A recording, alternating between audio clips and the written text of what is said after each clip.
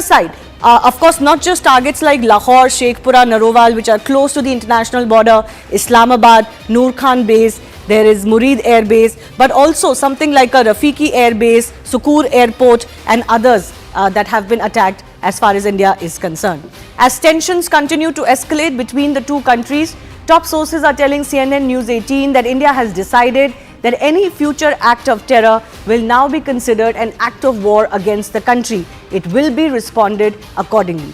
This comes after a nervous Pakistan even sought a meet with Indian officials. We are being told that DGMOs of both countries spoke to each other as tensions continued to mount. This was a little bit in the early afternoon today. This is the first talks between India and Pakistan since Operation Sindoor.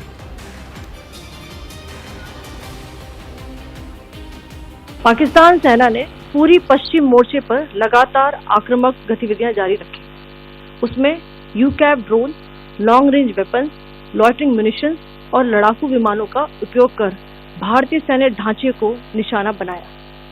नियंत्रण रेखा पर भी drone घुसपैठ और भारी calibre हथियारों से गोलाबारी की। अंतर्राष्ट्रीय सीमा और एलओसी पर श्रीनगर से नलिया तक 26 से अधिक स्थानों पर हवाई घुसपैठ के प्रयास किए गए। भारतीय सशस्त्र बलों ने अधिकांश खतरों को सफलतापूर्वक निष्क्रिय किया। फिर भी वायु सेना स्टेशनों पर उधमपुर, पठानकोट, आदमपुर और भुज बठिंडा स्टेशन, इन सब पर उपकरण व पर्सनल्स को हानि पहुंचाई। मैं ये भी बताना चाहती हूं कि पाकिस्तान ने हाई स्पीड मिसाइल सुबह 1:40 पर इस्तेमाल करके पंजाब के एयरबेस स्टेशन को दागने की कोशिश की।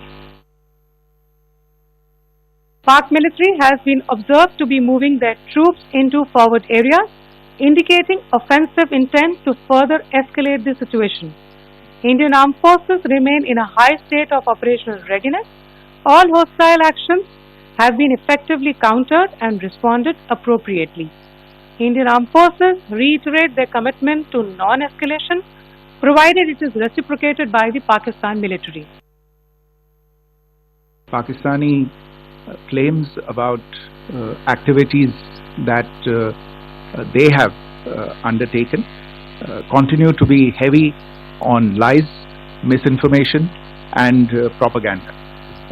And on top of that, this is peddled by Pakistani state agencies.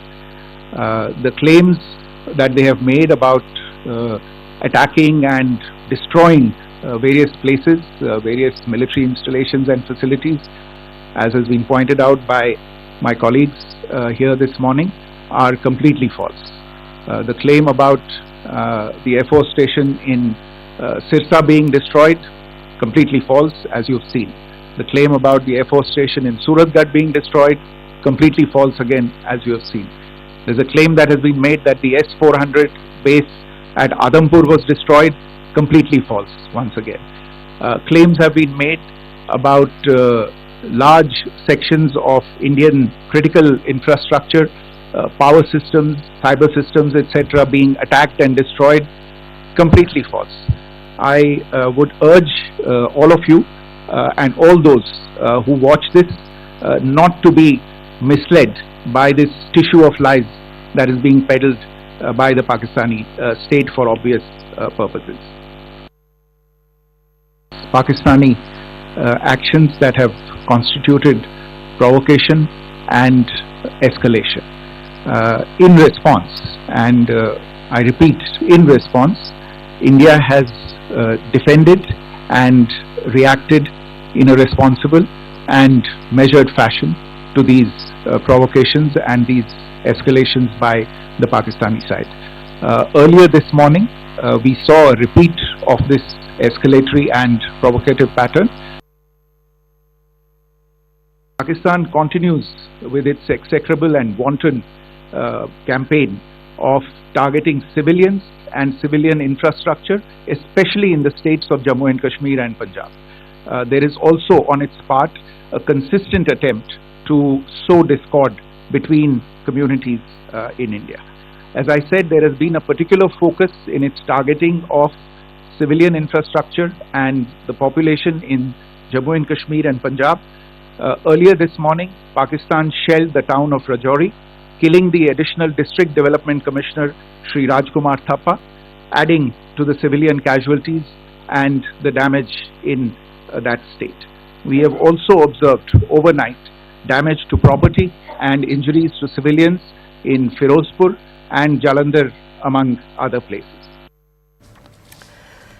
An important update that came from the government today is that the mind is made up that no future acts of proxy terror from Pakistan are going to be ignored in a manner that Pakistan gets away with immediate or even long-term price. My colleague Aman Sharma has been tracking more on this. The wording is, Aman, that any act of terror in the future will be considered an act of war. That's, a very decisive shift in the way India wants to look at terror that emanates from Pakistan. But there could be many a slip between the cup and the lip. Well, it's a major policy change, I would say. I think India has decided that, enough is enough. In the past, we have seen governments dealing with, acts of terror in different ways. We saw the UPA government, even after the Mumbai 26/11 strikes, not act militarily against Pakistan. We saw this dozier diplomacy being carried out, letters rogatory being sent, which didn't get anywhere, despite there being clear Pakistan state links to various terror attacks. In the Pathankot airstrike, I remember we even entertained in 2016 a Pakistani team here for a joint probe. Nothing came out of it. We have seen the Narendra Modi government go after terrorist infrastructure, after Uri, after Pulwama, and especially after Pahalgam under Operation Sindoor, when we have targeted 9 targets in Pakistan, all terror headquarters of Jaish, LET and the Hizbul Mujahideen. But I think now the big policy change is that any future act of terror against Indian civilians will be seen as an act of terror, and India will act accordingly. This means that, if Pakistan-sponsored terror continues, India will act against Pakistan militarily because it will be seen as an act of war. And many in the government are equating it to what George W. Bush had said after the 9/11 strikes, when he had said, if I quote, that, this is a war against all those who seek to export terror, and a war against those governments that support or shelter them. He called it a global war on terror. This is the same line that India is now taking, that governments who shelter terrorists, who sponsor terrorism against India, we will act them as an act of terror. And this is a major policy change, because so far India has not taken this line. Even after Operation Sindoor, we have only acted against the military infrastructure of Pakistan when Pakistan escalated matters and attacked our air force bases, be it in Pathankot, Udhampur and Adapur, tried to attack them. So I think India has only been attacking the military bases after we were attacked, but now India is saying that if you sponsor any act of terror against us on our soil, we will treat it as an act of war. Yes, and we were discussing this earlier, Aman. You mentioned, of course, the US's resolve post September 11, but we know that they actually fought a pretty protracted war in Afghanistan. There were some successes over that. It took many years to even get Osama bin Laden neutralized for them. But they stuck to that only to beat a retreat from Afghanistan when it became just too risky and too expensive to continue to stay. Not all of their ends were met. But here's the thing, for India to do this, it will have to become very clear that there will be a procedure set of what constitutes as an act of terror now, and what would be the immediate response that kicks in, and how would we differentiate between a small action versus what we know is a big action that has come from Pakistan. So all of that needs to be worked out. Well, absolutely, and the linkages also need to be worked out. That clearly we are talking about cross-border terrorism, which is state-sponsored. We are talking about that. If we see it in the context of what is going on, this all is coming, Shivani, amidst all these tensions we have seen in the last 2 to 3 days, and top government sources are now saying that it is Pakistan which is on the escalatory mode. In fact, what Pakistan is doing, it's strike terror amongst our civilians. So many civilians are dead on our borders as well, women and children and men. The Gurdwara of Poonch we attacked, where 3 people have died. This Christian school which was attacked, where 2 children died. So all these also now acts of terror, because the civilians are being killed in a military offensive by Pakistan. And will India escalate now? Will India go to what end India will go to after the Pakistan, what it has done in the last 2 days, also is something that is going to be very, very carefully watched. US is trying to play mediator between both sides to de-escalate. But what I'm being told by Indian government sources is very clear, कि ईंट का पत्थर जवाब से ईंट का पत्थर दिया जाएगा. And if there are continuous attacks against us, we will not sit quiet till we achieve all ends of justice. Yes, that message is being sent continuously to Pakistan. It is failing or refusing to receive that message. We understand that as well, because its entire reason of being is to foment terror in Jammu and Kashmir and to disturb India's progress. Aman, stay with me. We've also got some more updates coming in, and this is with regards to the sites that India targeted first under Operation Sindoor. 9 different terror camps and about 25 strikes. Sky News's report is now confirming what India has mentioned all along, that these were terror sites. They fomented terror or trained terrorists, indoctrinated young people towards jihadi mindset, because a Sky News report is also proving that terror group supporters used to post from this very site that India had touched. Let's go across to my colleague Siddharth for more on this. Siddharth, I think they are talking about the Bahawalpur site, isn't it, in this report? And there is a mosque there, the markaz there, lots of sermons, etc. being given. But India has proof that this was of course a terror camp. And I believe the Sky News report also shows that there was a lot of sentiment supporting terror groups, exactly the terror groups that are affiliated to this markaz in Bahawalpur. Well, yes, that's right, Shivani. In fact, this is a very routine practice in Pakistan, where they take foreign journalists to these areas in POJK and in fact in Pakistan, and show it to them that look, the locations that India has chosen, there is everything normal there. It's a religious site. It has nothing to do with terror group, etc., etc. So kind of they try to create a different image of those sites. So each time around they do it, and this time around also they did the same. In fact, Shivani, this is for the first time that any international media has done a fact check of Pakistan's lies. And in fact, Sky News has done their own investigation, and they have found that Markaz-e-Taiba, which was shot by the Indian side in Operation Sindoor, perhaps happens to be a terror site. Terror camp, it's a terror factory. In fact, there are a lot of TikTok videos being circulated under the hashtag 313 Brigade. Perhaps 313 Brigade is the banned proscribed Pakistani terror organization. In fact, there are multiple videos you will find on TikTok. In fact, this is not what we are saying. This is what Sky News is saying. Their report is saying that these videos are these videos are videos. In these videos, you could see kids are being trained.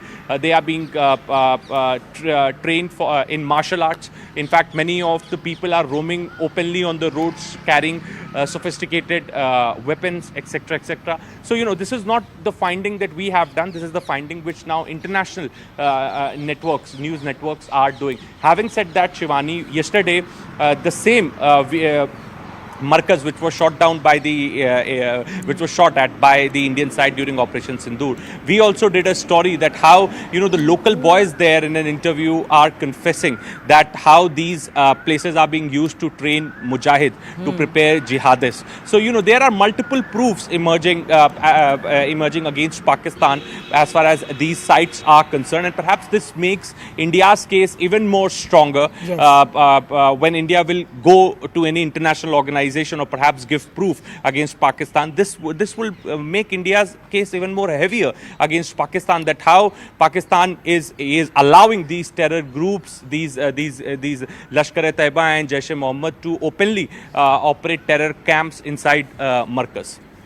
Well, it's actually not hidden to anybody, neither in Pakistan or outside Pakistan. It's just about the capacity of the world to believe what they don't want to believe. But what will make India's case stronger is also the fact that India has for the very first time released a list of the 5 most wanted terrorists who have been eliminated in India's strike on May 7.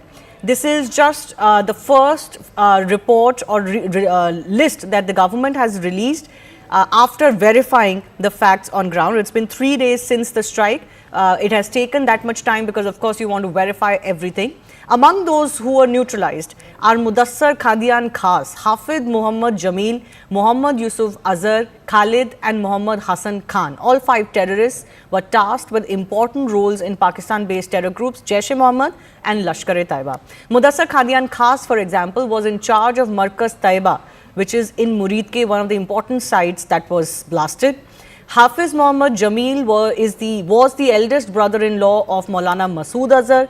He was involved in IC 814 hijacking case, radical indoctrination of youth, fundraising of Jaish-e-Mohammed, etc. Mohammad Yusuf Azhar also eliminated in this brother-in-law of Masood Azhar, involved in multiple terror attacks in Jammu and Kashmir. Photos of top Pakistan military officers attending the funeral of some of these terrorists have also gone viral, exposing the nexus that exists very openly in Pakistan between the Pakistan Army and ISI and these terrorists. Let me go across to my colleague Aman as well. Aman, 5 names have been verified and released. As we were discussing earlier, there could be more verifications that the Indian agencies do in times to come and release more. There is the list, there is the name of Rauf, who's been associated with Daniel Pearl's killing, which is not on this list yet. But of course, that story has spread like wildfire. Some confirmation possibly could come on that as well soon.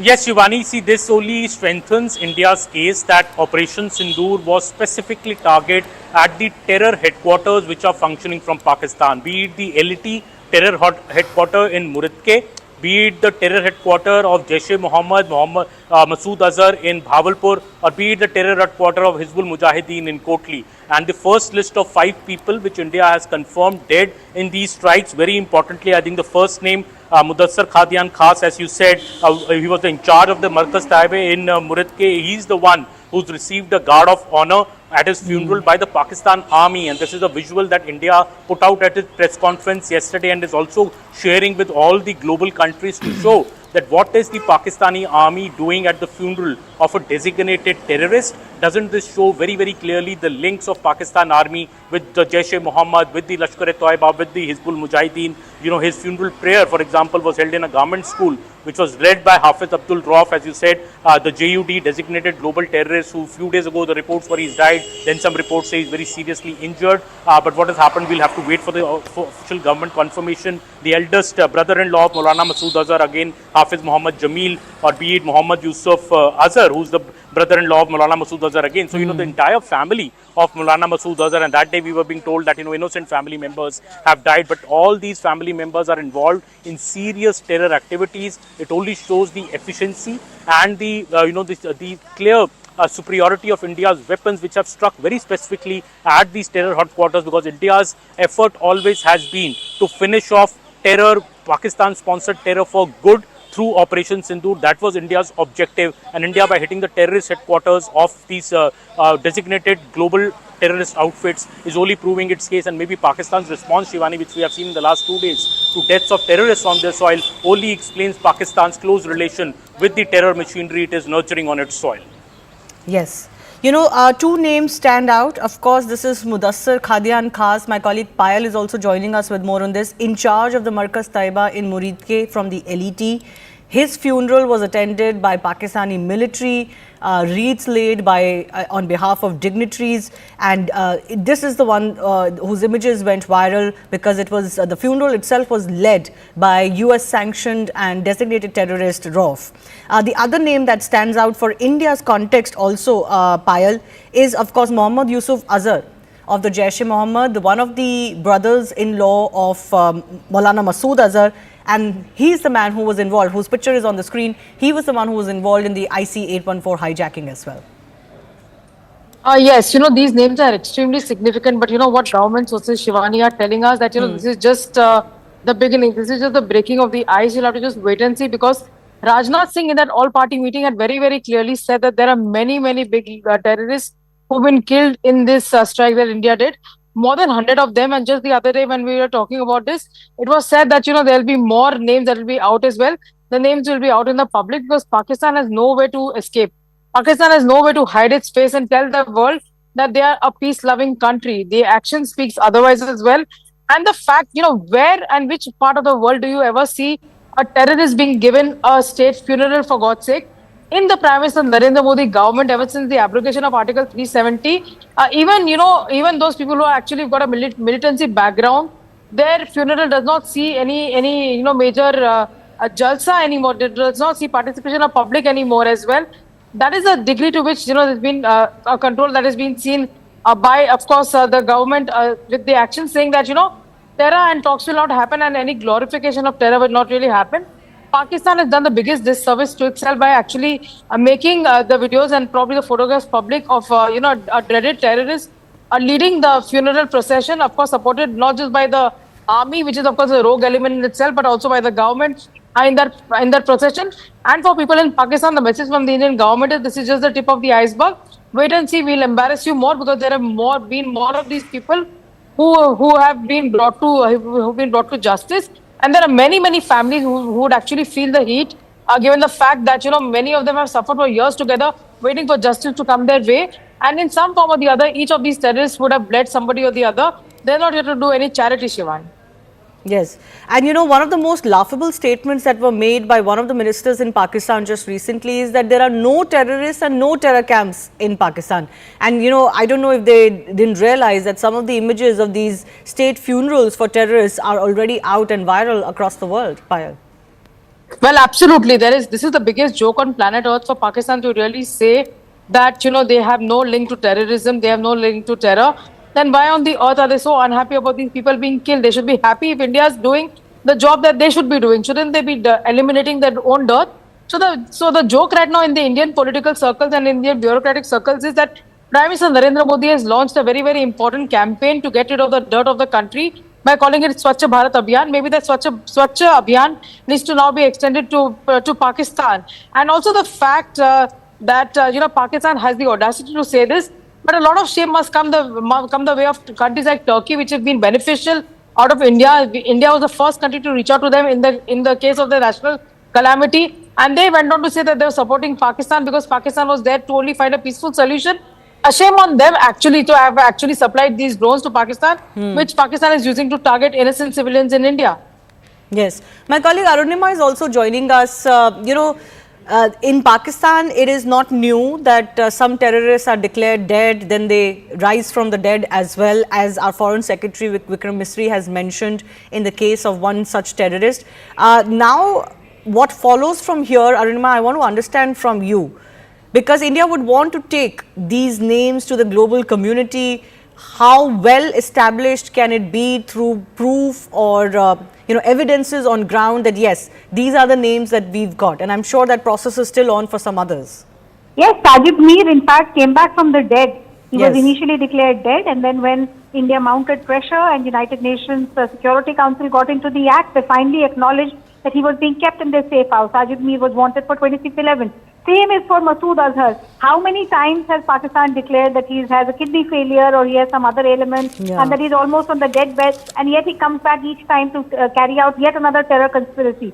So this time when Rauf Azhar, his brother, who has been in charge of Jaish-e-Mohammed, there were speculations that Rauf Azhar is also the man who killed Daniel Pearl. So when there were speculations that he has died, Indian agencies refused to believe because this has happened in the past. These 5 who have been killed are not Pakistan saying that they have died or they're alive or whatever. This is India. Indian intelligence agencies, based on their own intelligence input, they have come to the conclusion that these 5 have been killed at the Lashkar-e-Toiba headquarters in Pakistan, and there could be more. Raksha Mantri Rajnath Singh at that all party put the number at 100, and he said it could be more because the operation is ongoing. Out of the 100, they have only managed to identify 5, which means they are taking a lot of pain to carry out a meticulous intelligence gathering process to figure out who all have been killed. It's not just a run of comment saying this person has died, that person has died. They've come out with detailed analysis of why they think these terrorists have been killed in the attack. And I think they will come up with evidence. More than intelligence, they'll come up with evidence.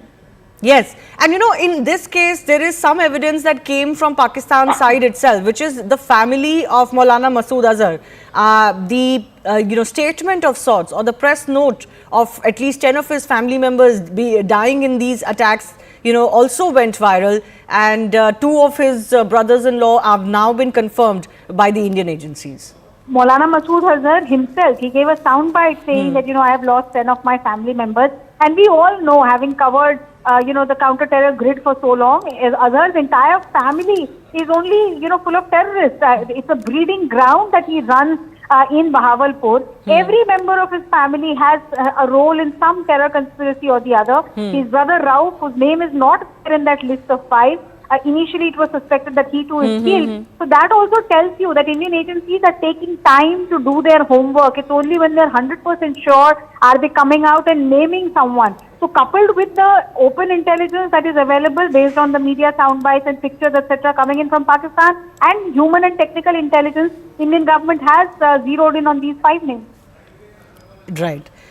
Thanks a lot, Aman, Payal and Arunima for joining us. My colleague Ishan Vani is also joining us with more. Ishan, you've been, of course, keeping a close watch on the developments taking place in Srinagar and other parts of the valley. Give me a sense of what's happening there now.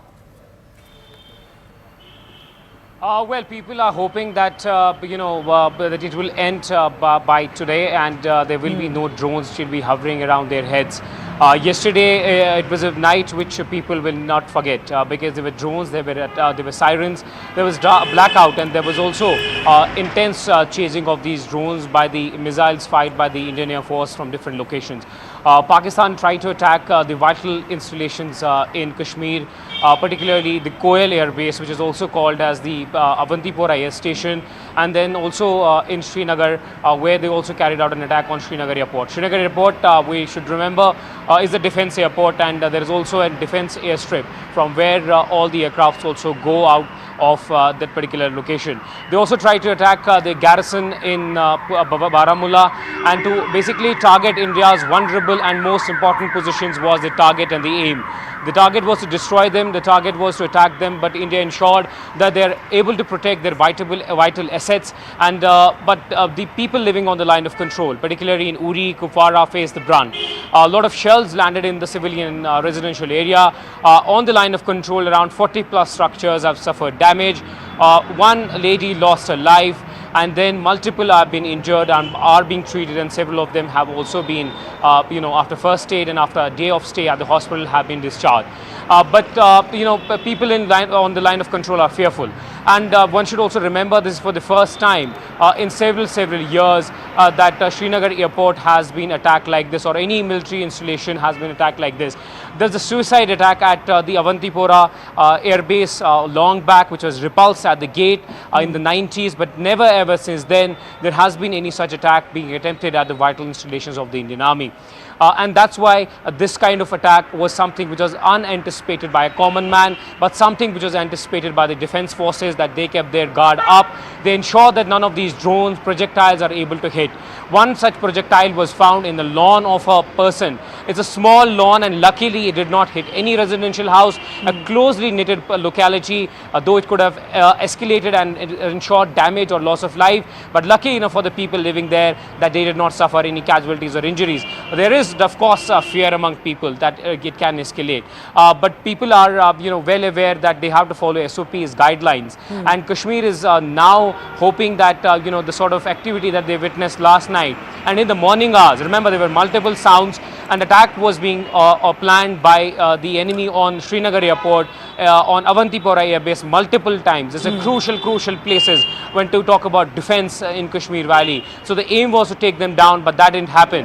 However, the assessment is being made by the officials and the government that if any drone was able to hit anywhere else in the civilian area. But we have been given to understand that all of them have been repulsed throughout the night yesterday, in the morning again, but something where people believe and hope that it won't escalate, particularly for those people who have left their homes in Uri, Kupwara and other parts as well, and have left their homes there and went to shelters, went away from their homes and relocated, and some of them have chosen to stay at shelters provided by the government, but they want to live their life and not suffer because of the ceasefire violation by the Pakistan. Structures have been damaged, though it will be a very a night where people will actually look at the skies and see that if there is any air activity taking place, but one can hope that India is able to ensure the safety and security of the citizens, even in Kashmir, if there is any heavy bombardment or heavy shelling that takes place. Absolutely. Ishan, thanks a lot for bringing us that comprehensive report. Lots to watch out for as far as today evening and night is concerned. Whether Pakistan will attempt what it has been attempting for the last 2 days. Slipping in to a very short break. On the other side, we'll get you more news and updates.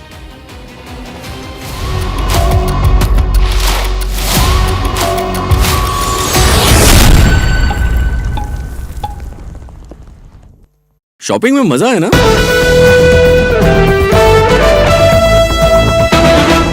We are seeing Pakistan escalating the situation for the last 3 nights. What India is doing so far is actually just responding, maybe responding double from what they are trying, and obviously our damage is more consistent than what Pakistan is managing, but we are still not in full war mode with Pakistan, right? When the government says any act of terror means act of war, it doesn't just mean... Well, yes, technically not. Sorry, I'll just finish, Aman, then you come in. When the government says any act of terror means act of war, it doesn't only mean that India will respond militarily on terror camps in Pakistan. It means that the doctrine now will be that if Pakistan sponsors a terror attack against us, we will attack their military. I'm saying this because even till today, the government is not attacking first on Pakistani military.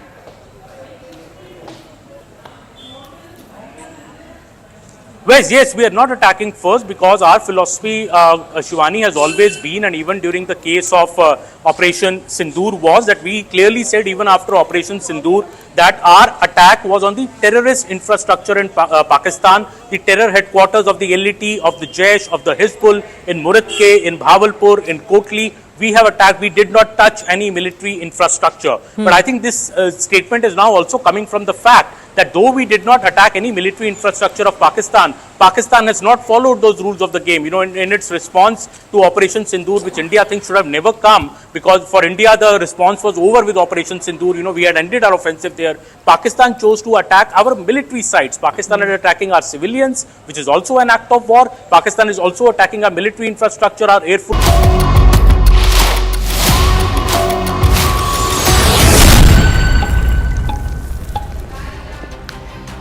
We're tracking the aftermath of the escalation that continues to come from Pakistan as we slip into evening on May 10. All eyes will be on whether Pakistan has learnt its lessons or will the deranged military leadership in the country continue to further escalate this situation. Let me also bring in my colleague Akash, who's been tracking a lot of these developments. Akash, what's the sense that you're getting from the military establishment in India on what Pakistan could attempt next and how prepared they are for everything?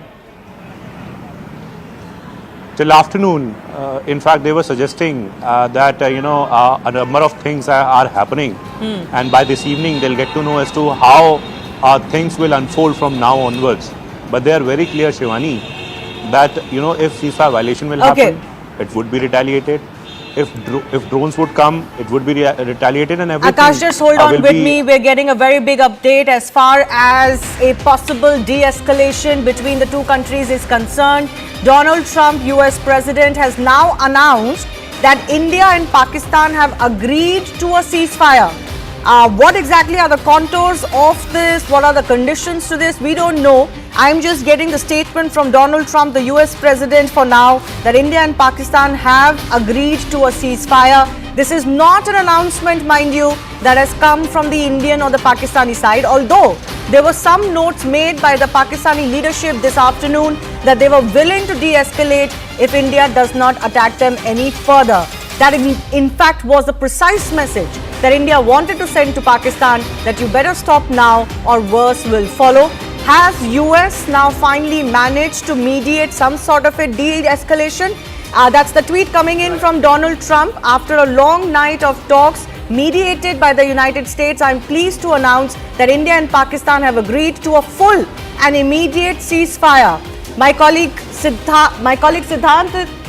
Anand is also joining us with that tweet. Look at this one straight up. After a long night of talks mediated by the United States, these are the pictures. I am pleased to announce that India and Pakistan have agreed to a full and immediate ceasefire. Congratulations to both countries on using common sense and great intelligence. Thank you for your attention to this matter. Now, this is significant because it's Donald Trump who's announced this exactly at 5:33 p.m. IST. That's when he has made this announcement. He's just posted this placard on his Twitter handle. So, President of the United States making the announcement earlier in the day. Shivani and Siddhant will be joining us any moment now. And viewers, please remember, earlier in the day, we had the Secretary of State, Marco Rubio, having a direct conversation with General Asim Munir. It was not even with Shehbaz Sharif, but with the Pak Army Chief, Asim Munir. So, America very clear who needs to be spoken with. And after that conversation, Secretary Marco Rubio had a conversation with External Affairs Minister EAM Jaishankar and that is S. Jaishankar. So there has been conversation, and America got involved on the morning of 10th of May, that is this Saturday, after what happened late last evening, the direct escalation by the Pak military and the immediate retaliation by Bharat. So America asking both nations to dial down immediately, and then through the day what we have seen is both sides trying to give each other an off-ramp, with Shehbaz Sharif claiming that they have avenged whatever was inflicted upon them by Bharat. They have, and making some tall claims at their end, which a lot of it the PIB has already fact-checked as false. But on the other hand, Bharat also telling Pakistan that any future act of terror will be equated and considered an act of war. Yeah. That's the biggest off-ramp that Bharat could have given to the Pakistanis, and that itself hints at a de-escalation. But it's an uneasy 24 to 48 hours going forward now. Yes. Because the fact is that at this point, it's an uneasy 24 to 48 hours because there is confirmed intelligence that has said that Pakistan has already sent in infiltrators. So there are jihadi groups which are on Bharatiya soil. Now, if there is any attack at any military installation, then Bharat has given a clear warning not just to Pakistan but to the entire world that if there is any other incident that happens, so future does not mean in 2 months, 3 months, 4 months, it means 2, 3, 4 months, 6 months, 8 months, but it also means the next 24 to 48 hours and at immediate in this one. Yes. To our colleague Zaka Jacob, who's also joining us with more perspective. Zaka, possibly the only man who could have influenced both countries to agree to this, but important to note here that India hasn't announced anything yet. You know, this same thing has now been retweeted and posted on X by Marco Rubio, the Secretary of State. Remember, he's had multiple conversations just in the last few hours. He spoke first with the Chief of Army Staff there in Pakistan, General Munir, after which he spoke to Dr. Jaishankar. He's also spoken to the Pakistani Prime Minister on multiple occasions in the last couple of weeks. So yes, Marco Rubio has played an important role, but as Anand was referring to and you were referring to, Donald Trump posting on Truth Social early morning there in the US, this would be Saturday morning in the US, that both India and Pakistan have announced a ceasefire. He's of course also gone on to say that it has come under his own sort of leadership after a long night of talks mediated by the United States. I'm pleased to announce that both India and Pakistan have agreed to a full and immediate ceasefire. Congratulations to both countries on using common sense and great intelligence. Thank you for your attention to this matter. Now, we will get confirmation, of course, from the Indian side in about 20 minutes' time when the Foreign Secretary addresses the press along with the two officers of the Indian Air Force and the Indian Army. But what has brought this about is going to be a critical question. I think the fact that India responded in a proportionate and very effective manner, taking out some of the frontline and forward air bases of Pakistan, that is an absolutely critical factor that played a role in getting Asim Munir to climb down. Secondly, the conversation that Marco Rubio had directly with the army chief, bypassing in a sense the civilian government, bypassing the prime minister, because let's face it, at the end of the day, this was a military matter, and a military matter at the end of the day is decided by the Pakistan army chief. I think that phone call played an important role, which is why right after the President of the United States put this out on his Truth Social, it was Marco Rubio who then put a screenshot of that up on X, up on Twitter, saying that both India and Pakistan have agreed to a full ceasefire, an immediate ceasefire, under, of course, Donald Trump's leadership. Now, we've been talking about this, why, you know, the Americans have been taking a very hands-off-ish approach. J.D. Vance, a couple of days ago, speaking to Fox News, said, you know, it's not our problem, it's countries, Pakistan and India, it's up to them to figure it out. We're not going to have a dog in this fight, so on and so forth. But ultimately, I think pressure was brought to bear, and I think it's worth underlining the role that was played by Marco Rubio. He's also the acting national security advisor, so he had a conversation on the night of Operation Sindoor, right after the operation got concluded. He had spoken with National Security Advisor Ajit Doval. He's spoken in the last 2 days twice to Dr. Jaishankar, and also this morning, like I said, to the Pakistan Army Chief and to the Pakistan Foreign Minister and the Deputy Prime Minister Ishaq Dar. So I think really American pressure was brought to bear on both sides to agree to the ceasefire. What the terms and conditions of this ceasefire are, we don't know. What the off-ramp was for Asim Munir, we don't know. But I think one thing is very, very certain. The fact that Asim Munir tried everything in his book, from drones, then armed ammunition, then trying to attack India's air bases. None of that succeeded, and India, on the other hand, gave him an effective and proportionate response, and that seems to have really got better sense to prevail. What this will mean in terms of, what is his own future, his own tenure as continuation as Army Chief. Remember, his tenure is up in November and he's not got an official extension yet. So maybe he might actually get replaced, because let's face it, in this entire, if you were to keep scores in this entire thing, Asim Munir did not even get to land a punch. Forget about trying to go one up on India. It was Pakistan that escalated. Pakistan could not find escalation dominance in each of those rungs, and now it has been forced to climb down. So I think at some level this has to be good news, because things were getting a little out of hand in that sense. But now Donald Trump saying that there has been an immediate ceasefire, both parties have agreed to it. What the contours of it are, and of course confirmation from the Indian side, you will get in about 20 minutes time. Is this the reason why that the briefing is at 6 p.m. and there is some perhaps calibration one? Will there be an official confirmation coming in from External Affairs Minister itself, or will it be Mr. Vikram Misri itself who announces that? That's one point. The other thing is, was this the biggest hint that was dropped when government sources revealed to CNN News 18 that any future act of terror is equal to an act of war? Perhaps that's the biggest term and condition that Bharat has set, and somewhere it looks like it's Bharat that's setting the terms and conditions. The biggest term and condition is, if there is another act of terror on our soil, then it is an open act of war and it's gloves off. So that's perhaps the basic threshold, and the threshold itself has been redefined now, Zaka, and I think that's something which we should focus on, saying that's the only term and condition that Bharat has accepted. Oh, absolutely. I think you're bang on. I think that played a critical role, and I think the fact that that was put out a couple of hours ago, I'm sure the Americans played a role in getting that accepted by both sides. Now, what that means essentially, Anand, is that an act of terrorism now can be treated as an act of war. What it means is India can then directly take on the state that it believes is sponsoring this act of terror. So it's states that launch an act of war, and therefore the next terror attack that happens, God forbid there were to be one, then India does not need to distinguish between non-state actors and state actors. It can take visible action against the state that is sponsoring this non-state actor and causing a terror attack. Also, an act of war means the UN Charter 51 kicks in, which means a state has the right to self-defense, which also means that if any armed attack or any use of force is made which threatens the people of a country or which threatens the territorial integrity and sovereignty of a country,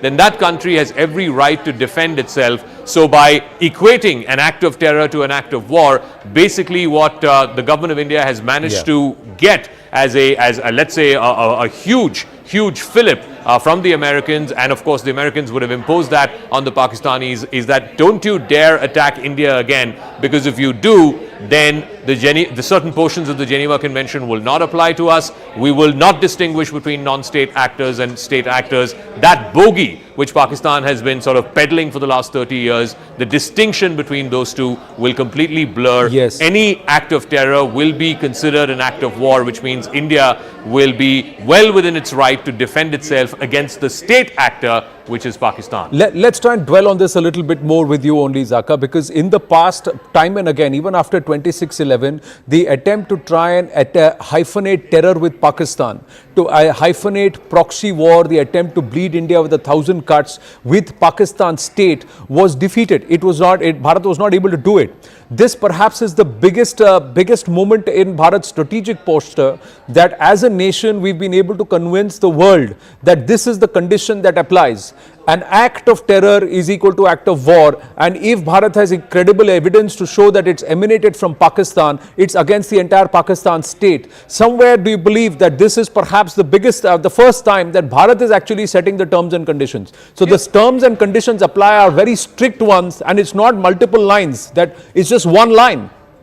Yeah, I think it's absolutely critical because for the last 30 years, Pakistan has been using this proxy warfare, bleeding India by 1,000 cuts. And every time, India asks for accountability, there's plausible deniability. Pakistan says we have nothing to do with these fellows are non-state actors. That excuse no longer holds. But I believe J.D. Vance has also now tweeted So the Vice President has tweeted, the President, of course, making this official on his Truth social account, the Secretary of State, who's played a very critical role in mediating between India and Pakistan, he's also put it out on X. So I guess, you know, three very senior members of the cabinet of Donald Trump have put this out now there in the public domain. So they can't be wrong. Donald Trump has also put it out on his X handle. Will come up in the next few minutes. But I think you're right about, you know, the problem was there is something called the Comprehensive Convention on International Terrorism. Yeah. It never got adopted by the United Nations. Prime Minister Modi has been talking about this since he became PM in 2014.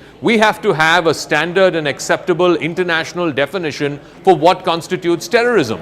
That, you know, we've been banging our heads on a wall, really, trying to get the international community to see reason, trying to get the international community to adopt that Comprehensive Convention on International Terrorism. What is a universal acceptable definition of terrorism? That has not come to be. So now India has pushed the envelope, used this Operation Sindoor and the aftermath of that, the escalation that Pakistan has done and the counter and the proportionate response that India has given to really redefine how India will now respond to acts of terrorism. It will be treated as an act of war. An act of terrorism by the Lashkar-e-Taiba or the Jaish-e-Mohammed or the TRF will now be equal to an act of war by the state that sponsors them, which is the state of Pakistan. So an act of terror will be an act of war by the state of Pakistan, which means, like how would you want to break down what J.D. Vance is saying? Over the past 48 hours, VP Vance, Secretary Marco Rubio's post on X, VP Vance and I have engaged with senior Indian and Pakistani officials, including Prime Ministers Narendra Modi, Shehbaz Sharif, External Affairs Minister Subramaniam Jaishankar, Chief of Army Staff Asim Munir,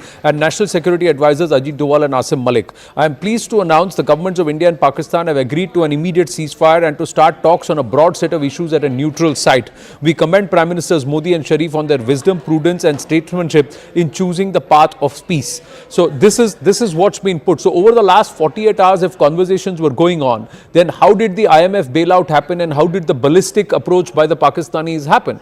And should Pakistan even be trusted in this matter? Or has Bharat, by setting that bar, saying any act of terror, future act of terror is equal to an act of war, raise the bar to a particular level that it's a very thin line that Bharat is holding on to. There is no more patience. There is no more trying to look the other way and withstand these attempt to bleed India with 1,000 cuts. Zaka. No, so what it also means, given what Secretary Rubio has just tweeted, that over the last 48 hours, Vice President J.D. Vance and myself have engaged with senior Indian and Pakistani officials, and he's naming a whole host of them, from Prime Minister Narendra Modi to Pakistan Prime Minister Shehbaz Sharif, the Foreign Minister Dr. Jaishankar, the Chief of Army Staff General Munir, National Security Advisors Ajit Doval and Asim Malik of Pakistan. Basically, the Americans are now underwriting this ceasefire. The condition that India has placed there is that any future act of terror will be considered an act of war. The Americans are now underwriting that. So if tomorrow the Lashkar or the Jaish or the TRF carries out or dares to carry out another terror attack against India, then the Americans will also be asking the Pakistanis to be held accountable to their word. This is like, you know, the Americans are the underwriters of this insurance policy. Basically, what India has managed to extract through this crisis of the last 3-4 days is this insurance policy, which is underwritten by the Americans, the superpowers of the world, that if tomorrow the Pakistani non-state actors, and no matter how much plausible deniability the Pakistani state has and Pakistani state actors have, the fact is, if tomorrow there is a terror attack and if India has reasonable doubts or evidence to show that it is emanated from Pakistan, then it will be considered as enemy action. It will be considered as an act of war by the state of Pakistan. And this is being now underwritten by the Americans. So tomorrow, like I said, tomorrow if there's going to be a terror attack, India can turn around to the Americans and say, you gave us this guarantee. Now you hold Pakistan accountable to its word. Yeah, but the other thing is that the jihadi tanzeems are not going to be happy about this, Zaka. The jihadi tanzeems are baying for blood. There are jihadis who are also already there. These terror outfits and their proxies are already there on Indian soil. What happens with them? If there is a military installation that is attacked overnight, over the next 24 hours, does that then allow Bharat to go on the offensive? Will there still be a certain level of restraint that Bharat is going to show? What does the contours of this imply? And then what happens to someone like a Shehbaz Sharif or an Asim Munir? With what face are they going to go back to their people and say, what have we done? Or do you believe he's going to get the boot now? Asim Munir is on his way out. Look, Shahbaz Sharif will continue. In fact, he will be secretly happy because this now gives him a leg up on the army. As far as Asim Munir is concerned, I think his days are pretty much numbered. I think I don't, from this position onwards, I don't see him getting an extension to his tenure, certainly. I think whoever is the senior most general will replace him in the near future. Because at the end of the day, like I said, he has nothing to go back to his people with. He has no face to show his people. He has no military victory of any sort to go back to his people with. If you look at the previous tenure of General Bajwa, when Pulwama happened and India did Balakot, at least General Bajwa had the sort of bogey or the excuse of turning around and telling his people that, look, we had an Indian pilot in captivity, we released him, and now, you know, we've got a win to show for his domestic constituency. And he managed to get an extension. In November 2019, he managed to get an extension for another 3 years as Army Chief. I don't think that's going to happen with Asim Munir. Asim Munir has basically come across as incompetent. He's bitten off more than he can chew. Too much of rhetoric, too much of grandstanding with that speech that he made to the Pakistan overseas community a few weeks ago. A week later, Pahalgam happened, and people are making a direct link between that speech and what happened in Pahalgam. And the fact that despite escalating every single day over the last 3 days, he's not been able to show even a single win back home to his domestic constituency means that he's pretty much toast. I don't see him sort of lasting in his job for too long. Certainly, I don't see him lasting beyond November, which is when his tenure gets over. As far as Shahbaz Sharif is concerned, I think, you know, as ineffective as he is, as weak as he is, I think he will actually consider this as a political win because it gives him a leg up over the army. Right. We are counting down to that press conference and that media briefing, and perhaps there will be detailed answering of questions, and sab sham ko sab batayenge is what was said in the morning. Will they say that? Zaka, thank you for your inputs. Feel free to jump into the studio with us. Major Manik Jolly is with us, and let's go across to Siddhant and Ishan Wani joining us live. But Siddhant, quick word. What are sources within the MEA saying? Why has this been brought about, and what conditions? Is this the only condition? Is Bharat setting the terms and America underwriting those terms here, as Zaka was mentioning? Well, look, this announcement has come from President Trump. In fact, Vice President Vance was involved, and Marco Rubio. In fact, we know that he spoke to both foreign ministers. He spoke to Shahbaz Sharif. Saudi Deputy Foreign Minister was both here in New Delhi and Islamabad. So, you know, we were, getting this sense that U.S. and Saudi, both these countries have been, using their leverage with India and Pakistan to perhaps, bring de-escalation. But now we're getting to know that, in fact, this is what sources in the ministry are telling us, that the stoppage of firing and military action between India and Pakistan was worked out directly between the two countries. So India here is not giving any credit to America or Saudi Arabia. In fact, India has to say that the Pak DGMO initiated the call, perhaps something which we broke first in this afternoon, that there has been a call initiated, and after which only this has been decided. This afternoon, discussion took place and understanding reached. There is no decision to hold talks or any other issue at any other place. So, Marco Rubio has written in his post that both sides have agreed for a talk. Perhaps Indian side has made it very clear that they are not going to, go for any kind of talks with Pakistan. Now, this is what sources are telling us. What they are going to say on record, perhaps would something be really interesting to see. In next 15 minutes, we'll have Foreign Secretary Vikram Misri taking questions from media, and we will definitely ask what does he have to say. Perhaps how did this understanding achieve? So in that case, that means from Bharat's position or from MEA sources or government sources, the fact is that we'll ceasefire is because the Pak DGMO picked up the phone and had a conversation. So there is one part. The other thing, that as JD Vance has tried to claim that they will sit down and talk at a neutral place, that talk is not happening. So Bharat's position that talk and terror cannot go hand in hand continues. Well, yes, absolutely, and in fact, Anand, this one, because India never believes in taking the issue of Pakistan or perhaps sitting with any other country to resolve the issue, or perhaps whatever issue India has with Pakistan. India believes in handling it bilaterally, and perhaps maintaining the same line. This is what sources are saying, that there's going to be no talks, and this understanding has been achieved only when DGMO Pakistan decided to establish contact with India. In fact, Anand, one thing is very important to highlight, if you allow me. Then usually such calls are made even if you go through the war histories, Anand, Jay. such calls are made when there are large number of casualties on your side.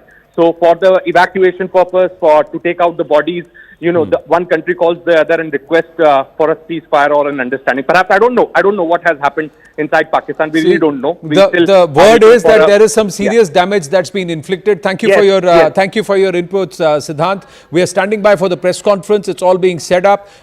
We should go across to it sharp at 1800 hours. So Major Manik Jolly, you have 6 minutes to make your point. Can we trust the Pakistanis? One here. Two, is this happening because Pakistan has suffered serious reversals? Is India giving up just at the time when Bharat had the advantage?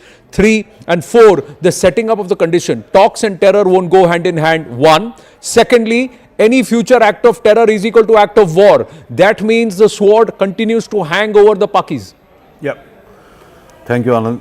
So firstly, once the terms of agreement come through, we'll know much better actually on what ground this ceasefire has been agreed to. Overall, I would say a lot of people like me would be disappointed because the thing is, there is a time for ceasefire. This was not it. We had Pakistan cornered. We had Pakistan on its knees. We were dominating militarily. We had air superiority. We had cut off the water. We could have isolated them economically. The briefing is starting. Sorry, I have to interrupt. Go ahead. I have a very brief statement to make. Following that, as you know, there will be a briefing by my colleagues from the military. The Director General of Military Operations of Pakistan called the Director General of Military Operations of India at 15:35 hours this, and in the air and sea with effect from 1700 hours Indian Standard Time today. Instructions have been given on both sides to give effect to this understanding. The Directors General of Military Operations will talk again on the 12th of May at 1200 hours. Thank you.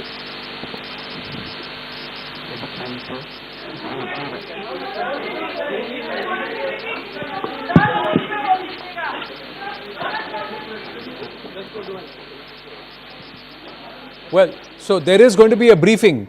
So, FS Vikram Misri has just come out and said that the DGMO of Pakistan called his counterpart at about noon. We'll try and play that out again.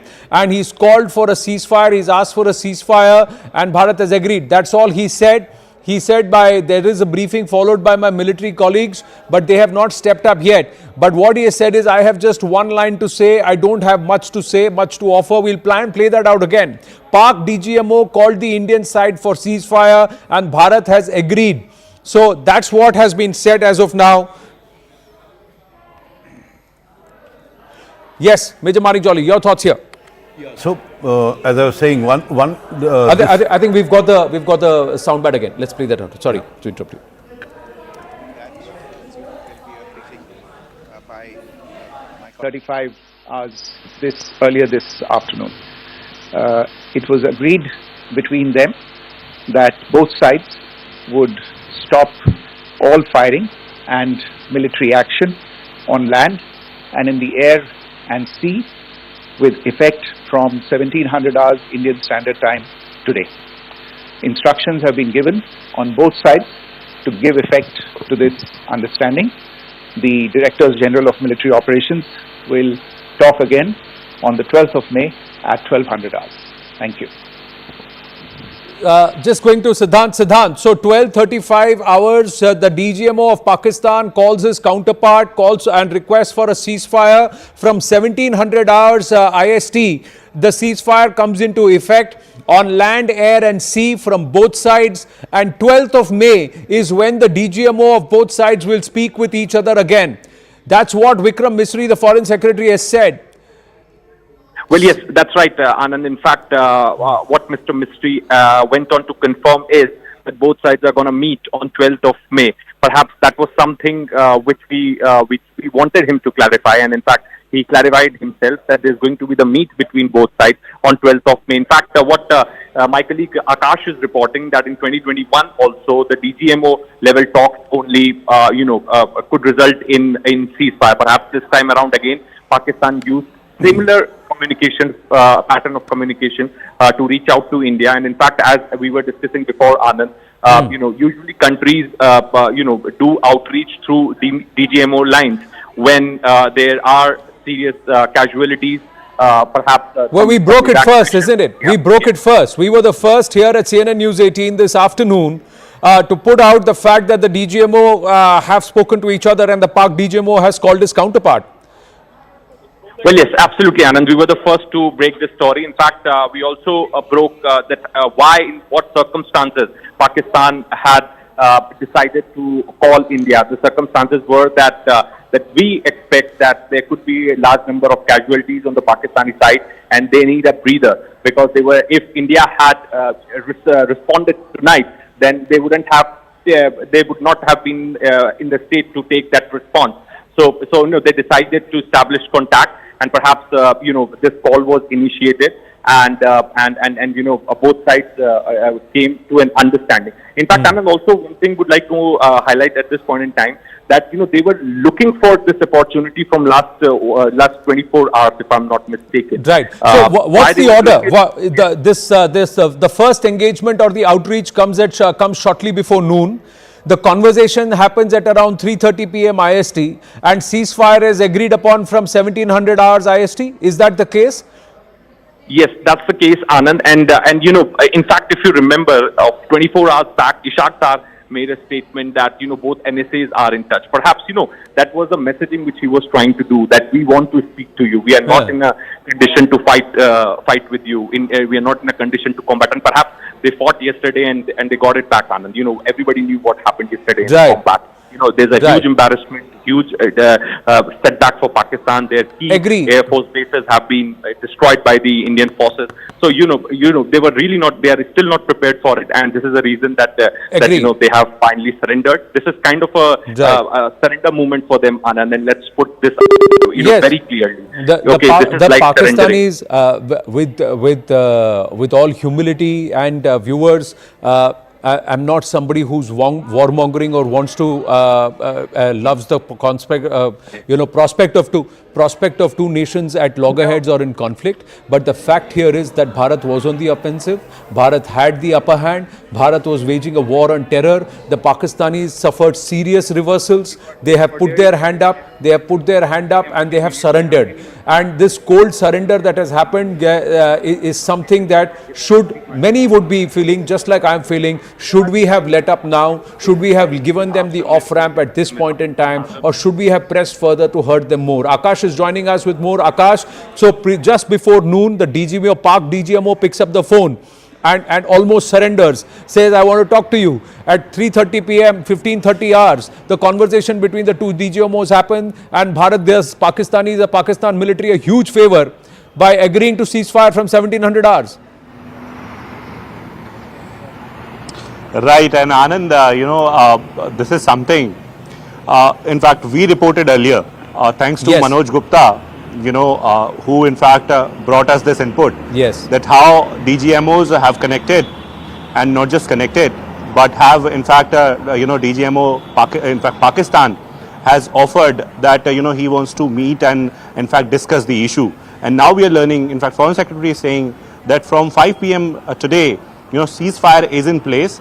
And you remember, you must be remembering, in fact, that, in 2021 also, a DGMO level understanding was there for the ceasefire. And since then, till 23rd April, in fact, ceasefire was in place. So it's the DGMO level only, that is respected on both the sides, and both the militaries respect the DGMO, Director General Military Operations. The officers, in fact, connected via hotline today.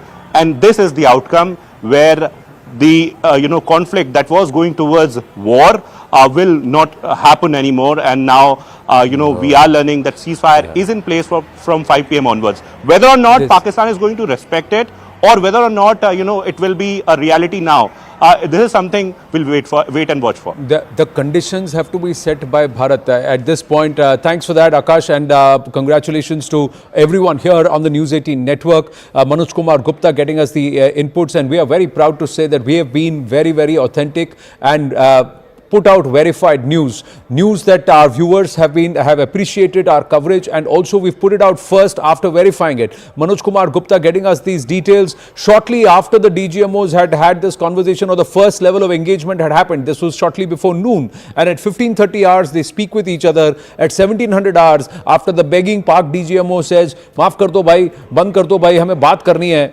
the Bharat says, "All right." Major Manik Jolly, this as a citizen, more as a citizen, less as a journalist, the feeling in my head right now is बंदूक हाथ में थी, जिहादी सामने था, trigger दबाने की देर थी, and somebody said छोड़ दो, माफ कर दो. I'm a little relieved actually the moment that they did not mention ceasefire. Yeah. They said stopping of firing, right? Which is like in old wars, we used to give each other space to go pick up your dead bodies and recover. This is what we given a breathing space to Pakistan. Fine, we are being nice to collect their dead and to perhaps assess their damages. So that's what you're saying. The It's word would be just to give them space to lick their wounds and feel a little better. That is the space we have given them. And I would personally, again, not warmongering, but there is a time we have to take decisive action. This was that. I would have been very disappointed with a ceasefire, only because of the reason the way Pakistan is structured.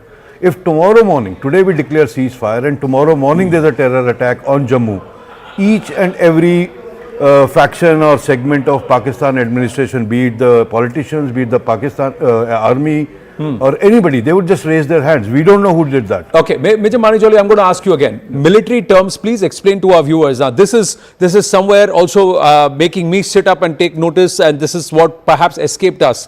Vikram Misri has said stoppage of fire. The government has officially not said ceasefire. Contrary to what the Americans have claimed, be it Donald Trump or J.D. Vance, that there has been ceasefire. It's not ceasefire, it is stoppage of fire. What's the difference between ceasefire and stoppage of fire? Please, once again. So while it would include a lot of legalities, but in a little plain speak, ceasefire is the final cessation of hostilities. Like we had ceasefire line after 71, right? Yeah. It means this is where we stand. We do not fight anymore. This is where you are, this is where we are. Stoppage of firing is an intermediate break that you can take to recover from whatever is happening and give space. Maybe we have conversations with them for next 2 days and try and feel, can we figure out a way to move this forward? US is saying this because, this is what Trump's thing has been. He wants to come across as a global peace broker. One of the biggest things he started was that I will bring peace with Ukraine. I will bring peace with Middle East. So this is the, just Trump card that Trump is playing. That see, I managed ceasefire between India and Pakistan before it could escalate. But we have not gone for a ceasefire. This is just stoppage of fire. That is, every night we were seeing drones coming in, their air raids, our missiles. That will stop till the time next conversation happens. That is till the 12th of May. There is stoppage of fire. Pakistanis can lick their wounds. They can collect their dead. But India is not dropping its guard. Bharat is not changing its offensive posture or posture of high alert. And between now and the 12th of May, if there is another act of terror on Bharatiya soil, then it's gloves off. Finish them off. I mean, there's no other answer. Harsh Shingla ji is with us. Harsh Shingla ji, would you want to delineate the difference between what the Americans are claiming and what Vikram Misri ji has said? Americans are saying ceasefire between Bharat and Pakistan. Vikram Misri ji has said stoppage of fire till the DGMO speak on the 12th of May, starting 1700 hours. There is a difference between the two? Well, essentially, both are saying the same thing, except that it is, in our side, it is more precise that it is calibrated until the DJ on the 12th of May. So until that time, there will be, a ceasefire on all sides, ground, air, naval. And I think from that point of view, a lot of questions are still out there. I mean, all we have said is that the hostilities will stop.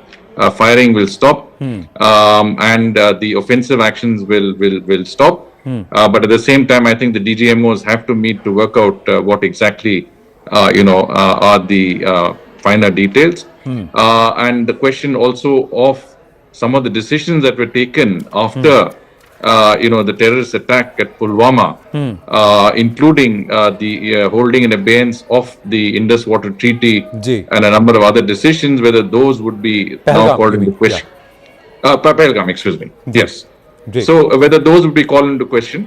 My own sense is that at this point of time, those would not be reviewed. I think we need to keep up the diplomatic, economic pressure, any level of pressure that we can bring to bear, any leverage that we have in Pakistan, because the nature of that state has not changed. As they say, a leopard does not change its spots. Correct. And the nature of the Pakistani deep state will remain the same. That was made very evident in the support that we saw, the direct collusion of the state in the funeral of 5 of the most wanted terrorists, which have been in the UN Security Council's proscribed list. You had senior government military officials attending that funeral and paying obeisance to those who have been killed in the strike against terrorists. I think that intent will not change, and we need to be very, very vigilant on our side. And as just mentioned, I think we need to keep that deterrence factor and any preemptive steps in our hands to ensure that there is no future and further situation of the type of the non-kinetic offensive action taken by Bharat continues. There is no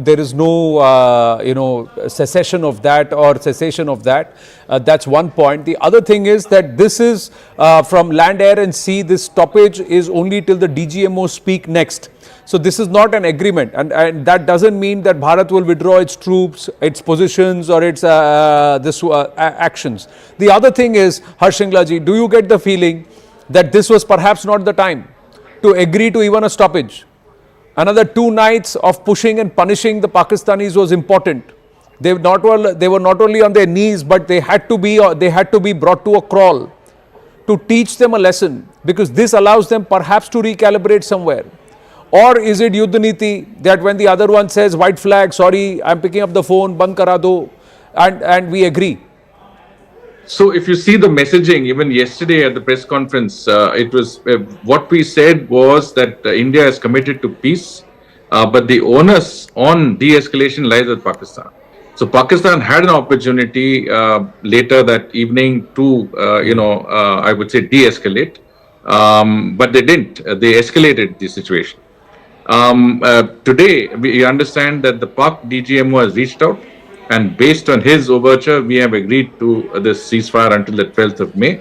And I think it's at the end of the day, we have, larger fish to fry, as they say. We have a development agenda. We are a democracy concerned for the well-being of our people. And we have the vision of a Viksit Bharat by 2047. Pakistan has no such, issues on their side. And I think, being a failed state, you can't fail any further. So we have a lot more to lose if we go down the line of, incessant conflict being re-hyphenated with Pakistan. I think we should look at our larger picture and ensure that we continue on our economic journey, but not under no circumstances should we compromise on what is, our security interests, and we should take every step possible this time, not only to be vigilant, but to keep Pakistan under pressure and to make it clear to them that there cannot be any further instances. Otherwise, all gloves will be off. Right. Harshingla ji, please stay on with us. I'm just going to check if we have Brigadier General Yossi Kupavasan, former Chief Research Division of the IDF, with us. Brigadier, namaste, Jai Hind. Thank you for your time. Good evening. Your thoughts, would you want to create or separate stoppage of fire from ceasefire? And do you believe this is the right time that Bharat should have agreed when the Pak DGMO picks up the phone and requests for a stoppage? Well, it's hard to understand what is the difference between stoppage of fire and ceasefire. It seems to me very similar. And the point is that I think that there was an intervention by the United States tried to take advantage of their good relations with both parties in order to bring about a ceasefire or a stoppage of fire, and to make sure that the chances for the prospects for escalation are limited and taken care of. That was the most important thing for the Americans, and I think they have achieved what they wanted. Whether it's going to be stable or not, we shall see in the coming days, and as you have already explained. I think that what's most important from the Indian side is that the Pakistani side will understand that something like what happened, the terrible terror attack that took place and started this entire escalation cannot be repeated. That's the most important thing. That's something that I hope the Pakistanis have understood, and that the Americans will explain to them in a very clear way that this is unacceptable, and if anything like that is going to happen again, as you said, all gloves are going to be taken off. That's something clear. Well, I think we've got the EAM Jaishankar ji. Dr. Jaishankar has also tweeted. I'm just going to read out what he has put. Dr. S. Jaishankar has taken to X and he's posted. He has said India and Pakistan today worked out an understanding on stoppage of firing and military action. India has consistently maintained a firm and uncompromising stance against terrorism in all its forms and manifestations. It will continue to do so. So it's the second time that the MEA or the External Affairs Ministry, Brigadier General Yossi, has desisted from using the term ceasefire. The difference being that ceasefire comes with an agreement and stays till it's broken, but stoppage of fire is normal stoppage which is time-based, and it's time-based till the 12th of May when the DGMO speak next. Now in war parlance, we had Major Manik Jolly trying to explain that this is the time that the enemy has the time to lick their wounds and also to perhaps collect their dead. So that's where it is. That's the reason why I wanted to understand from your perspective, what does this mean from a military posture point of view, that we are at the ready but there is no activity. Ceasefire is that we go back to our positions and don't assume an offensive posture. General Yossi. Well, regardless if it's a ceasefire or stoppage of fire, definitely when you don't shoot at somebody, he has the opportunity to regroup and rearm itself and make sure that he's ready for whatever comes next. Let's just hope that they understand that it's unacceptable and it's very costly from their point of view to resume the armed activities and the offensive. And if this is going to be the case, then the stoppage of fire will turn into a ceasefire. I tell you, from our experience, we are against the ceasefire because ceasefire is usually limited in time. And we say that then you resume the fighting. And that's why we are not ready to have a ceasefire with Hamas unless they are releasing their hostages. And that's the condition we have put forward for ceasefire on our side. We don't use the term stoppage of fire, so I don't know what it actually means. Right. General, but do you believe this was the right time? Had you been there, would you have wanted to desist and would you want to have pressed a little more? I'm sure Israel has faced this oftentimes with the Hamas. So I'm trying to understand what should have been India's approach, or do you believe India is right in doing what it's done right now? I think that ceasefire should be conditioned on clear commitment of the other side to refrain from carrying out and hosting terror groups and allowing terror attacks to emanate from its territory. That's what's the important thing. For that, you would give a ceasefire. If this is not part of the deal, then what have you again? That's in my mind the most important thing. What we are given to understand from our government sources is that Bharat has set the terms very clearly. Any future act of terror is equal to an act of war. So that's the hyphenation. If there is an act of terror on Indian soil now, Bharat gets into a position of war with the Pakistan state, because that's the equation, that's the strategic posture. Lieutenant General L. Nishikanta Singh is also with us. Good evening, General. Your thoughts on what's being said. Stoppage of fire till the 12th of May. The Pak DGMO picks up the phone and there is a conversation that's been had at 15:30 hours and at 1700 hours, land, air and sea, there is a stoppage. I will put it this way, ceasefire would be slightly more formal than the stoppage of firing. Stoppage of firing is a new term which is not being used everywhere. It is relatively very less used. So stoppage of fire, I understand, is that like when we want to evacuate a casualty, when we want to do some sort of a evacuation or some emergency, that time we can have the term stoppage of fire. But here, the stoppage of fire and the ceasefire may be almost same, because on 12th, when we start having the talks, that is the time when we will formalize as to what will really happen.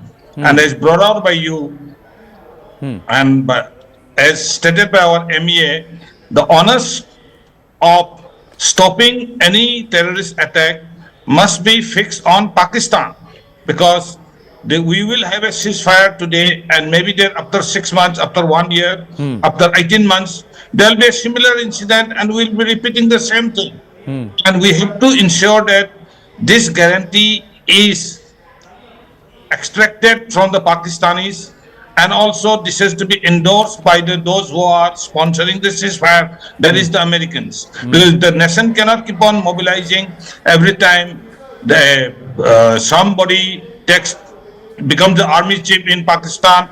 He wants to have more power, and as a result of which he sends a group of terrorists, attacks us, and then goes back. There is a hostility followed by a ceasefire. Then he becomes later on the head of the state. As we have seen what happened with General Musharraf. So this, we have to ensure that these points are included, and the Pakistan has to be made very clear that you cannot afford to try these tricks anymore, because any of these tricks as brought out by you will be taken as declaration of war.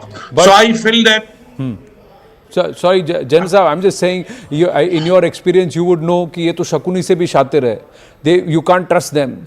How would you sit down and talk to them? Has Bharat let go of an initiative at this point? Should Bharat have pressed for 2 more days and brought the enemy to a crawl? Or should Bharat just continue the non-kinetic offensives even if there is a stoppage on the kinetic offensive? Those who have taken a decision, I'm sure they know what is better. But if I were in the chair, definitely the quantum of punishment which has been given to them could have been increased much more. But then I am not in the chair. I really do not know what are the compulsions which the decision makers have taken, and I am sure that they are as good or as bad as me, and they would be having a series of compulsions, and they would be thinking like me for the nation. When I speak, I am thinking about the nation. Similarly, when they acted, when they agreed, they would have thought over for the nation, and there are many things which we are not seeing in the media as to what really was the terms of what are the other conditions which we really do not know. Like, let us say, yesterday only Pakistanis have been given more than $1 billion of IMF. Right. So this could also be even one of the conditions for which they had already agreed that, okay, maybe in the next 24 hours, we will agree to do a cessation of hostilities or something like that. So there are many factors which I do not know. But on the first value, I feel that even this punishment on the Pakistanis by the Honorable Prime Minister is a good enough. At least they will think now 5-10 times before trying, because we have never gone so strongly against the enemy. Now they realize that anything they do against us, we will repeat something like this, and maybe much more beyond this. And they are aware of it. They must be thankful to us that we do not use our navy. A blockade by the navy would have been crippling. I'm just going to bring in Brigadier General Yossi here. And what are the 3 terms? What are the 3 terms, General, that when the 2 DGMOs sit, will be non-compromising terms that Bharat has to set to say any further conversation happens only if you agree to all these 3? Else, stoppage is off. Yes, well, as I said before, I think that first of all, of course, cessation of fire is obvious. If they shoot again, that's a breach of the agreement. Secondly, that no terror attack will emanate from their territory or will be carried out by groups that are related to them. These are the 2 conditions that are most important for India to make sure that the lesson was learned well by the Pakistani government, and that we can move on. And I think that in this respect, there should be also some sort of an American commitment that guarantees that this is really the case, that they would consider us as understood and self-evident that if something like that happens, then the Indians have the full support of the Americans in dealing with it in the way they need to do. Major Monik Jolly, your thoughts? We're standing by for the MOD briefing, so we should have Colonel Sophia Qureshi and also Wing Commander Vyomika Singh coming in. I think Vikram Misri ji will come back again, but yes, your thoughts? I would really like to sum this up, the point we picked up on, ceasefire versus stoppage of fire. ceasefire can encompass and primarily would encompass stoppage of fire. But stoppage of fire does not, and I mean stoppage of fire can graduate to ceasefire. Ceasefire would always come with a massive agreement which would have a lot of conditions. So when you break a ceasefire, all those conditions go off. Hence they are calling it stoppage of fire, that we are only not going to fire at each other, kinetic, military, whatever term we might like to use. But otherwise the Indus Water Treaty, let's say, it is still the way how PM Modi ji decided that it will stay that way. Or whatever we are trying to push for other diplomatic means, they'll continue to happen. Right. When we go for ceasefire, it might include the IWT also. So we are at a very first step of trying to achieve a more unilateral peace and bilateral understandings and all that. But coming back to that, I think now is these next 2 days, both the governments would be working very hard to work on the terms that they want to bring into this ceasefire that are amicable to you, that are more conducive to your setup. And India has to really push hard, because if we come out giving Pakistan a safe space, we actually came out of with nothing. Correct.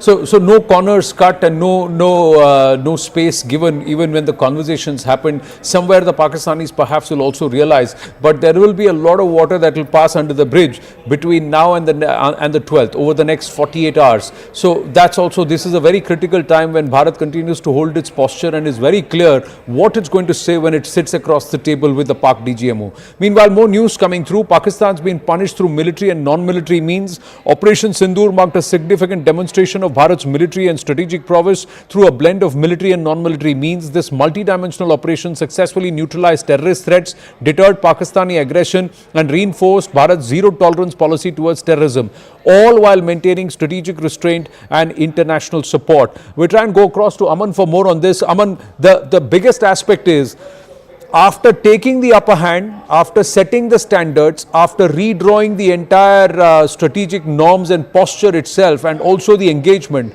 calling the Pakistani nuclear bluff out and getting the enemy to heel, can Bharat take the foot off the metal? Well, Anand, what the top government sources are now saying that yes, a ceasefire has been achieved with the Pakistan, but there are big successes that India has also shown through Operation Sindoor. Number one, India has shown that, we have showed to the world that India will not wait for anybody's permission to defend its people, to get justice for them. Terror will be punished everywhere, anywhere. And this declaration India has done today, that next time there's a terror act against India, we will treat it like an act of war. Also, Operation Sindoor, its massive success, busting the terror headquarters of Jaish, of LET, of Hizbul Mujahideen, hitting as deep as Bahawalpur in Pakistan, 100 kilometers from the border, completely exposing Pakistan's air defenses, a 25-minute strike which Pakistan simply couldn't stop. Indian Rafale jets showing their superiority over the Pakistani Air Force power, the tri-service synergy that we saw in this particular strike, 9 terror camps destroyed and big terrorists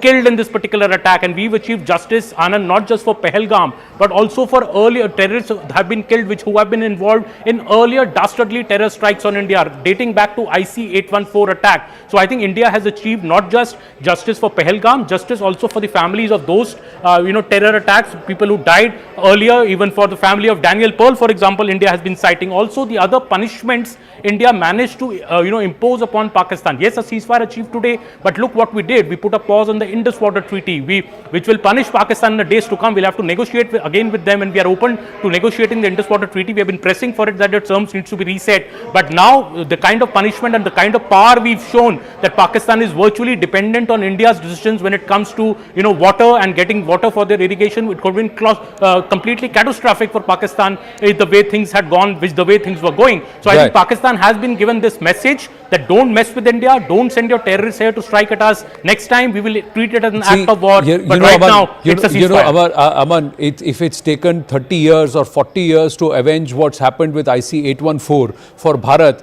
then the Pakistanis will take that. They don't mind this avenging after 30 years. We've got Omar Abdullah speaking right now. में बहुत नुकसान हुआ, टंगधार पहले दिन से निशाना बना है।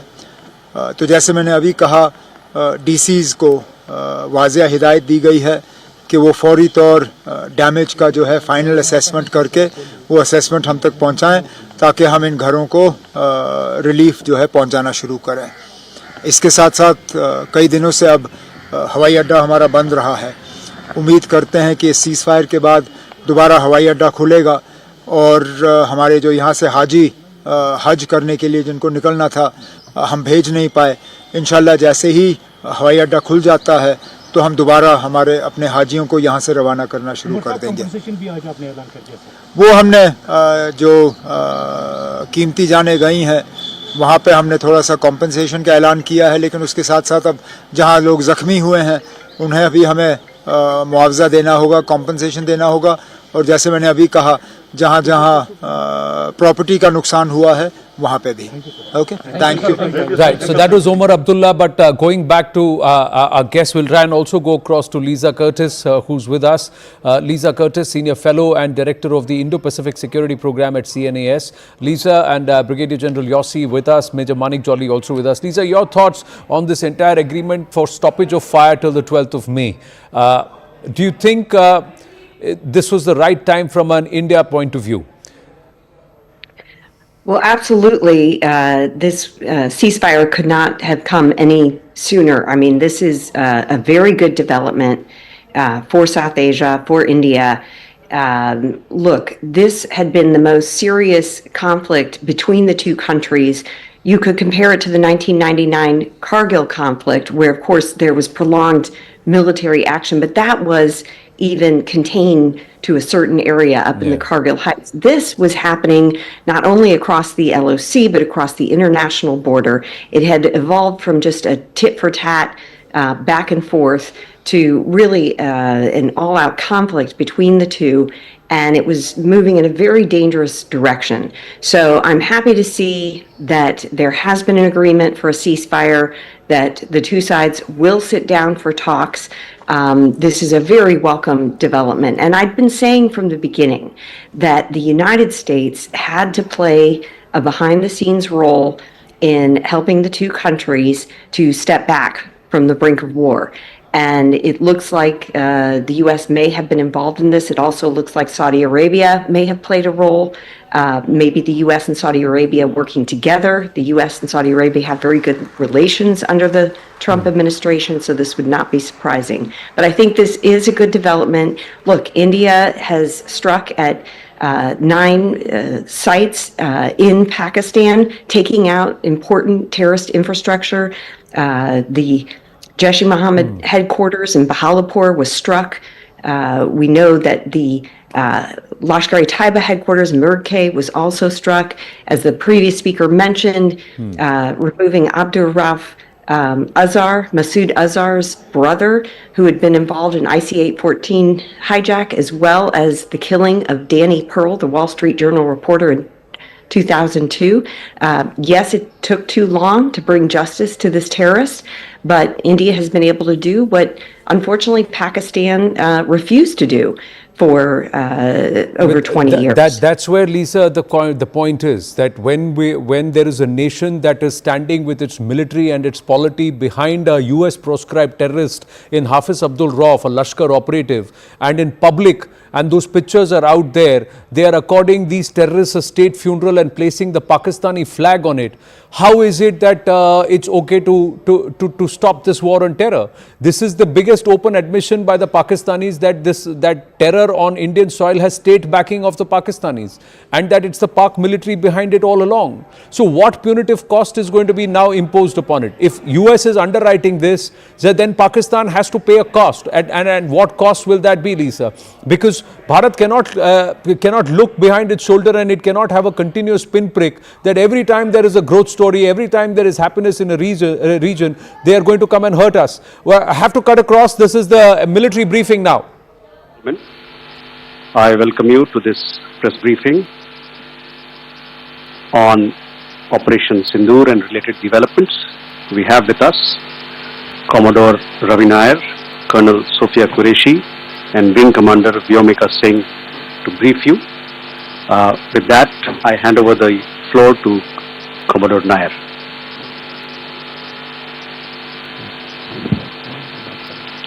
Good evening, ladies and gentlemen. As the Foreign Secretary had said, you're aware there's an understanding that has been reached to stop all military activities at sea, on the air and on the land.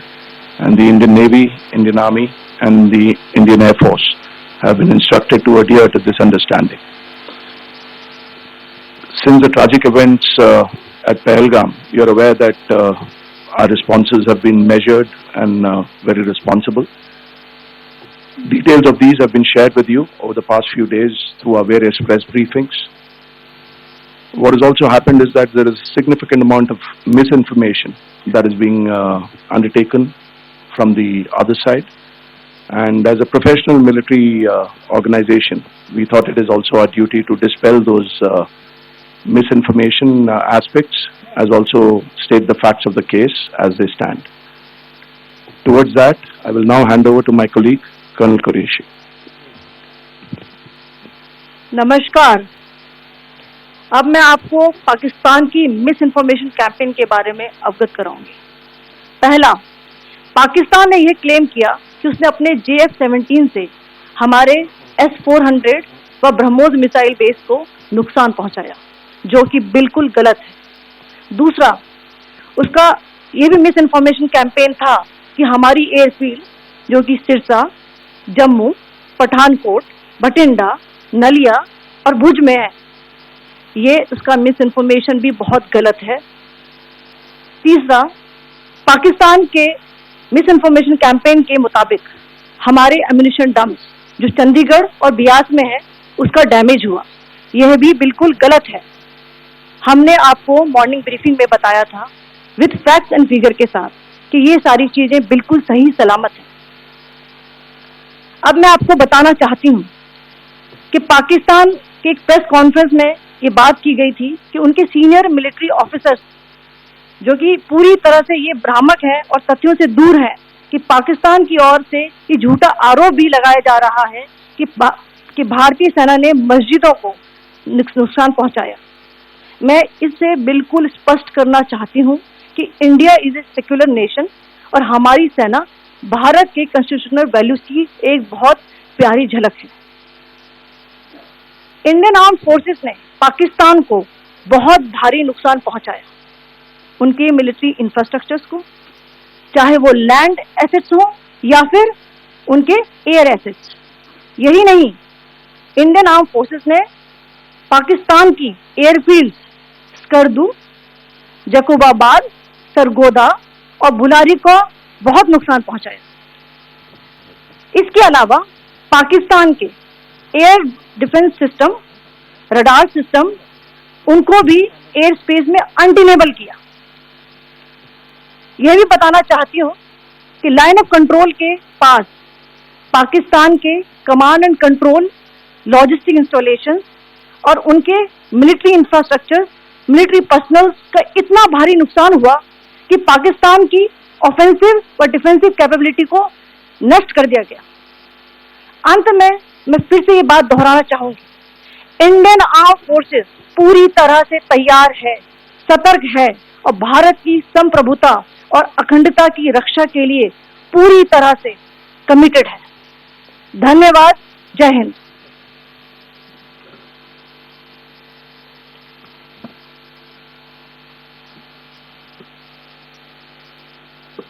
Several attempts were made by Pakistan on spreading a misinformation campaign, as we have seen for the last few days. There were attempts made to say that our S-400 at a northern base was destroyed, which was completely false, and that it was destroyed by a JF-17, it was a false information. Also, that the BrahMos installation was attacked and it was destroyed was false. The destruction of airfields at Srinagar, Jammu, Pathankot, Bhuj, Nalia, etc. was also a false claim. The forward ammunition dump at Chandigarh and Beas are also fit and fine, and we showed you these in the photographs in the morning briefing today. Also, there was a certain different way of miscampaign that the Pakistan conducted by its press conferences, which was conducted in a manner which was completely misleading and devoid of facts. Pakistan has been spreading fabricated allegations that the Indian armed forces have targeted mosques. Let us make this very clear here that India is a secular nation and the Indian armed forces are a reflection of our constitutional values. We hold every place of worship of all faiths in the highest regard. Our operations have been aimed exclusively at terrorist camps and facilities being used for anti-India activities. No religious sites, I repeat, no religious sites have been targeted by the Indian armed forces. Over the past few days, as we have seen, Pakistan all has suffered very heavy and unsustainable losses after it has given us an unprovoked attack on our installations. It has suffered losses in both land and air. There has been an extensive damage to the crucial Pakistani air bases like Skardu, Sargodha, Jacobabad and Bholari. In addition, a loss of AD weapon system and radars made the defense of Pakistani airspace untenable. Across the line of control, extensive and precise damage to military infrastructure and command control centers and logistic installations. In addition to that, 2 military personnel had led to complete breakdown of its defensive and offensive capability and also Pakistani morale.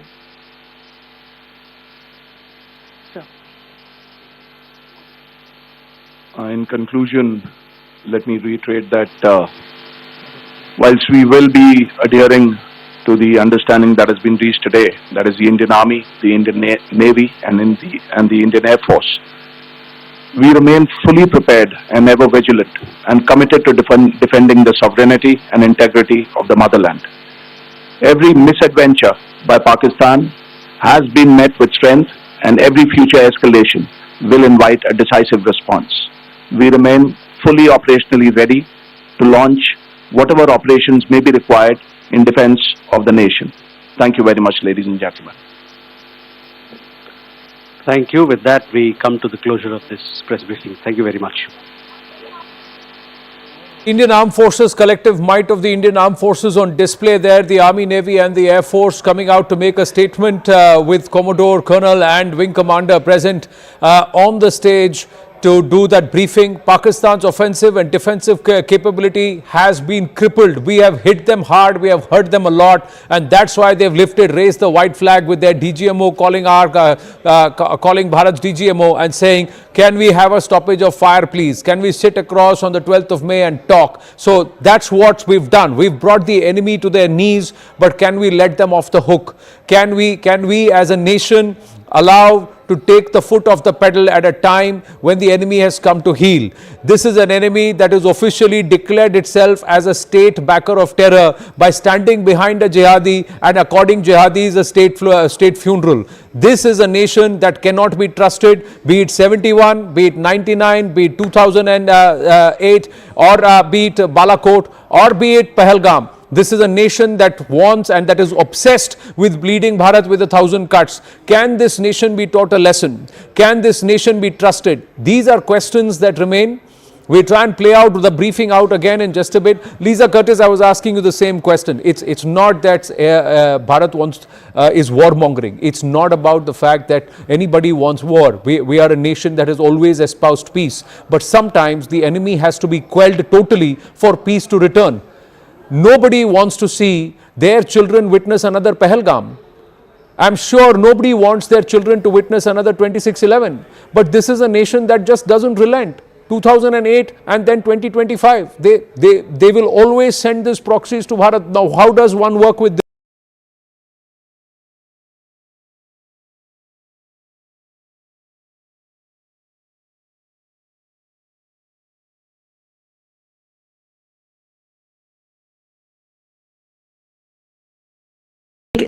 That India has shown restraint over the last 48 hours. It was very unclear what was happening. Many of us thought Wednesday, after the Indian response and the Pakistanis reporting that they had shot down 5 Indian aircraft, would have provided an opportunity for the two sides to de-escalate. That's not what happened. We saw very worrisome developments over the next, 48, 72 hours.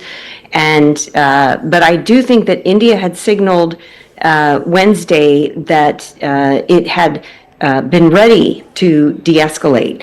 So I think that, what we saw was just more tit for tat, very unclear situation. But in terms of moving forward, look, I think there are ways to pressure Pakistan over the terrorist issue. We have seen this movie before. We have seen many Pakistani, sponsored terrorist attacks on India in Kashmir, and this is something that needs to change. The U.S. also has, suffered from Pakistani support for groups like the Haqqani Network when the U.S. was fighting in Afghanistan for 20 years. So, Pakistan has long served as a safe haven for many different terrorist groups. And I think that the U.S. and India can work together.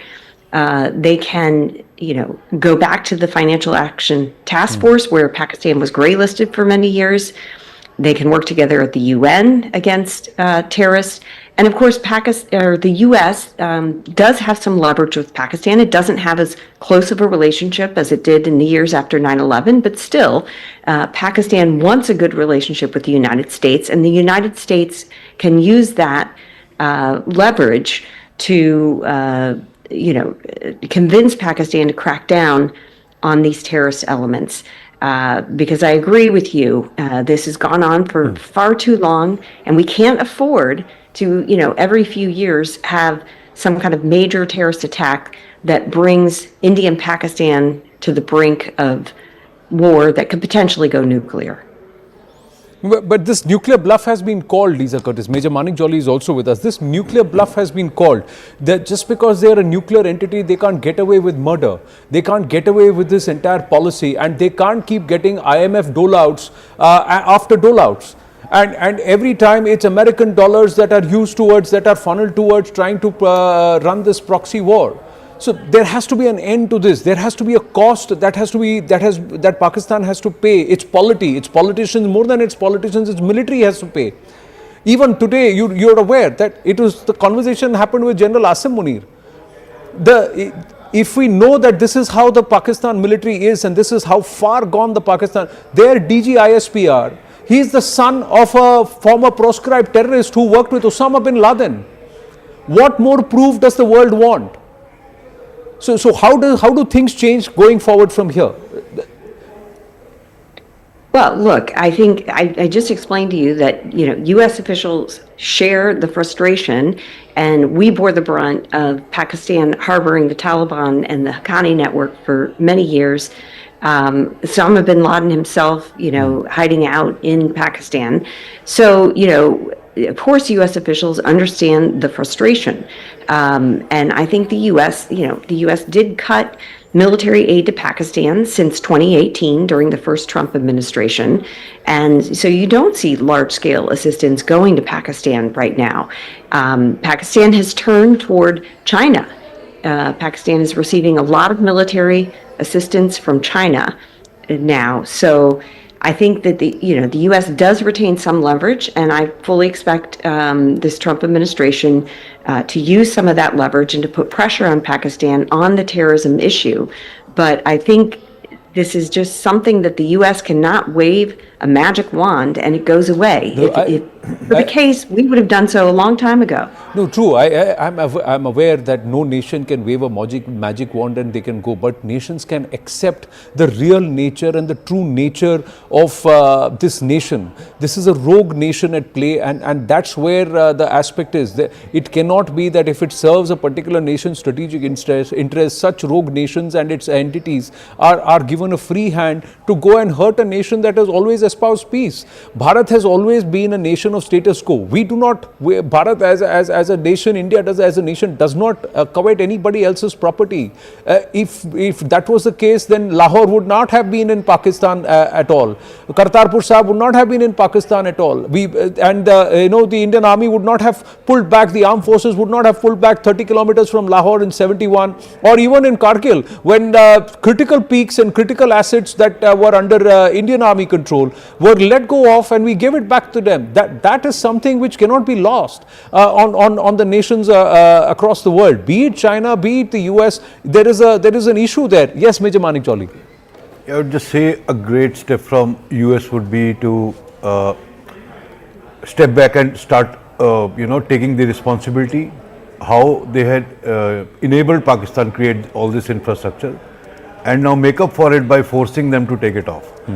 Right from the 80s, when the Soviets they were fighting the Soviets in Afghanistan, and 20 years they were in Afghanistan looking for Osama bin Laden and all. The symbiotic relation between Pakistan Army especially, I wouldn't even say the entire nation, the ISI, Pakistan Army and the American Army and the CIA and all these centers were created during them. They had the complete information. They knew where everything existed. They helped create this training center just because they had vested interest. Now for them to suddenly say that now we have a third eye view and we are trying to talk to them, you have so much leverage with Pakistan, you can stop them the day you want. But this is not happening. So the fact remains that America can do a lot more than they are saying right now. And today early morning at your show only, I was talking to another American who was saying that we have seen that it came out to IMF grant, right, bailout. They said we have seen that even if you give Pakistan the money or do not give, their stand does not change. So I told them, you have never given the other option ever a chance. At least corner them financially, don't give them bailout for once, and let's see how you respond. If you continue going with this thing that it does not matter, let's keep giving them money, they anyway are not going to change their stance on terrorism, they will never stop. They are like a spoiled child who knows I can scare everyone because I have a nuclear missile, so everybody will listen to me or I'll throw tantrums. It cannot go on. So I think US has a much bigger role to play right now, rather than just treating both the countries in a single basket and calling it's a South Asian affair. We would like to see peace in South Asia. That is not. We are very different from them. We are a peace-loving, independent, strong, self-reliant country. They are a terror-loving, handicapped and loan-taking bailout nation. We have to be detached by them. We cannot be kept on the same platter. No, this hyphenation of Pakistan has to be with a terror state, not with Bharat. Lisa Curtis, your thoughts on the fact that America could have done far more, and Major Manik Jolly believes, and even now they can tighten the screws if they want. Try not giving them an IMF bailout for a change. Try putting them back on the FATF grey list and keep it there. That doesn't mean that the government changes, Biden administration comes and they're off the FATF grey list. What have they done? They have just de-hyphenated the Lashkar with the TRF, created another entity. Look at the state backing they gave to TRS. They worked hard within the UN Security Council to get the terrorist outfit's name off the statement. That is the level to which they are backing these outfits. They actually called them mujahids. That means soldiers. No political leader in Pakistan or a military leader will ever call the proscribed, UN proscribed terror tanzeems are called mujahids. Their cadre are called mujahids, which means a soldier. That is the level to which they continue with that lexicon. One can't say this is how Pakistan is, so let them be. No, they have to change. And if they don't change, then they shouldn't exist in this form. That has to be a global worldview, Lisa Curtis. Even as a way, yes, your thoughts. The CDS and the three service chiefs are meeting the Prime Minister at 7 Lok Kalyan Marg. That update flashing on the screen. Yes, Lisa Curtis, your thoughts. Yeah, look, you're talking to somebody who's spilled a lot of ink, made a lot of statements about the need to condition, cut off military aid to Pakistan long before it happened, okay? I'm aware. That's why I'm asking you the same question. So I fully understand the issues and the frustration. And I think that, let's just look at the last, 6-7 years since the aid was cut off in 2018. I think that, there is a lot less influence from the United States on Pakistan. The relationship is not as close as it used to be. I think, it's still possible for the U.S. to focus on the terrorism issue in Pakistan, and that's certainly going to happen. But, I think it's something that the international community can do more. The U.S. is not the only country that's engaged with Pakistan. Saudi Arabia, the UAE. We talked about China, not that, India can convince China to change, but India has relationships with other countries as well that are supporting Pakistan, support them in the IMF, provide them assistance. So I think rather than just, looking to the United States, maybe looking for a coalition of countries that can prevail on Pakistan on this terrorism issue. I think that, would be a more productive way to go. And I think that, while the U.S., I think Secretary of State Rubio deserves credit for the role it appears that he has played in getting to this ceasefire and the agreement for the two sides to sit down to talks. But let's face it, the U.S. has a full plate. There are many different crises and things happening around the world. And, I think the U.S. is going to be distracted with other things happening. So I think it would be useful to get other countries involved in this process of putting pressure on Pakistan for its continued support to terrorists. There's another thought process. Why doesn't the world leave Pakistan to India to deal with? Let it be that this is in your backyard. You deal with the rubbish and whatever they do in your backyard. South Asia is your domain. We are trusting you to ensure that there is peace. And if there are those who are trying to foment trouble, deal with them. Is this possible? Bharat has shown it's able to do it. And one of the other messages that's come this time, Major Manik Jolly, is Bharat doesn't need anybody else's permission. Yeah. Bharat will do what it needs to do to protect its sovereignty. And this is perhaps the last time that we're backing off. If at all now. Yeah. If at all. Yeah. It shall not clear be a back down. Yeah. But when I say backing off, we're even holding fire. Yeah. Let's say that. So I'd say the stakes and these stakes were created because of West wanted to. The amount of in how invested they are in Pakistan has caused all the trouble. I mean, geopolitics right from the Cold War days, and when so let's not go back that much into the history. The point is that as on date, if America wants, I'll stick to the point. If America wants, it can. Trump got Abraham Accords done. It was one of the most complicated thing in that time. Even if they want, they can actually put Pakistan on ground and tell them, you will not get any more money. You will not get sanctions. Your people will not get. You will get sanctions. Your people will not get visas. We will. Why don't they blacklist so many terrorist organizations? Because it is. So this is a simple thing. I just want to clarify everyone. Many people ask, why don't some organizations get blacklisted? What is the big deal? The big deal is that the leaders of all these organizations never sit in Pakistan. They're sitting all over the world, handling major finance, in alliance with a lot of major funders who are caught up everywhere and connected to everyone. That is why it is so difficult to blacklist organization, only because of the funding routes. The moment you blacklist, all the bank accounts and individuals have to be blocked, seized, red notice, everything and all. So why is US not doing that if it really wants to put Pakistan in its place? So I would say they are invested, and it will take some time for them to step out. Joe Biden was given second highest civil honor just because he got a huge grant of Pakistan. Right. So this is pretty recent, like 8-10 years ago. Right. Now this is another aspect that the MEA is continuously underlining, that this is a bilateral understanding.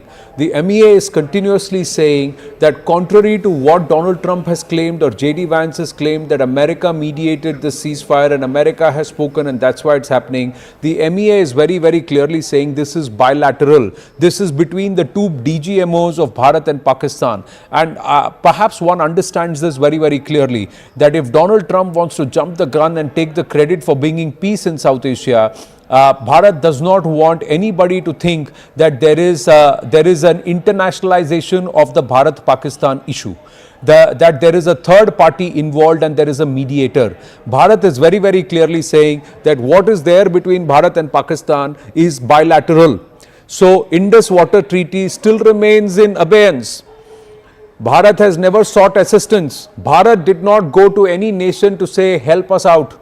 Bharat did not go to anybody and say, we need you to mediate.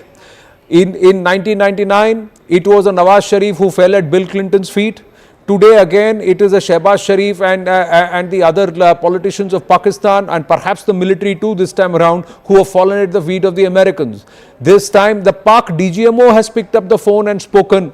Nations will call. Saudi Arabia has come. They have all gotten and spoken to each nation. But Bharat has said very, very clearly, and I'll try and go across to Siddhant or Zaka on this, that very, very clearly that there are direct DGMO talks that have been established. The Pak DGMO picked up the phone and requested a conversation with his Indian counterpart or Bharatiya counterpart. The two DGMOs spoke at around 15:30 hours, and upon the request of the Pak DGMO, Bharat agreed that from 1700 hours on the 10th of May, there will be a stoppage of fire. Again and again, Bharat has underlined stoppage of fire. Bharat has not used the term ceasefire. Many would want to say both mean the same, but from Bharat's point of view, it's not the same. Ceasefire is an agreement on certain conditions. That agreement has not yet happened. Stoppage of fire is perhaps the first step towards a possible ceasefire, and that's why Bharat continues to say it's stoppage of fire. We have not taken back or we are not moving back from our aggressive positions. We are just not pressing the trigger. Where the gun is still pointed at the enemy, that is stoppage of fire. Ceasefire would be that the guns are placed back. That's not yet happened. That's Bharat's position right now. That's the MEA's position. That was what Vikram Misri said. That is exactly what EAM Jaishankar has said. And again, MEA sources are saying this is bilateral. This is bilateral. If Pakistan wants anything, Pakistan has to talk to Bharat. No point talking to the Americans, no point talking to the Chinese, to the Saudis, to anybody. You talk to us, we talk to you, you listen to us, and we'll help you out. That's the equation that's being set between Bharat and Pakistan. The MEA underlining this again and again and again. And I think somewhere we as people, we as a nation need to understand that this is not a ceasefire yet. It is not ceasefire. It is stoppage. It is purely stoppage, and that's being underlined by the MEA, and it is bilateral. No credit being given by Bharat to Americans. Donald Trump has assumed the credit.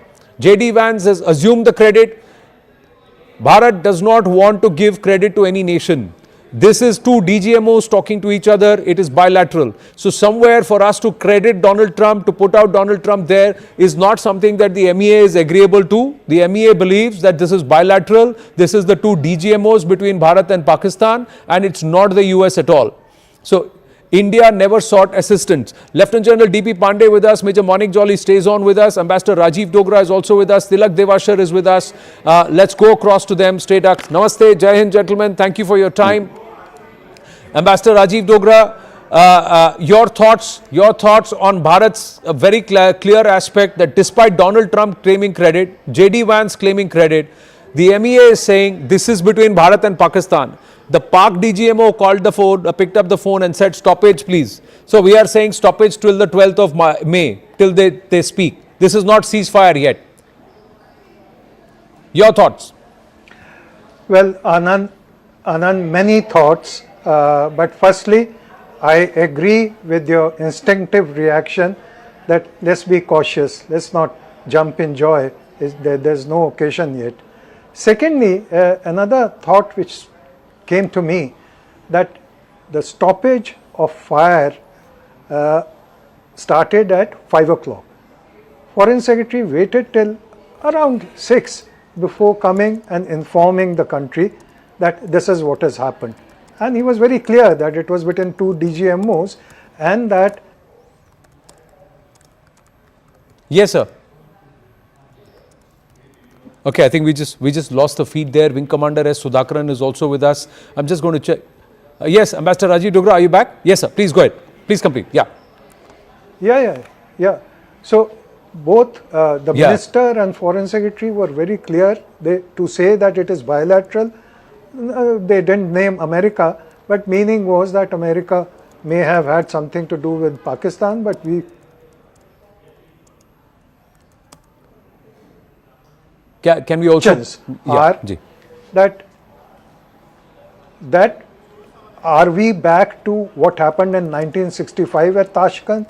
Are we back to what happened in Simla in 1972?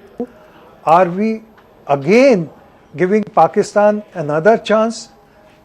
More than that, the Prime Minister made a statement in Madhubani where he laid down the objectives for India. Have those objectives been achieved? Is Pakistan willing to give those 4 terrorists who are still hiding in Jammu and Kashmir to India to face the trial? These are some of the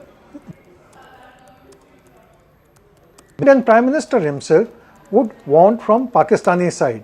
So, is this just a pause for Pakistani army to recuperate and get back at us again? Is it just a pause so that they can give signal to terrorists to strike India?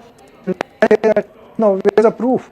So there are many questions which people want answers for. Well, Tilak Devasarji,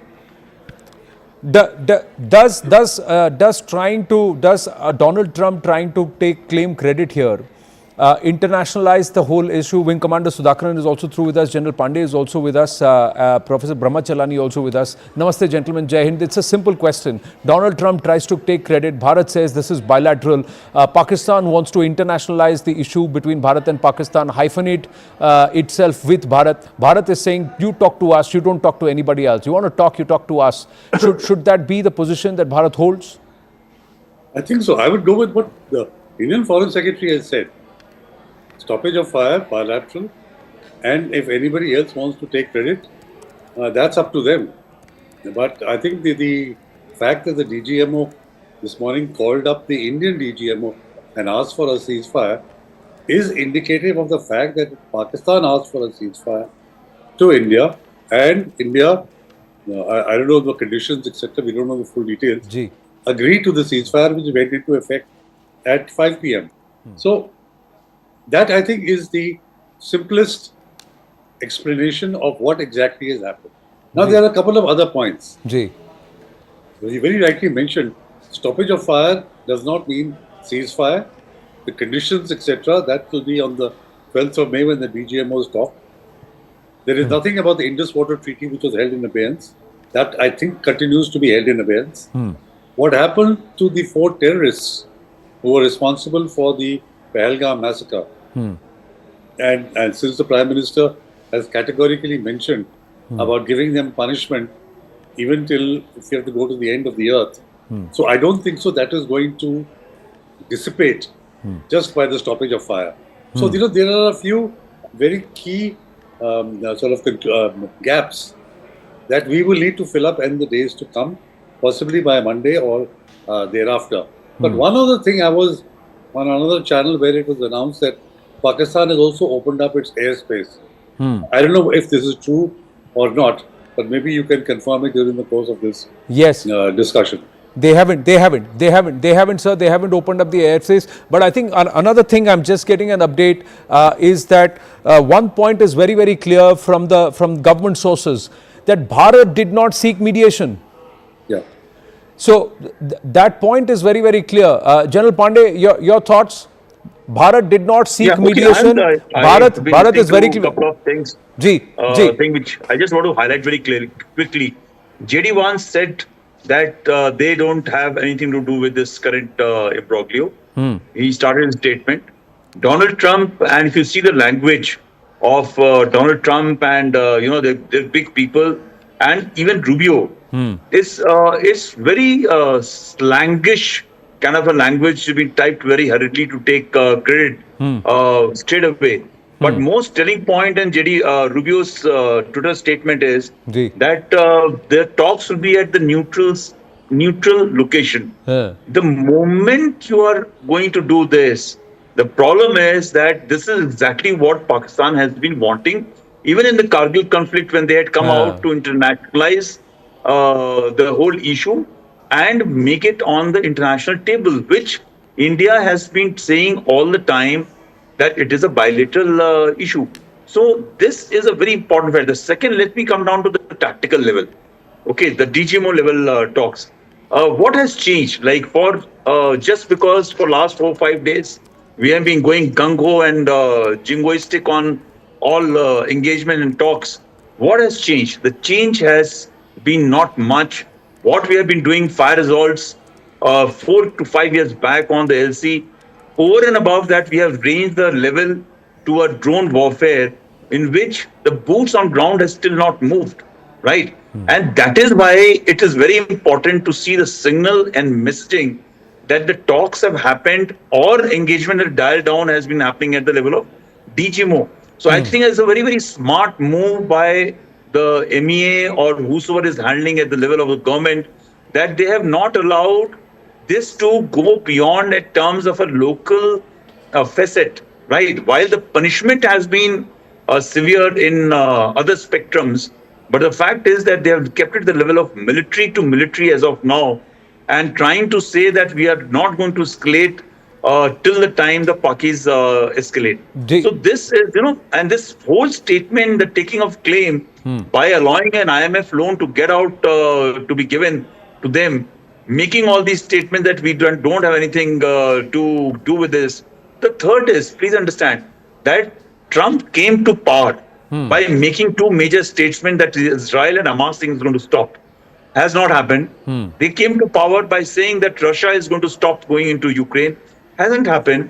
They will be also looking to their domestic constituency by saying, look, there was a major thing going on inside India and Pakistan, and well, we intervened and did this and did that. But the fact is that every time Pakistan has done, has had a very, very who's guiding them? I don't know. Frankly, we are sitting out. Right. But somebody is very, very smart that they have controlled the levers of escalation in their hand. And I think most brutal punishment which has happened and maybe have turned the entire event is the actions that were taken in the morning by us, hitting their very, very important sites.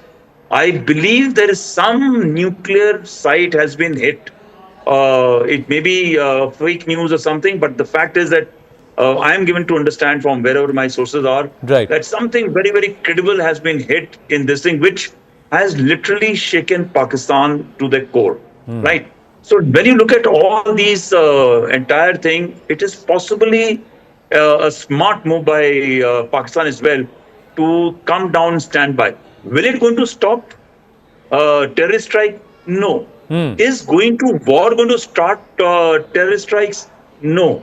I don't think terrorist strikes can stop by Pakistan without their change in strategic orientation. The ultimate aim and end has to be that this artificial country has to implode. It may require some effort in the long term, and that is not only a military way. It will require not only whole of government effort, but these Western people who keep on forfeiting the military industrial complex have allowed this to happen, give that IMF loan and everything.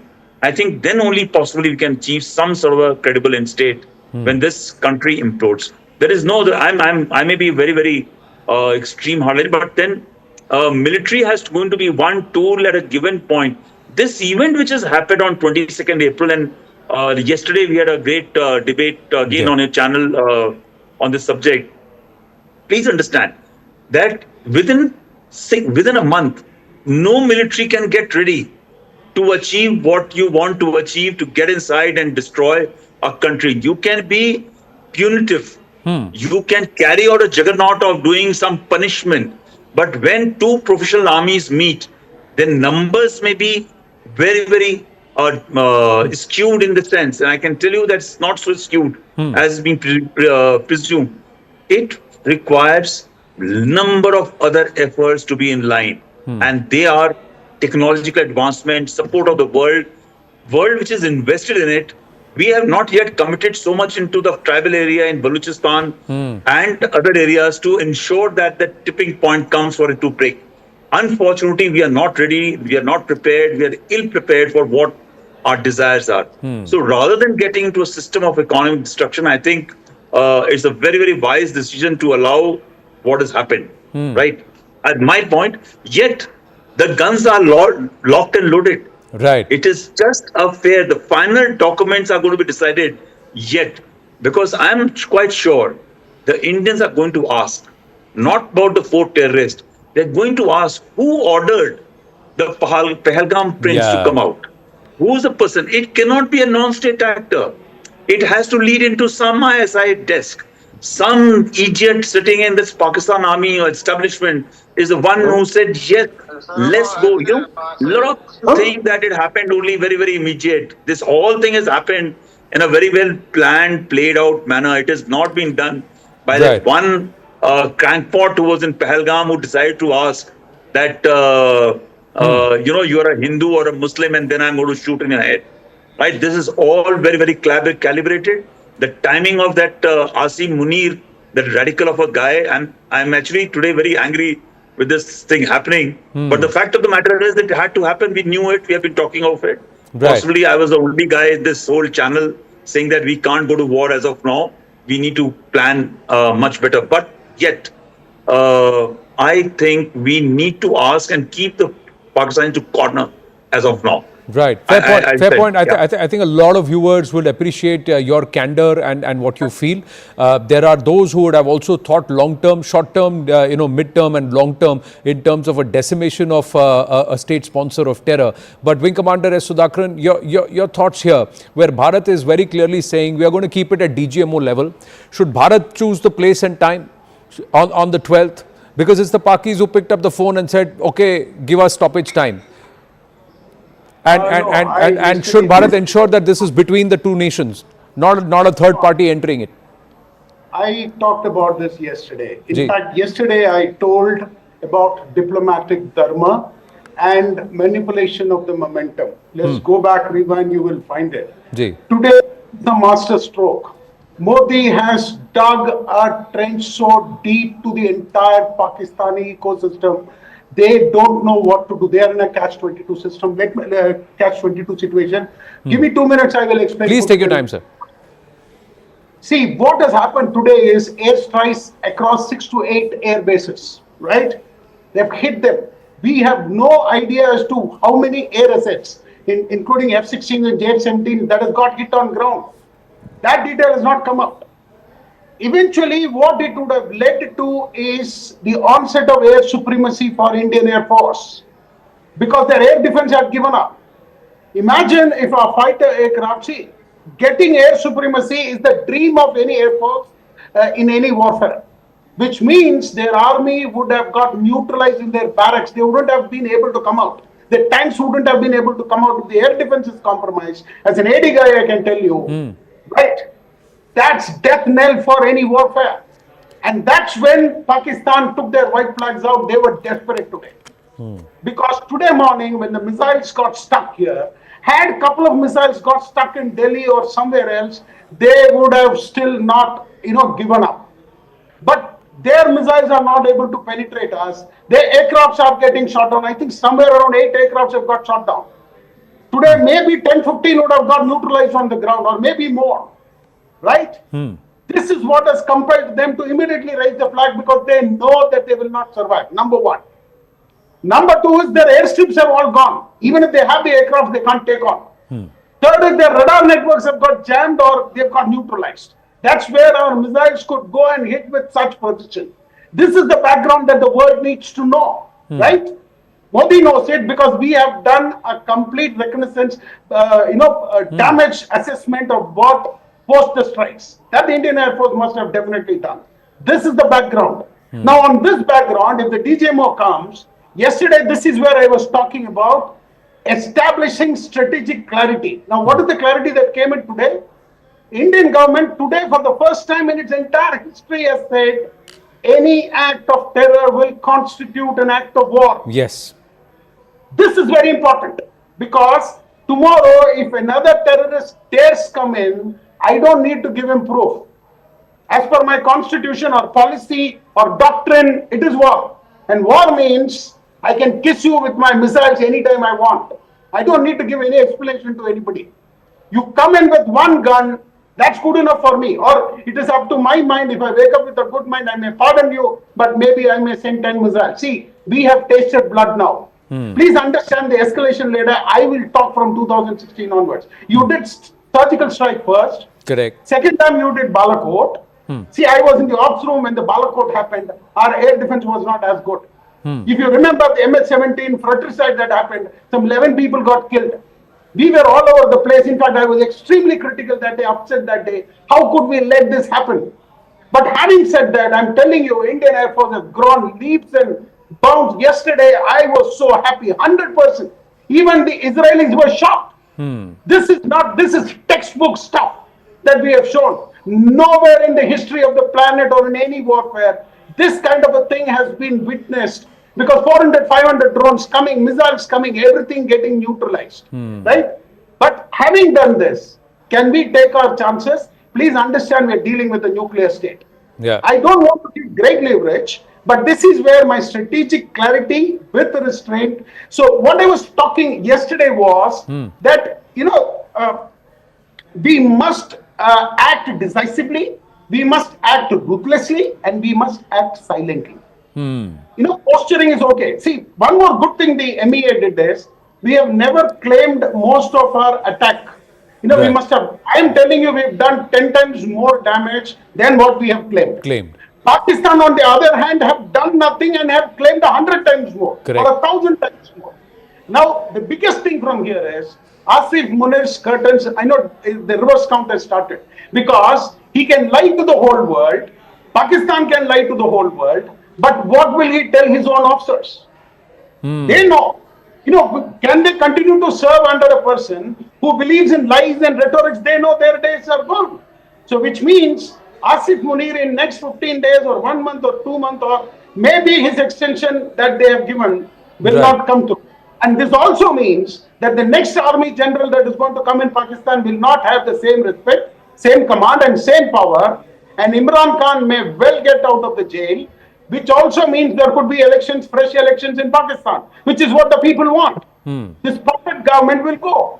So this all augurs well, which means in this pause button, when Modi goes to the discussion table, this is what I've been talking about. He needs three things. Dismantling of the terror network, number one, and taking responsibility for the terror strikes right from 2016 onwards, if not before. Handing over of the proscribed terrorists like Maulana Masood Azhar, they can't keep the bogey of telling them they don't live here. We know where they live. Right? So now it is very difficult for Pakistan to accept these demands. Correct. This is where the Indus Water Treaty comes in. Tap on, tap off. He will, kill them thirsty. Where will Pakistan go? They need to come to the table, speak to Modi. Trump in his enthusiasm has said whatever it is. It is not American pressure. Right? India has been, even with the weak Congress governments, we have never accepted a third party to come in, and Modi will definitely not agree to it. Right. So it's not about Modi. Definitely, it's the Pakistani playbook. The Pakistani playbook is to internationalize so that allows them to hyphenate themselves with Bharat. Bharat's attempt is to hyphenate Pakistan with a terror state. So Terroristan is the aspect. Now you called him Hafiz Munir. The inside story is that he loves his tipple. So he's actually nicknamed Chachu Whiskey internally within the army. So he's Mullah Whiskey if you're to go by what we are saying. So that's the reason why. So he's not as pious as he makes himself out to be. And he cannot do without his whiskey. That's the story within the Pak army, and I'm hearing it from the horse's mouth. That's what I'm trying to tell you. So that's why this person is his coinage is now Mullah Whiskey. But that aside, but what the Pak general does, what happens to him is their issue. What we do about it is what's critical. There's an attempt to internationalize. There is someone who's wanting to take credit. And Bharat is very clearly saying, you talk to us, we decide what we do. And if we think it's an act of war, it's a terror act and it's an act of war. Professor Brahmachalani, where do we go from here? On the 12th of May, who should set the terms and conditions? Because we know exactly what the Pakis, how the Pakis will play this. First, let's be clear, Anand, on what has happened. India has a long tradition of snatching defeat from the jaws of victory. 1948, Tashkent Agreement, Haji Pir being returned. Similar, the gains of war being squandered at the negotiating table. Operation Sindoor, mark my words, will go in history as part of this tradition. Let's not mince words on this. Operation Sindoor was supposed to be taken to its logical conclusion. Operation Sindoor has been ended inconclusively. And why are we quibbling over things like, for example, a halt to hostilities? We are objecting to the word ceasefire. If halt to hostilities is not ceasefire, what else is ceasefire? A ceasefire, by definition, is a temporary halt to hostilities. And why are we quibbling over the US role? We are saying that it was entirely bilateral. Is that the argument? Foreign Secretary Misri said at his briefing that Pakistan's GMO called his Indian counterpart at 15:35 hours. 15:35 hours. Who was pressing Pakistan's military? Who was calling General Munir? Who?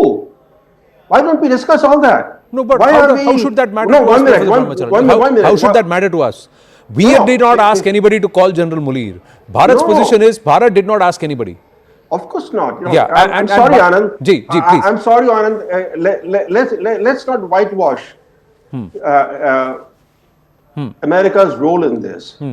We agreed to the US role. That's the reason why the US was playing a role. That's the reason why Rubio called General Munir.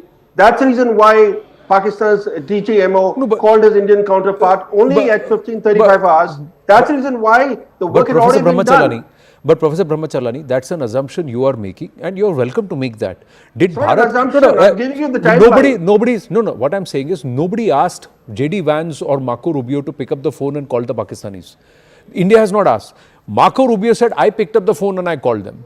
JD Vance said, we picked up the phone and called both sides. But what is Bharat's position? Bharat's position is, if Pakistan wants to talk, you talk directly to us. Whoever is asking you to talk, that's your headache.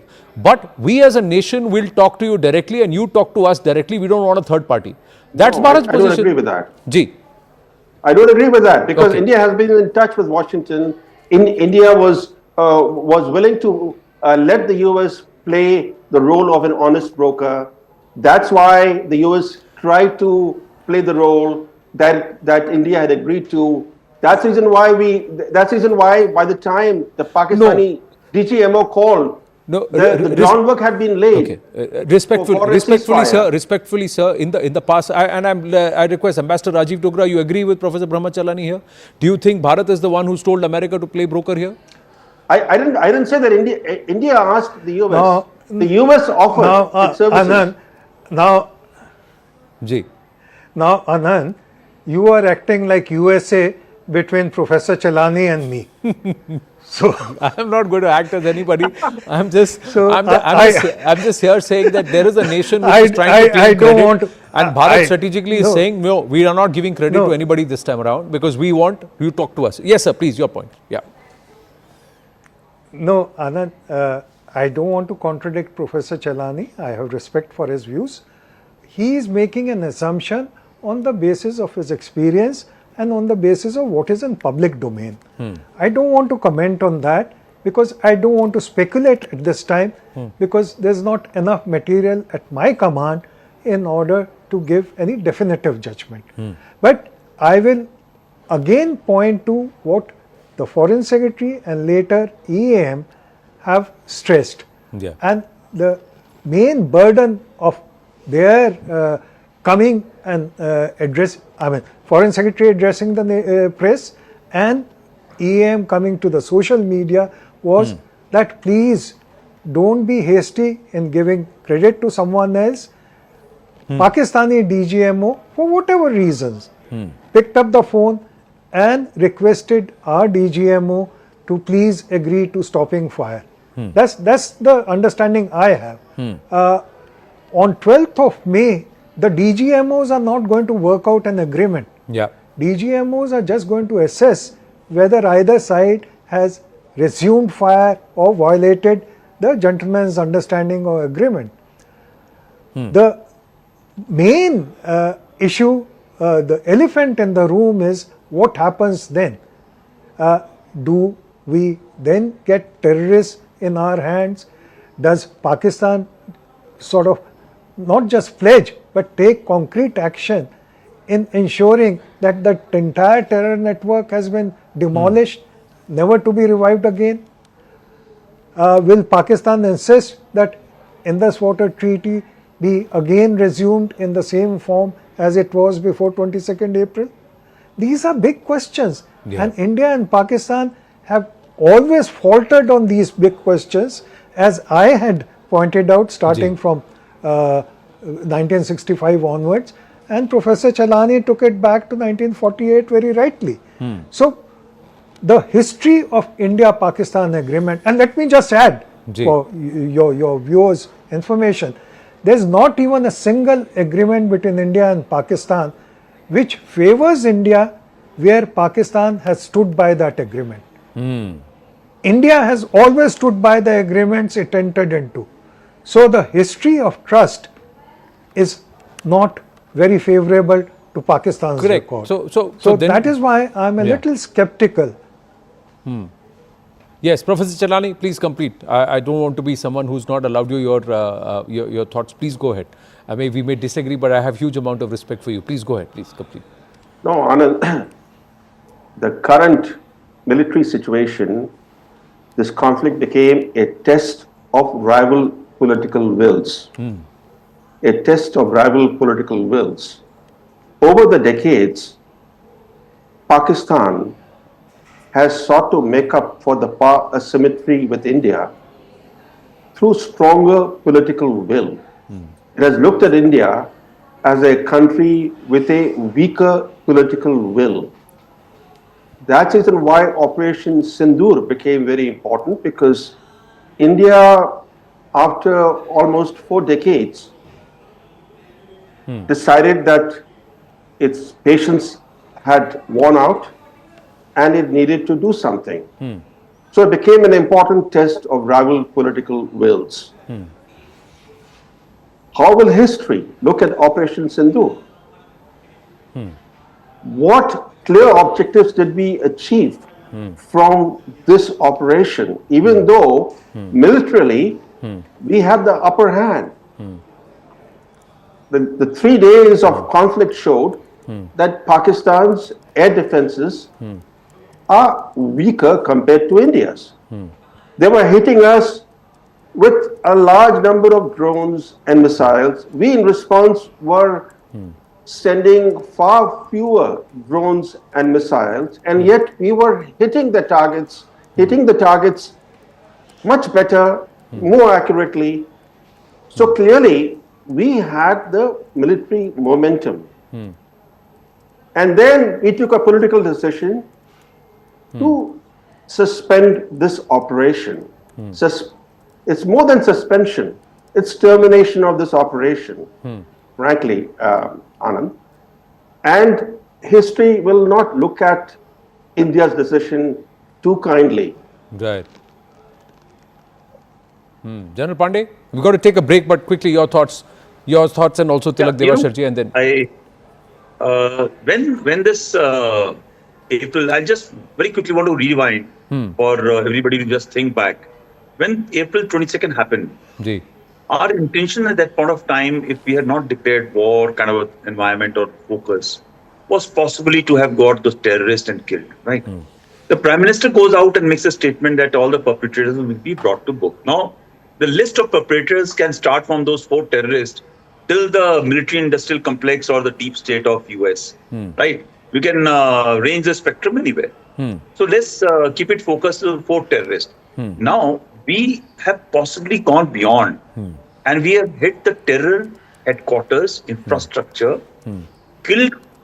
I don't want to give a number, whatever numbers are, but even the hitting of the targets is a major shift in this thing, right? Did we declare a war at that time? No, I don't think so. No right-minded person will start thinking of going to war on this subject. I'm unfortunately, look, I'm a military guy who's been into real operation. I have seen blood and gore very, very clearly in my life. But the fact remains, I'm still talking of this thing. We have gone and done that. And after we're doing that, there is always a reason to look into our civilizational and cultural moorings. You know, it's very important. We achieved that and we said, okay, this is enough. And sweetheart, we are letting you go. Don't come back, right? Rest the case. But as psychic they are, they wind it up, they leveled up to the next layer. And again, more is less and less is more is my belief. You may throw 500 drones at me, but if I can do my job with 10, let me do with 10. Right? It is the quality over quantity which matters. Right. So while all this is happening, I think let's start believing one thing, that in the current context, what we have achieved quite good. And we should not start looking at that we are not achieved enough, because frankly, in spite of breaking all their agreements, right, where are we as a nation? And where is this country today as a nation?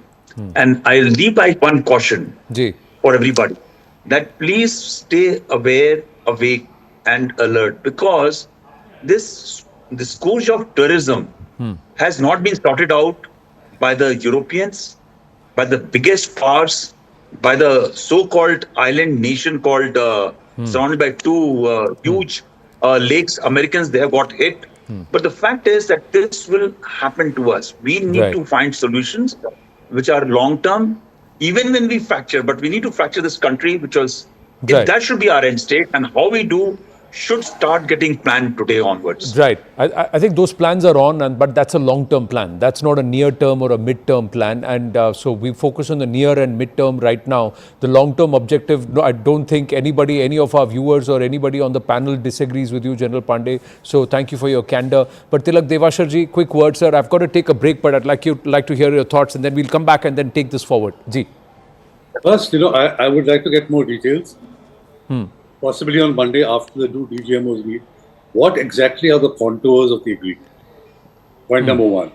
Point number two, have we achieved our objectives? And does that agreement that is agreed to on Monday, does that fulfill our objectives to degrading Pakistan's terror infrastructure to the extent that 2 years or 3 years down the road, we are not having the same conversation? And more innocent Indians have died. Does that meet the expectations? Or are we keeping something in reserve?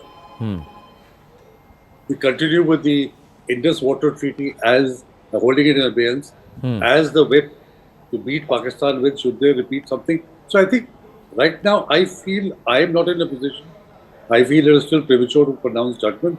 Right. But certainly, or after Monday, when we have more clarity, it will be easier to come to some sort of a definite conclusion.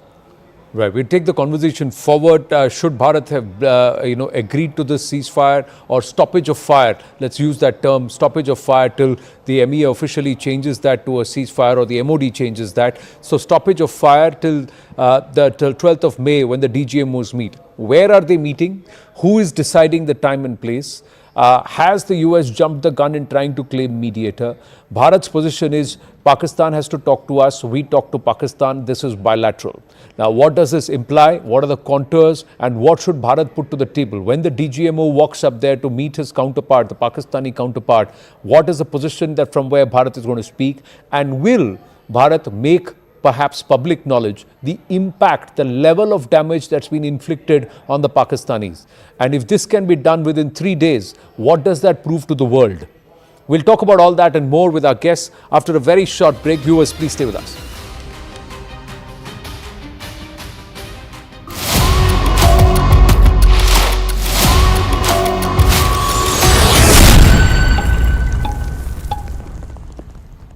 Yes, boy!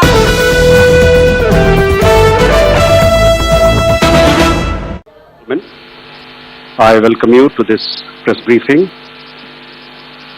on Operation Sindoor and related developments.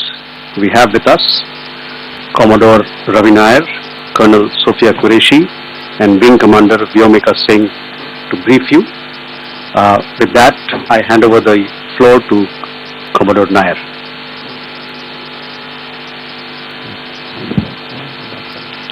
Good evening, ladies and gentlemen. As the Foreign Secretary had said, you're aware there's an understanding that has been reached to stop all military activities at sea, on the air and on the land. And the Indian Navy, Indian Army and the Indian Air Force have been instructed to adhere to this understanding. Since the tragic events at Pahalgam, you're aware that our responses have been measured and very responsible. Details of these have been shared with you over the past few days through our various press briefings. What has also happened is that there is a significant amount of misinformation that is being undertaken from the other side. And as a professional military organization, we thought it is also our duty to dispel those misinformation aspects, as also state the facts of the case as they stand. Towards that, I will now hand over to my colleague, Colonel Qureshi. नमस्कार। अब मैं आपको पाकिस्तान की miss information campaign के बारे में अवगत कराऊंगी।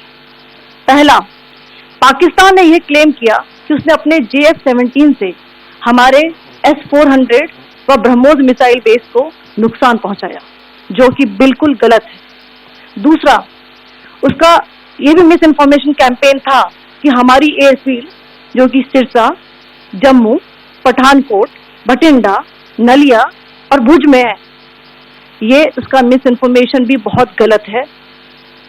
तीसरा, पाकिस्तान के मिस इन्फॉर्मेशन कैंपेन के मुताबिक हमारे एम्यूनिशन डम्प्स जो चंडीगढ़ और बियास में है, उसका डैमेज हुआ, यह भी बिल्कुल गलत है। हमने आपको मॉर्निंग ब्रीफिंग में बताया था विद फैक्ट्स एंड फिगर के साथ कि ये सारी चीजें बिल्कुल सही सलामत हैं। अब मैं आपको बताना चाहती हूँ कि पाकिस्तान के एक प्रेस कॉन्फ्रेंस में ये बात की गई थी कि उनके सीनियर मिलिट्री ऑफिसर्स, जो कि पूरी तरह से ये भ्रामक है और तथ्यों से दूर है, कि पाकिस्तान की ओर से ये झूठा आरोप भी लगाया जा रहा है कि भारतीय सेना ने मस्जिदों को नुकसान पहुंचाया। मैं इससे बिल्कुल स्पष्ट करना चाहती हूं कि India is a secular nation और हमारी सेना भारत के कॉन्स्टिट्यूशनल वैल्यूज की एक बहुत प्यारी झलक है। Indian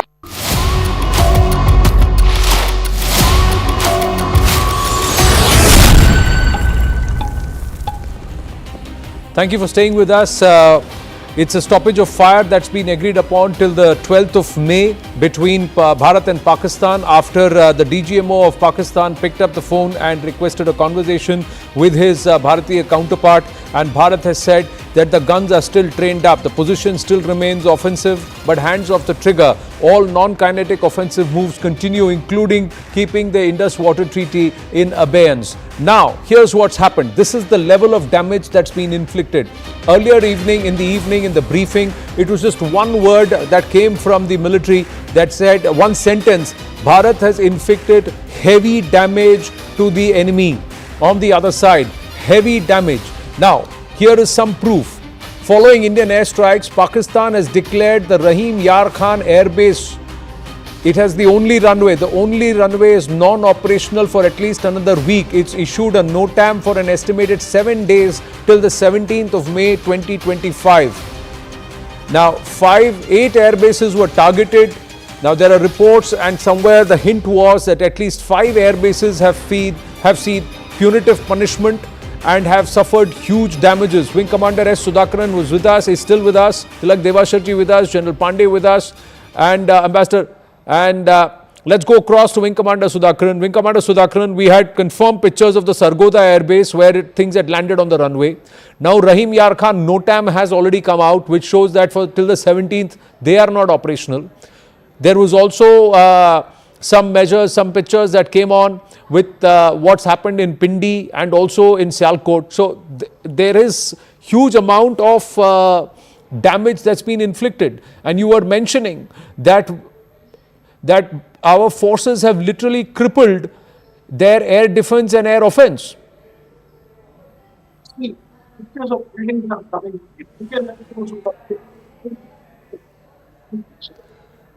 Commander Sudhakaran, unable to hear you clearly. I don't know why.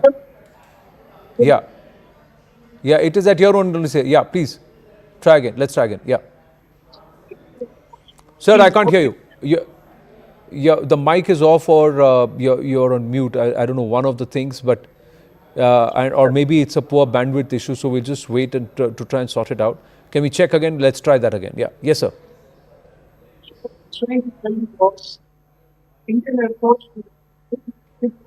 Wing Commander, please allow us to fix this for you. We're not able to hear you, sir. So just give us about 2 minutes and we'll try and recheck the connection with you and try and get you back. Tilak Devashaji, your assessment. So Rahim Yar Khan, they're saying no time till the 17th. There is considerable damage. Should Bharat come out and go public with the amount of damage inflicted? Should the world know that Pakistan has now picked up the phone and is talking because they're licking their wounds? They want to collect their dead and it's the damage inflicted.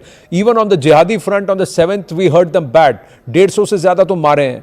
And some of their top commanders, operational commanders are dead, be it Lashkar, Hizbul or Jaish. Hizbul, many say, has been totally wiped out.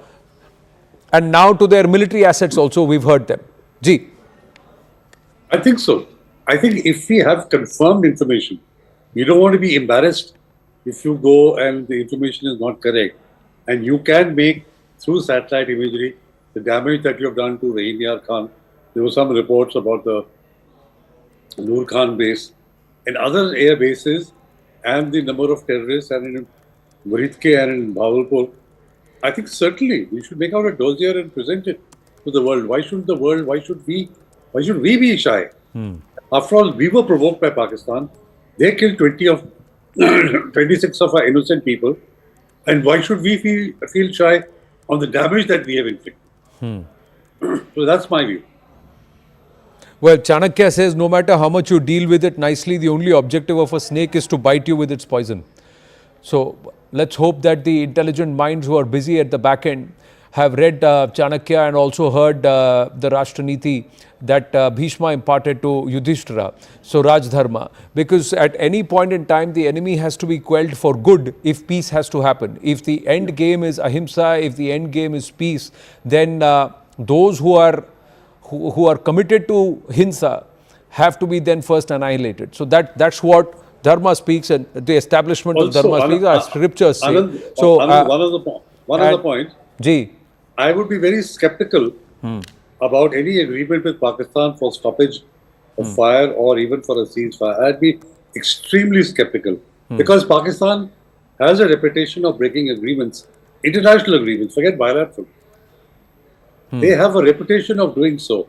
So we should not lower our guard even for a moment when we negotiate the ceasefire or when it converts the stoppage of fire into a ceasefire agreement. I would be very, very watchful, very careful and not take them on their face word. So after the MEA, Tilakji, now Akash is just telling us that defense sources have confirmed it's a bilateral understanding to stop fire and military action. Equating it with ceasefire would not be the correct conclusion. Communication would be set up and DGMOs would talk further. So this is exactly why there is a clear hyphenation or a delinking of the term ceasefire and using the term stoppage of fire. So from the MEA to the MOD, they seem to have absolute clarity that this is not ceasefire. Yeah, absolutely. So even though there are many experts who believe ceasefire and stoppage of fire is the same, what Major Manik Jolly was saying and others were also saying, Lieutenant General Nachiketa was saying, Nishikanta Singh was saying that this is a newer term. This term says, as of now, I have my guns pointed at you, but I am not pulling on the trigger, be it land, sea, on air. And this is only for a temporary time because you have asked for it and we have agreed for it. Ceasefire will come when there are agreements, conditions are set, there are terms set, and whoever then violates the agreement becomes violative of the ceasefire. So we have not got to the stage of ceasefire because both of us are not yet talking. It's just a phone call saying, "थोड़ी देर के लिए युद्ध बंद कर दीजिए," तो हमने बंद किया है. I think it's a very important distinction, and all of us in the media and all the people who are speaking on television must bear this distinction in mind. The stoppage of fire is very different from ceasefire. As you rightly said, ceasefire has conditions. And what those conditions are, we'll come to know now. Right. Wing Commander, I'm just going to check your thoughts on this, sir. You're nodding your head, so let's hope we can hear. What I was trying to tell you was... we can hear you now well. Yes, please. Yeah, what I was trying to tell you was that the pictures that you showed, that is one side of the story. If the Indian Air Force would have done its job, it would have targeted the blast bench with the aircrafts in it. And with the kind of satellite imagery that we have, we know exactly where these aircrafts were parked, when, what time. It would have been very difficult for those aircrafts to have escaped the wrath of the Indian Air Force if they have been able to reach the airbase itself. So I'll be more interested in looking at what kind of platforms got neutralized. See, a runway going down, it can come up in 15 days. But a radar going down or an aircraft itself going down, then there is no point in having that runway in the first place. And in my assessment, the Indian Air Force would have inflicted very, very deep wound because the numbers wouldn't have been known. Pakistan would have definitely known the number. That's why the panic button has been pressed today. Number one, this needs to be understood. Number two, this is when Pakistan has given that slightest hint to our establishment that we are willing to negotiate. So far, they were not willing to negotiate. They were in rhetorics. They were trying to tell you we are as good as you are. Today, for the first time, they've realized that if we continue to do these rhetorics and lies, this will further take down them to a state where there will be no point of no return, because once the Rafales go on the Pakistani air bases and the Pakistani army establishments, it's going to be very difficult. The people are going to get neutralized inside their barracks. That's not acceptable to Pakistan, number one. Now, if the Indian establishment is going to get this kind of a moral high ground as well as a leverage on the Pakistani establishment, I think they should give that a chance. So I don't agree to the point that Op Sindoor is not to be seen as, this should not be seen as cessation of hostilities. Abhi, if you can pardon me, I'll just expend myself. I want to use 2-3 expletives here. दुल्हन पे तो सिंदूर लगा दिया हमने, अभी हल्दी ceremony बाकी है, मेहंदी लगाना बाकी है, अभी ऑप्स फेरे बाकी हैं, फाइनली सुहागरात भी होगा और फिर 4 बच्चे भी होंगे उसके. That is the way that we can go all the way. Pakistan can see that today. That shadi will happen if they don't behave themselves. And Modi has that tap in his hands. Tap on, tap off. Once the farmers get into rebellion because of the lack of water supply, Sindh and Punjab will fight. It is not Balochistan and Khyber Pakhtunkhwa. Those are morons. They don't know how to fight. But if Sindh and Punjab comes to trade blows, then we have a situation there. So Modi is giving the long rope as far as I can see. He is not happy. He is respecting Pakistan for whatever little they are worth. And then he's taking it easy. See, why are we hurrying? I don't understand. In these TV channels, everybody is telling we shouldn't have left them, we should have gone. In fact, there was one anchor who told me today morning that very first day itself we would have taken this airbase off. You know, if you'd have served in the Air Force, you understand what it all means. This is not a thing. Seeing IPL, we have got into this 2020 board. We think it is all about hitting sixes and, 10 sixes in 10 overs. This doesn't work like that. You need to take one step at a time, measure, calibrate, look. You cannot corner the enemy beyond the point. Sir, with due respect, and I totally take your point, and please understand that a lot of the journalists and a lot of the viewers have not seen open conflict. This is a generation that has not been in a state of war or preparedness. Even during Kargil, the conflict was limited to only the heights.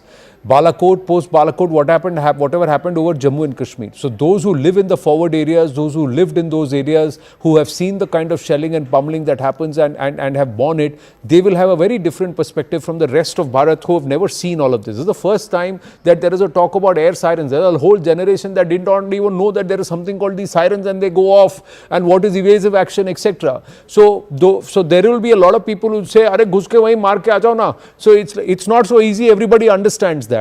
But there is also a thought process which very clearly says that when we as a nation have shown a shift in our strategic posture, a shift in our defense posture or our military posture, and there is a position where the enemy is brought to their knees. Should we spare the enemy at this time? Should we say, okay, I will take my finger off the trigger?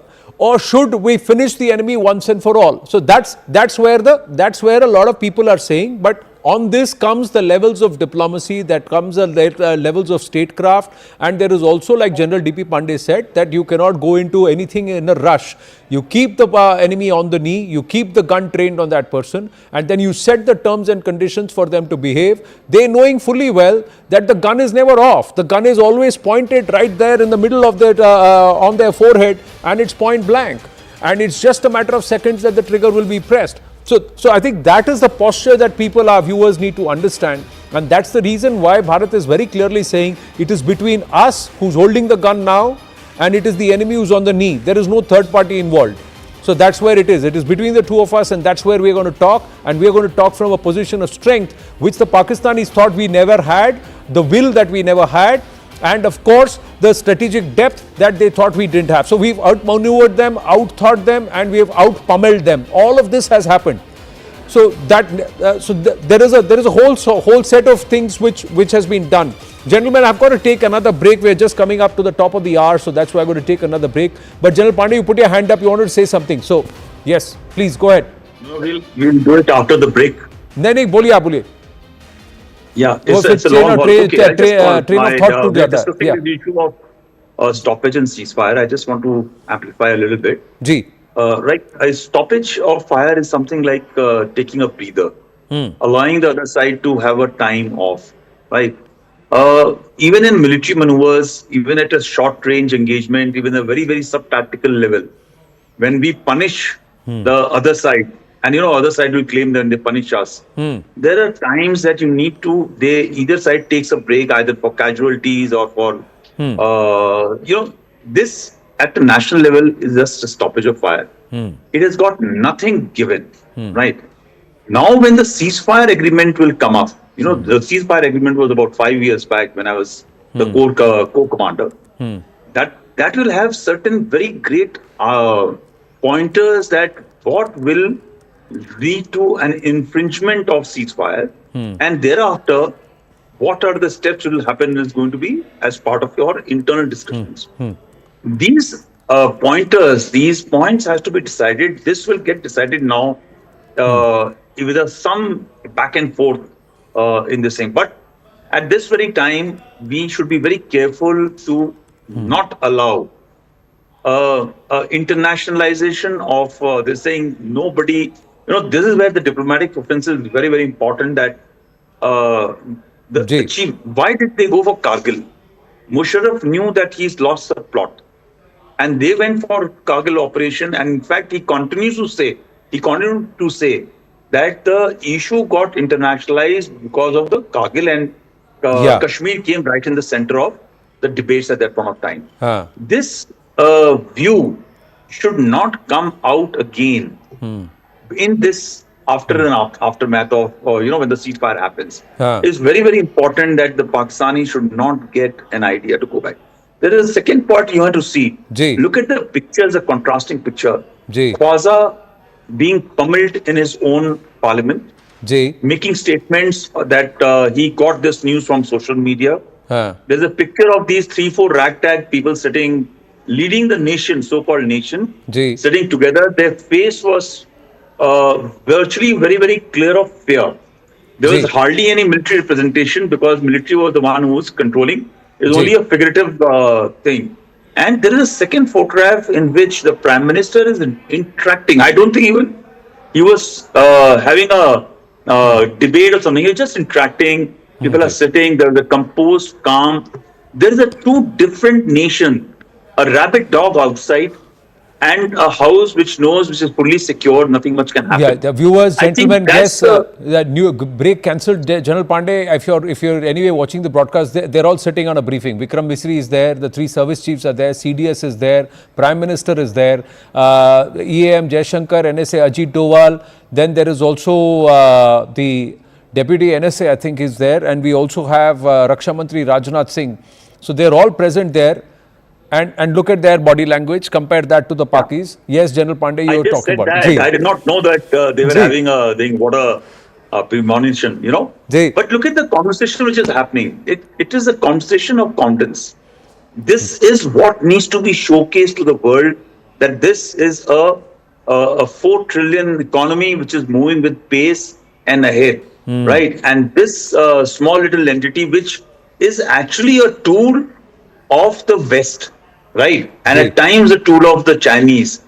Their state remains as a tool. So somewhere I think in our deliberation and talks, it requires to be kept this in mind. Otherwise, we may get equated by this country which has actually got no standing in the world. Ji. Ji, Tilak Devasha ji? Yeah, you're spot on, sir. You're spot on this, on the manner, demeanor, and this is what we need to focus on. But there is also a huge difference between a Bharat in 2008 and a Bharat in 2025, Tilak Devasha ji. And you've seen that evolution in strategic posture. This ability that we have developed has come in the last 10 to 12 years under the leadership of Prime Minister Narendra Modi. How much would you want to credit his leadership, his vision, and of course the armed forces too, but the political establishment that has worked to tweak the deficiencies, worked to tweak the weaknesses, and to then create this huge gap between a nation that thought it could equate it with us and a nation today that is the fourth largest economy, even ahead of Japan in the world. Ji. Well, certainly, I think the really important thing that has happened to change is the political will. That you have the will, you then create the assets, you then create the structures, you then create the power. So today, India is in a position to project power, diplomatic power as well as hard military power. And I think for that, you have to credit the leadership. See, any leadership has to first of all have an understanding of what the issues and problems are, has to have the vision, and then to have the courage to implement it. I think India is extremely fortunate that, in the Prime Minister, you have somebody who understands who has the vision and who has the courage. And therefore, today's position internationally, globally, is very, very different than, let's say, what it was 10 or 15 years ago. And you have the power. You have built that military power.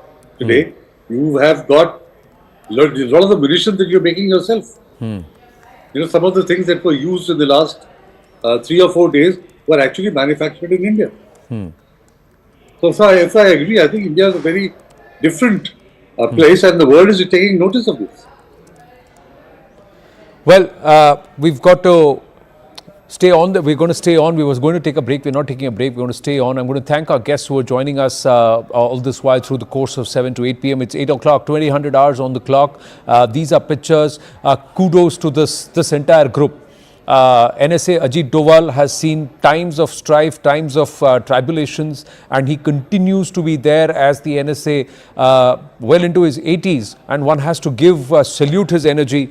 The other person that one would, as a viewer, as a Bharatiya, as a person who's proud of what our forces have been able to achieve, is the man who's chairing this, that is Prime Minister Narendra Modi. PM Narendra Modi, under his leadership, has taken Bharat to a level militarily, strategically, diplomatically and economically, where the world is sitting up and taking notice, where Bharat is able to also turn around and tell the world, you don't need to tell us how we need to take care of pesky neighbors. You don't need to tell us how we should defend our sovereignty, how we should avenge acts of terror on our soil. You just listen. This is what we're going to do, and this is how we're going to do it. And this is a person whom nobody can ever say is Gayab. He is there 365 days, 24/7 at the helm, and over the last 5 days, ladies and to our viewers, we may have taken a short break. There are others who may have taken a nap, but he's been right at the front and center of it all in that war room, on top of things. He was there on the night of Operation Sindoor, and he's been there throughout the case, along with these people who have also worked tirelessly. The Chief of Defense Staff, the Chief of Army Staff, the Chief of Navy, the Chief of the Air Force, the intelligence groups, the heads, all of them have worked together, and this is a whole of government approach. The CCEA, the CCPA, the CCS, they have met continuously, they've stayed in touch, and also huge commendations to the nation's opposition. Barring a few motor mouths and rabble-rousers, largely the political leadership across the opposition has also been right behind the government of the day in defending our sovereignty and avenging the Pahalgam massacre. Huge shout out to the likes of Asaduddin Owaisi, Rahul Gandhi, Shashi Tharoor, who have not just mounted a stirring defense but also taken a position where there is no variance from the government's position, that no act of terror will be tolerated and terror will be avenged.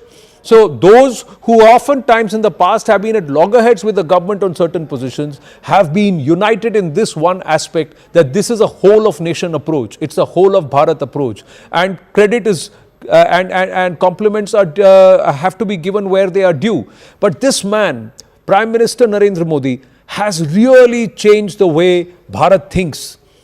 And it's also given an ability for Bharat to purchase 28 more Rafale on the eve of a possible conflict which is going to perhaps be a drain on our resources.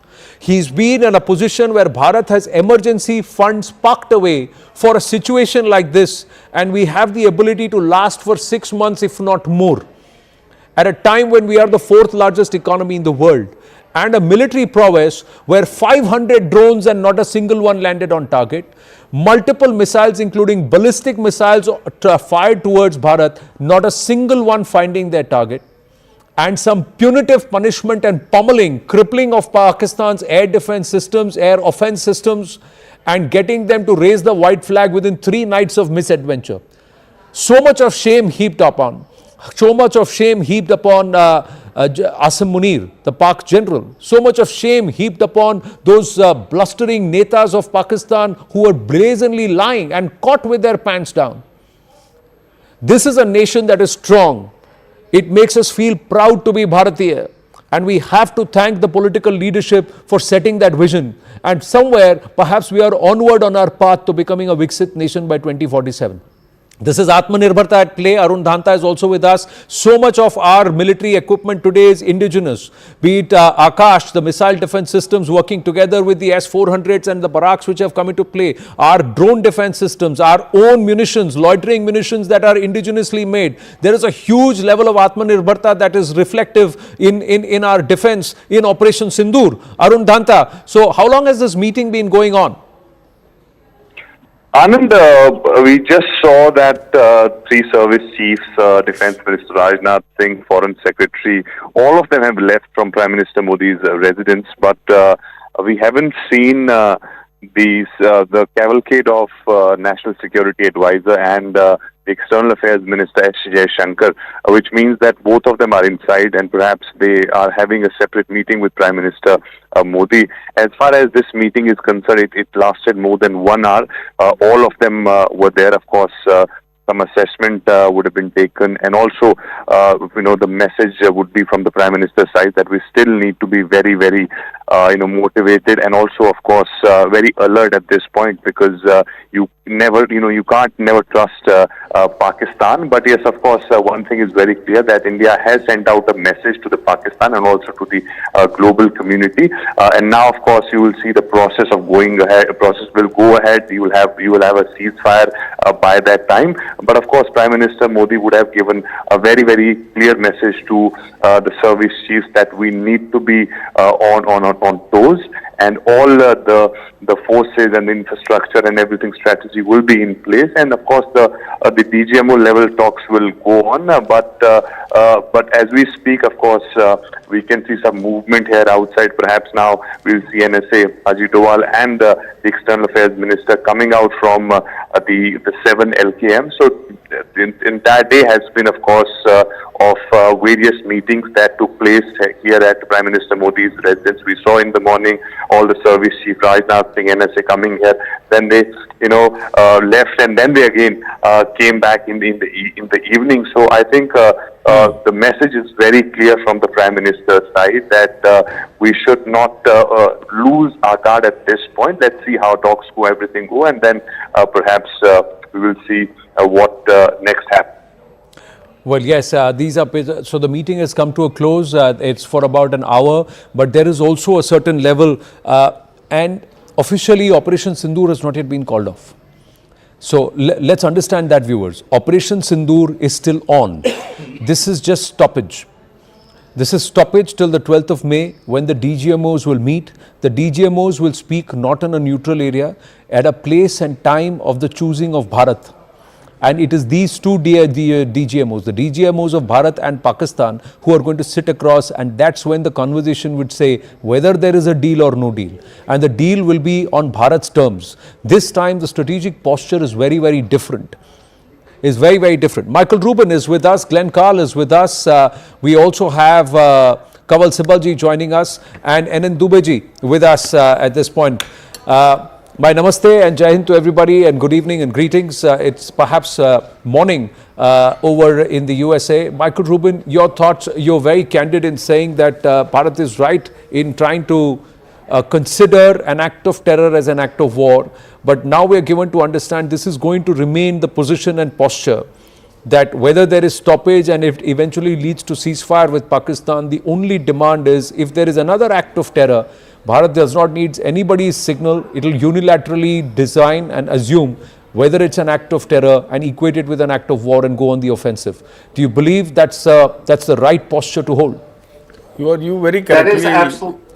That is absolutely the right posture to hold. Make no mistake, this is a victory for India, although the fight is not over. This is the end of the beginning rather than the beginning of the end. Terrorism is a cost-benefit analysis by those who embrace it. And what India has shown is that if Pakistan embraces terror by proxy in the future, the cost to Pakistan will be very, very high. No Pakistani leader has any excuse to doubt how India will respond. However, I would like to see this victory go further. The United States, which has helped mediate, needs to understand that there can be no more fig leaves. There can be no more mirages. That policy needs to be based on reality, not on rhetoric. So Pakistani denials of terror and Pakistani suggestions that they don't control their proxies have to go out the window. There can be no permanent solution until Pakistan is designated by the United States to be a state sponsor of terror. And before I turn the floor over, I do just want to give my congratulations to the men of the Indian Armed Forces who have achieved this, as well as to Indian politicians across the political spectrum for their amazing display of national unity. Should President Trump, Mr. Rubin, should President Trump have claimed or Secretary Vance have claimed credit even ahead of Bharat even officially announcing it or Pakistan announcing it? Because Bharat's position is that this is a bilateral issue. You know, I mean, my own personal viewpoint is that sometimes Washington talks too much and that we tend to navel gaze in Washington and consider that the world revolves around us. President Donald Trump isn't known for wielding a scalpel. He's known for wielding an axe. That can sometimes be a benefit. More often than not, that's a drawback. So the short answer to your question is no. The United States needs to learn how to keep its mouth shut. N18G ji, before I go across to Glenn Carl and Kanwal Sibalji, your thoughts on this? You've been in the thick of action. You've served Bharat well. You were part of the action that also accounted for wanted terrorists at a time when Bharat's military capability was questioned often. How is that compared to now? It was then and today. It's significantly at a very different level because the correct justice has been meted out to the victims of Jaish-e-Mohammed, which has been at a very large scale in our soil right from 2000. It's almost 25 years period during which Jaish-e-Mohammed had attacked at a very, very different level and historical terror attack on the Indian soil. So the first thing is that the citadel of Jaish-e-Mohammed in Bahawalpur has been totally demolished, and quite a good number of wanted terrorists who were prescribed under UNSC and in the charge sheet of National Investigation Agency have been found killed. So that is one aspect. And Jaish-e-Mohammed's talisman has been broken completely. Now your Murid Ke, that is the Lashkar's headquarter, has been very accurately targeted, and the achievement is quite significant.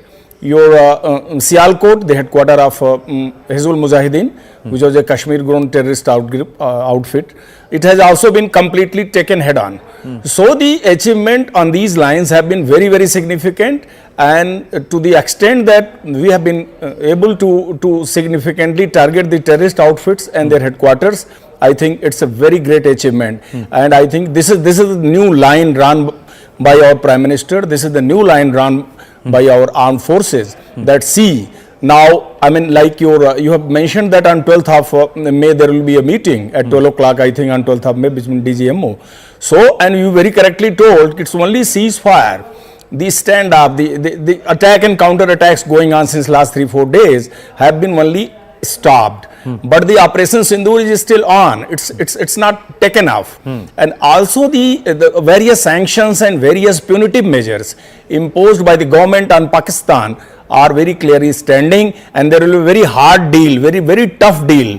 When both the leadership of military will meet, they will clearly convey ki see, in POK or from your soil, if there is going to be a single effort to create a terrorist outfit and to launch them on Indian soil to kill us, we are here to teach you lesson, as we have done just recently in 3-4 days back. So I think that is a very big step. Right.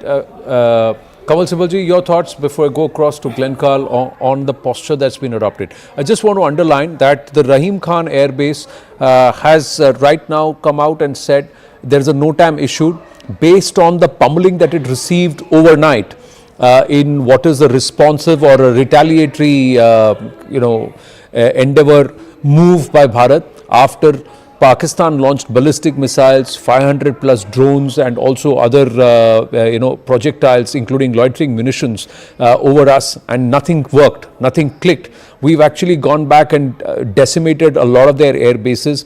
The NOTAM issued after that pummeling, there's nothing fresh after 1700 hours today, is that their runway is shut down. Their only operational runway is shut down till the 17th of May. So there will be more NOTAMs issued from of the other air bases where Pakistan has suffered serious reversals, severe reversals. Many are of the thought process, Kamal Sibalji, that Bharat should not have spoken to the DGMO today. There should have been another night of sweating off the Pakis before anything else would have happened. Your thoughts there? Well, I think we are not sufficiently focusing on the American role. Trump has been talking of a ceasefire for some time, but Secretary Rubio, Vice President Vance, they have publicly said that they have been working the lines for the last 24, 48 hours with both sides, and both sides have agreed to a ceasefire. So, in a sense, it has been, according to the Americans, brokered by the Americans, and we should not dismiss this lightly. It is true that the actual, arrangements for a ceasefire have to be worked on the ground at the DGMO level, and therefore it is imperative that the DGMOs talk to each other. That is one part. The other is that this does not solve our larger problem of Pakistani supported terrorism. I mean, no country has succeeded in the war against terror. You can punish. America has punished a lot of countries. They're still punishing Iran, but the problem of terrorism hasn't gone away. Why I'm mentioning this is not because of any lack of effort on our part, and I must congratulate our side for the very big steps they have taken and very successfully taken. But weaning away Pakistan from terrorism is actually going to mean a change in the way Pakistan is governed. And of course, a big change in the mood of the Pakistani society at large. And this is going to be a long process. It will actually mean that the role of the Pakistani army in the governance of the country has to materially change. And all the linkages that have been existed between the Pakistani armed forces and the jihadi organizations have to be broken. But it's not as simple as that. Even the civilian organizations are very much involved with the jihadi organizations. And then the society at large has become Islamic radicalized over the years, and therefore they have a lot of public support. Now we have to wait for the changes, which then leads me to the next point, that we must not roll back anything. All the diplomatic steps we've been taken, we should maintain them, ceasefire or no ceasefire. And secondly, we must now build up our autonomous military strength to a point where we don't need anybody's intermediation or good offices or anybody else. We should be autonomous in this regard and have sufficient force to compel Pakistan to to give up its linkages with the terrorism for fear that India has the resources and the capability to deal with them very, very strongly, which means spending much more on our armed forces wherever the gaps are, closing those gaps, because Pakistan will be armed by China and by Turkey and some of the others. Right. So they're not going to give up. They're not going to give up. And finally, it's a pity that at this juncture, when there's a war going on, conflict going on, and the whole issue started with Pakistani terrorist attack in Pahalgam, the IMF has gone ahead and given them a relief, $1 billion or what. Optically, it is so wrong. That's the least one can say. But politically, it is very wrong. They should have postponed this so as to make it clear to Pakistan that they can't keep receiving this money and build up their military strength, buy armaments from China and elsewhere, and give a large part of their financial resources to the Pakistani military, which is deeply linked to terrorism. So if United States and others are serious about dealing with terrorism, these are some of the things that they should take. It's not enough for them to broker a ceasefire, because brokering a ceasefire actually also means this kind of equivalence between India and Pakistan. There is no equivalence. There is no equivalence at all.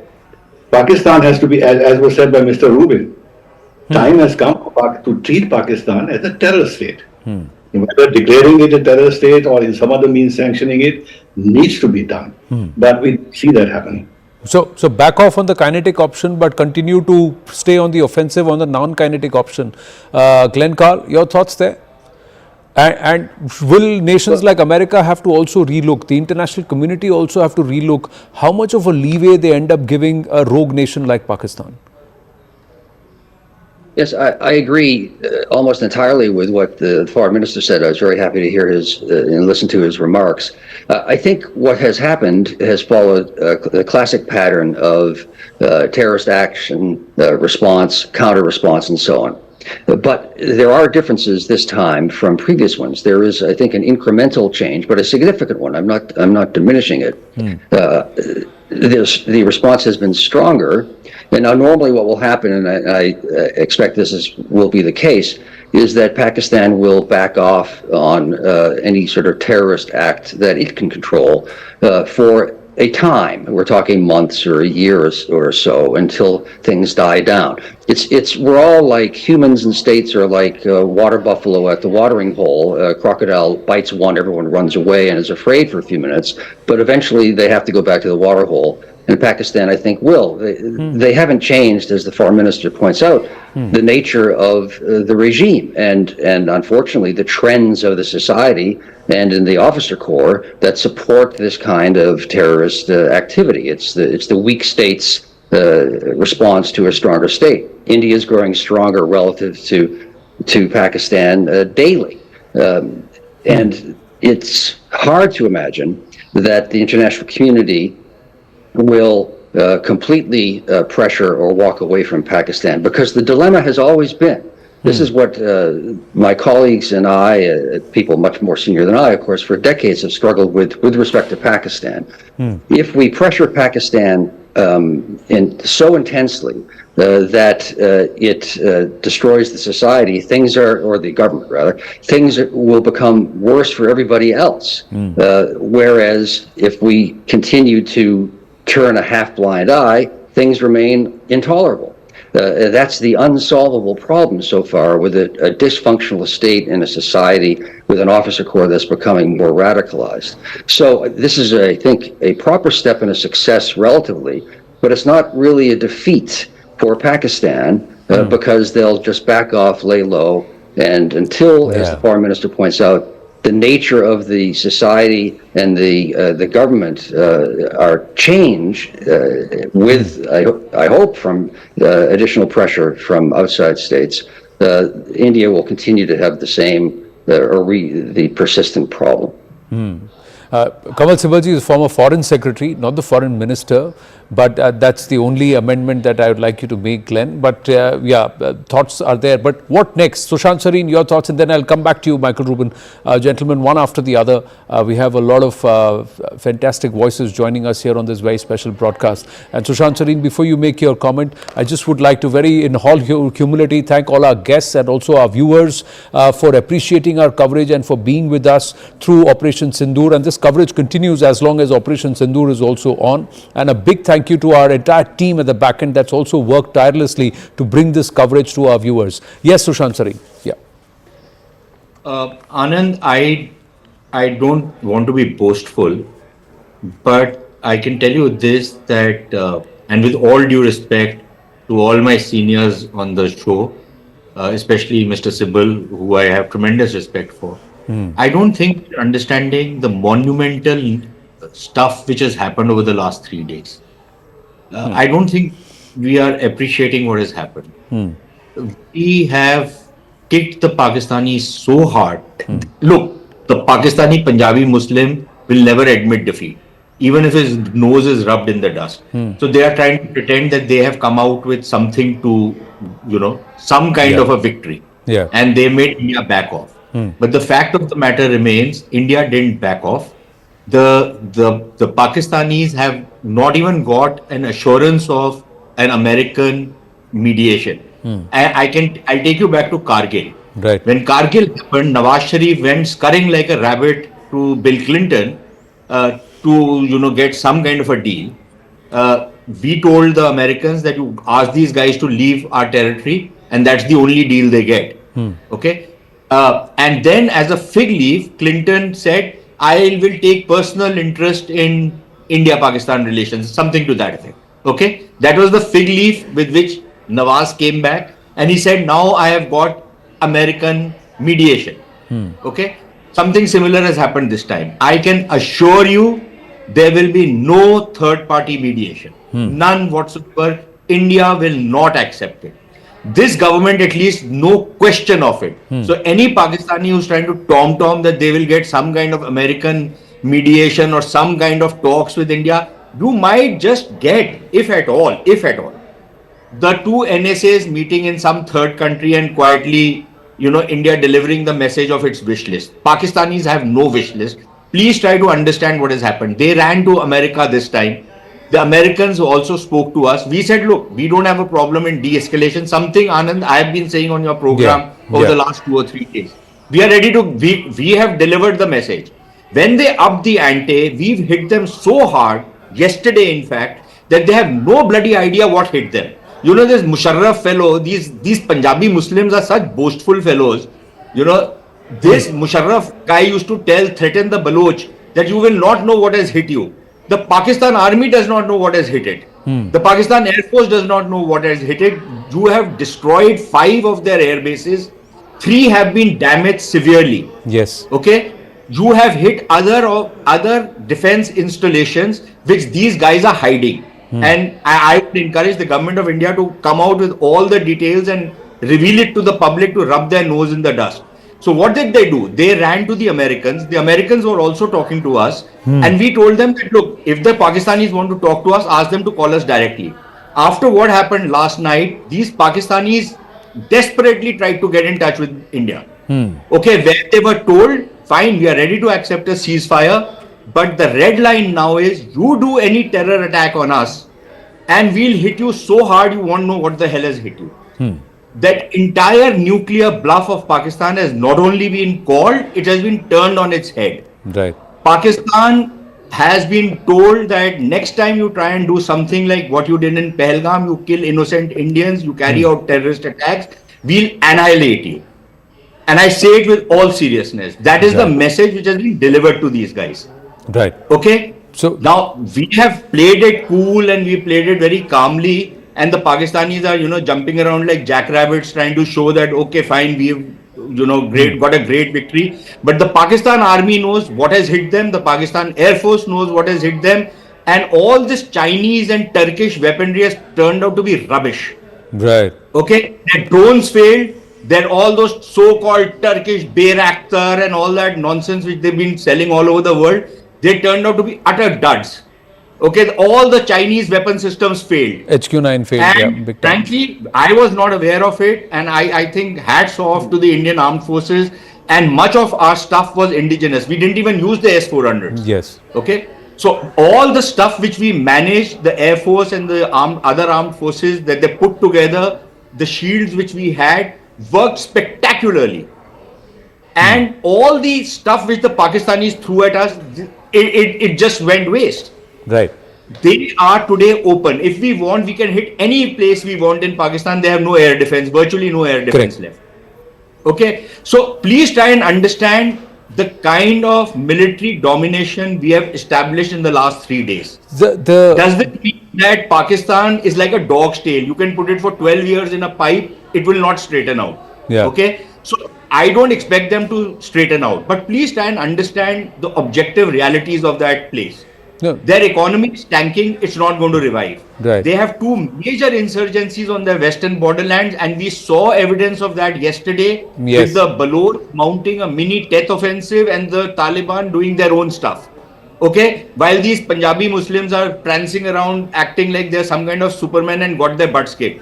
So what are their options? Their economy has tanked. Nobody is giving them any money. Those $2 billion so they've lost yesterday and today, which they got from the IMF. Okay, you can be rest assured they'll be running to the IMF for a 26th program within the next year or two.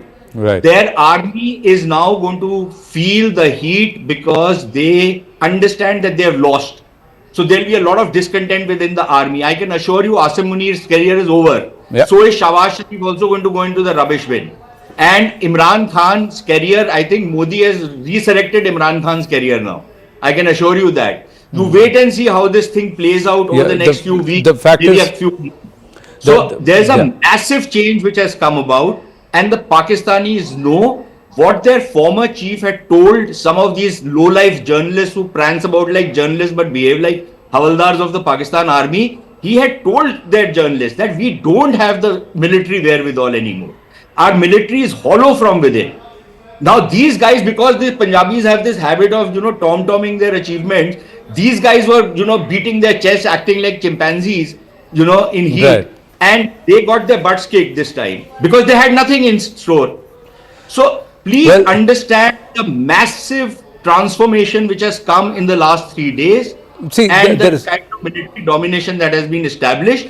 And we are very comfortable turning our backs on the Pakistanis. And I can assure, and Mr. Sibal, of course, probably has more contacts than I have, not a single thing which we have done over the last 7, 8, 10 days, all the steps that we have announced, not a single thing we are taking back. Whether it's the Indus Waters Treaty, it's the trade, nothing. We are not taking back anything. In fact, we are going to double down on some of those measures. You can be rest assured. So those are the non-kinetic offensives that will continue, Sushant Sareen. But the kinetic options remain. Anand, I'm not saying that. I'm not saying that. Been made very clear to them. Correct. If they were to try anything else now, the response India side will be even fiercer than what it has been this time. Right. So I think at every level from 2016 onwards, the gradation or the level of response to an act of terror has only gone up after a certain level of resilience or restraint that's been shown. And even here, like I said, salute to those unsung heroes who have created a certain level of indigenous tech that Bharat does not need to respond to or rely on anybody else. And there are supplies which are there that will last on for months. So there is also a huge salute to those people. And sometimes it's better to be a little silent and for the others to assume that we are not as strong as we are and underestimate our capabilities and strength and then be surprised. Now, had any of those 500 drones landed, had any of those Fatah 1 or 2 missiles landed, had any of those loitering munitions landed, and some effect would have happened, it was different. And there was a certain level of underpreparedness post Balakot, which has been over the last 6 years mitigated. The turnaround is phenomenal, and I think as viewers, as citizens who do not understand conflict, who have never been in the face of war in a long time, and who are even insulated during Kargil, today have felt the pinch of what it feels to be getting into a state of war, and they've seen how our defense systems are working. So there is a certain confidence also that's been restored, and self-esteem that's been increased in every Indian citizen today. So all these aspects remain. Sushant ji, you'll have a whole. I'll come back to you. Okay, one sentence. Okay, then I'd go across to Michael Rubin. Yeah, I got to be fair in terms of talk time to everybody. G. Remember one thing, that so far it was air to surface missiles and drones mostly. The Pakistanis used surface to surface missiles. Yes. If any of those missiles had landed and caused any civilian casualties, the response from India would have been devastating. Yeah, so that's the true. Pakistanis did it. So Yeah. I think it be very clear that we did not even use our full potential. We have, we have not even, see, those details will come out, but what I'm given to understand, we have not even tested up to 5 to 10% of our operational capabilities. 10% is where we are, and we've got the enemy to their knees. We've not gone to our ballistic missiles, we've not gone to, we've got ICBMs, the BrahMos have not yet been put into action, and there are certain munitions which are a part of our Air Force which have not come into play. The Navy has just been doing patrolling and exercises. It's not even come into play. So even 5 to 10% of our operational capabilities we've not put into use. All of this is there, but the outthinking of the enemy, out strategizing, out maneuvering, out pummeling, all of this is there. But how does this move forward? What is the message the international community takes from here, Michael Rubin? What next? Okay, let me try to do this in less than 60 seconds. No, please take your time. There's two points I want to make. You can take 120. Please go ahead. It's okay. There's 2 points I want to make. First of all, this is the third war in which one side should be objectively surprised by how ill-prepared their military was. We've seen the Russia-Ukraine conflict, in which Ukraine did far superior to what the Russians expected. We've seen the Azerbaijan-Armenia conflict, in which the Armenians clearly, back in 2020, were unable to predict the importance of drone warfare, and they were decimated because of that. Their defense minister is actually in prison right now because of the corruption and the sheer incompetence that led to Armenians' defeat in 2020 against Azerbaijan. Now, the question is whether Pakistan is going to have the same sort of introspection as to the failure of its military to prepare over several years. Part of the reason may be corruption, part of the reason may be just general incompetence. The Russian military hasn't had that introspection. The Armenian military has. Let's see where the Pakistani military goes. But as Glenn and others have said, we also need to have the civilians come back into power in reality in Pakistan, and have a complete reorganization of Pakistani governance so that we can undo a half century of incitement and Islamism within Pakistan. Here's the problem. 17 years ago, the United States put forward this Kerry-Lugar Amendment to try to direct aid to the Pakistani civilians to the detriment of the military. And it actually led to a great blowback as the military lied and basically showed itself willing to burn down Pakistani society rather than give up their privileges. That is the basic problem which we are going to face now moving forward. And that is something that the international community needs to focus upon. My concern is, because the Pakistani military has become a satrapy of China, China is going to do everything possible to prevent the Pakistani military from losing its position, to prevent meaningful reform. We need to have a serious conversation internationally about what that means. You've brought the China aspect just as I was about to touch upon it. Gents, I'm compelled to take a very, very short commercial break, and we'll take this conversation forward, because there is a silent partner in all of this who's sitting on the flanks and watching very carefully, and that's the Chinese, the CCP. What are they going to think, and how are they going to use this maneuver and these developments, and how are they going to recalibrate?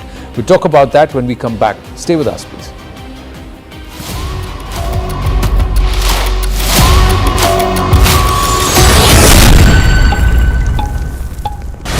Network 18 is now the clear leader in digital media, with 55% more users on native platforms and social media than Times Internet. Network 18, the undisputed leader of news networks, way ahead of the times. Mahi sir.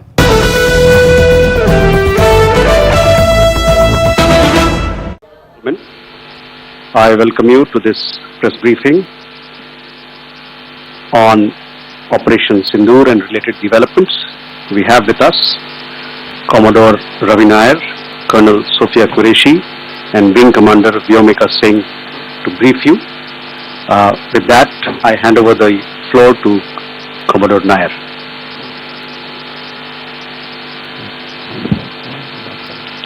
Good evening, ladies and gentlemen. As the Foreign Secretary had said, you're aware there's an understanding that has been reached to stop all military activities at sea, on the air and on the land. And the Indian Navy, Indian Army and the Indian Air Force have been instructed to adhere to this understanding.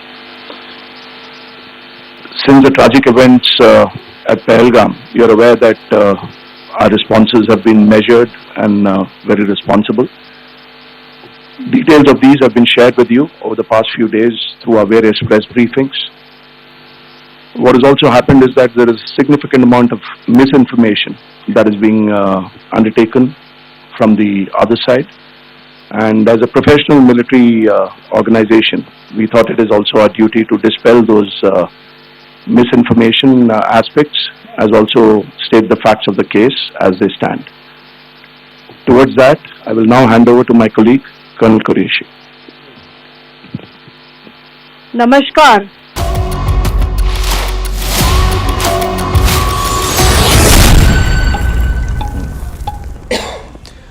Welcome back, viewers. And sometimes these off-cam conversations which we have with some of the veterans are far greater interest than what we are having on-cam. But these are details that cannot be put out in public domain. So that's what N18G was sitting right next to me. He's not just a veteran, a hero in himself, but he's also saying the kind of work that the BSF has done and some phenomenal safai or cleanup that's happened along the LOC with respect to terror launch pads and some of these drone launching centers. We put out some of the visuals earlier in the day, but it's happened in far greater detail. That's what he was saying. That's the amount that we can reveal to you on public television. If you catch N18G somewhere, ask him and he will tell you off camera and off the record. But let's come back to what needs to be spoken on record. The CCP is going to be watching. The Chinese were the other ones, Kanwal Sibbalji, Sushant Sareen, Michael Rubin and N18G. And to our viewers, the Chinese were the others who were making a lot of noise about trying to show restraint, trying to say that we will try and ensure that both of them, we urge both sides to mediate and to de-escalate. Do you think that had the Americans not made the move, the Chinese would have entered the fray? They would have tried to make some moves here? Kanwal Sibbalji, and what next for the Chinese? Because they would also be assessing Bharat's military capabilities. They would look at this and say, oh, they've got these capacities along their western side. What are they doing on the eastern domain? Well, I don't think the Chinese would have intervened in the way the Americans have, because the Americans today have very good relations with India, and that is reciprocated by India. The kind of progress that we are seeing in India-US relations is almost unprecedented. And the United States has always maintained a close dialogue with Pakistan for a variety of reasons. The CENTCOM has a particular view of Pakistan's role. And at the end of the day, not only the United States, but Europe and Russia or China or any other country does not want the implosion of Pakistan or the breakup of Pakistan. For a variety of reasons, they have their self-interest. And one of the reasons is to maintain some kind of a balance in the Indian This has been in the case of China, of course, it is more than maintaining a balance. They want to actually neutralize India strategically by arming Pakistan in the way they have. But China doesn't have that kind of understanding with us. I mean, we have to first solve our problems with China in Ladakh and across our frontier for them to have any credibility with us as any kind of an honest broker who wants a settlement between in India and Pakistan. On the contrary, they'll continue to support Pakistan. Yes, at the same time, they are making overtures to India, but this is not at the expense of the relationship with Pakistan. We should not have that illusion at all. They'll continue to fund Pakistan, to arm Pakistan to the extent that Pakistan can pay for Chinese arms and what have you. But maybe they'd like to maintain some kind of a balance so that they don't compromise what they think is some kind of a forward movement in India-China relations. For a variety of reasons. One, of course, that they're embroiled in a huge strategic challenge in the Western Pacific with the United States. Right. We don't want to Kamal Sibalji, just now, sorry to interrupt you, but just now, we have Shehbaz Sharif, Prime Minister of Pakistan, now taking to X, and he said, "We thank President Trump for his leadership and proactive role for peace in the region. Pakistan appreciates the United States for facilitating this outcome, which we have accepted in the interest of regional peace and stability. We also thank Vice President J.D. Vance and Secretary of State Marco Rubio for their valuable contributions for peace in South Asia. Pakistan believes this marks a new beginning in the resolution of issues that have plagued the region and prevented its journey towards peace, prosperity and stability." So you know what they are trying to do. Kamal Sibalji.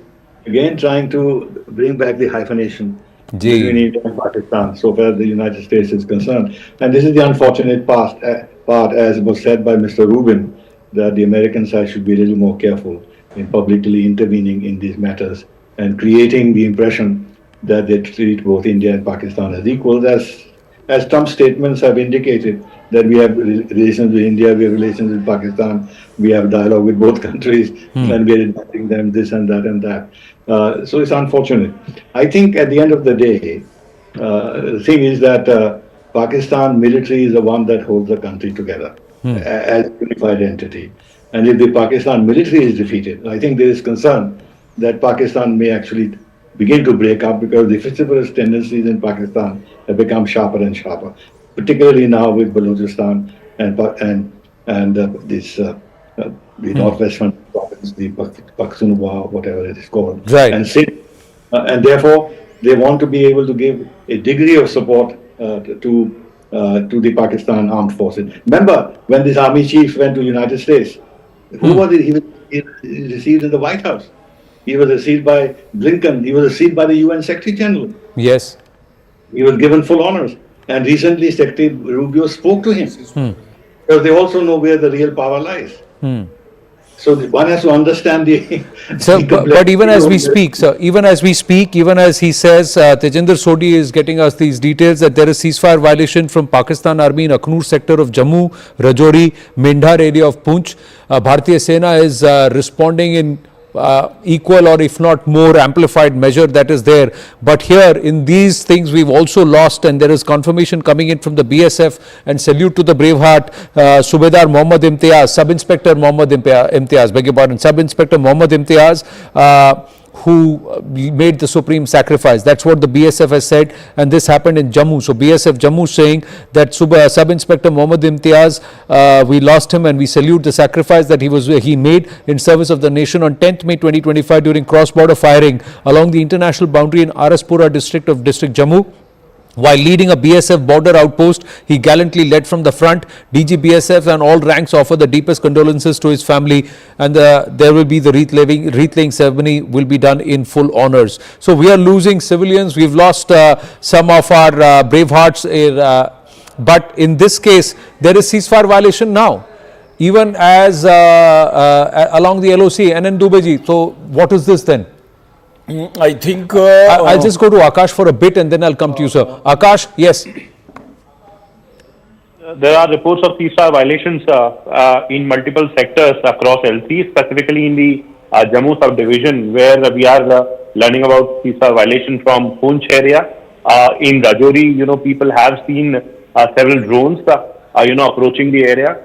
And in Akhnur also, we have reports of ceasefire violations. Sources are confirming these violations, where Indian Army is also retaliating. We are getting some unconfirmed reports from international border too that we are checking. But this is ceasefire violation happening from Pakistan at a time when just today, it was categorically mentioned that both the sides have agreed, that in fact the understanding has reached where, they will be stopping the military activities. And Akash, I'm getting it from a military person itself that there is heavy shelling in Poonch also, and Poonch, Rajouri sector, and even Akhnur. There is artillery that's come in, the borders opened up. So does this mean that all aspect of stoppage of fire is off? Because that's what the Pakis wanted, right? But their guns are firing right now. Anand, that would be, that would not be a right conclusion at this point, because even now we are waiting for some sort of official confirmation from Indian Armed Forces as to what is actually happening.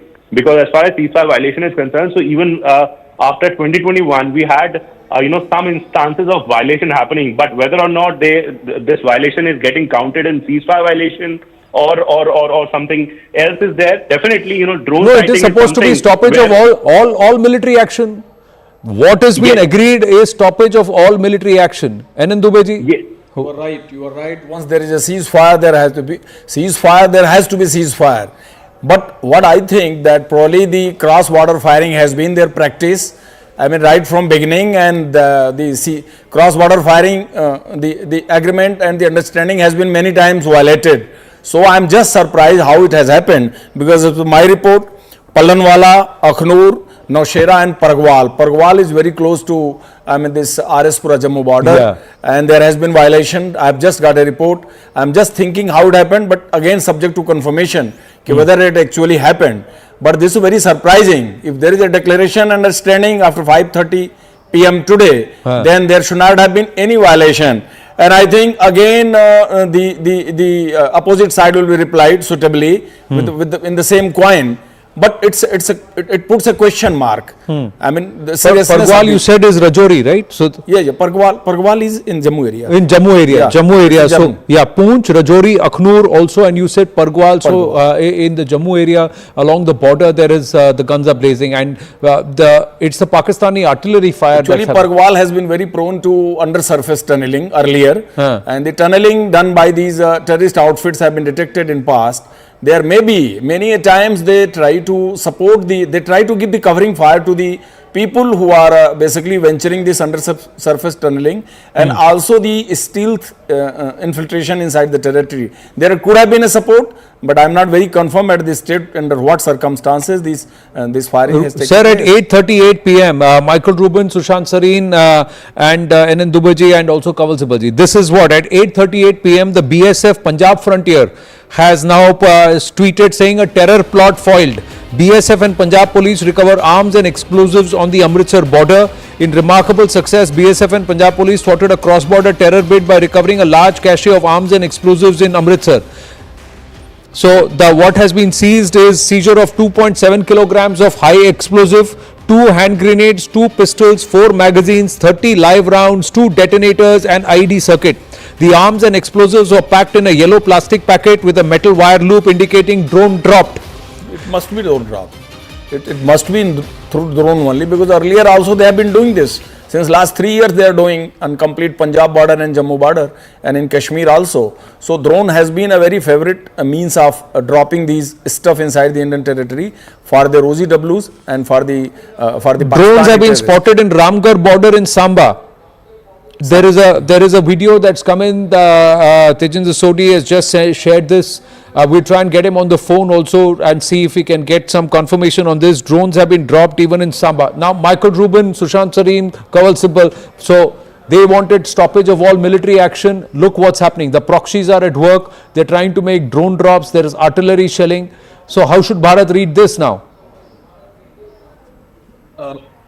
Michael Rubin.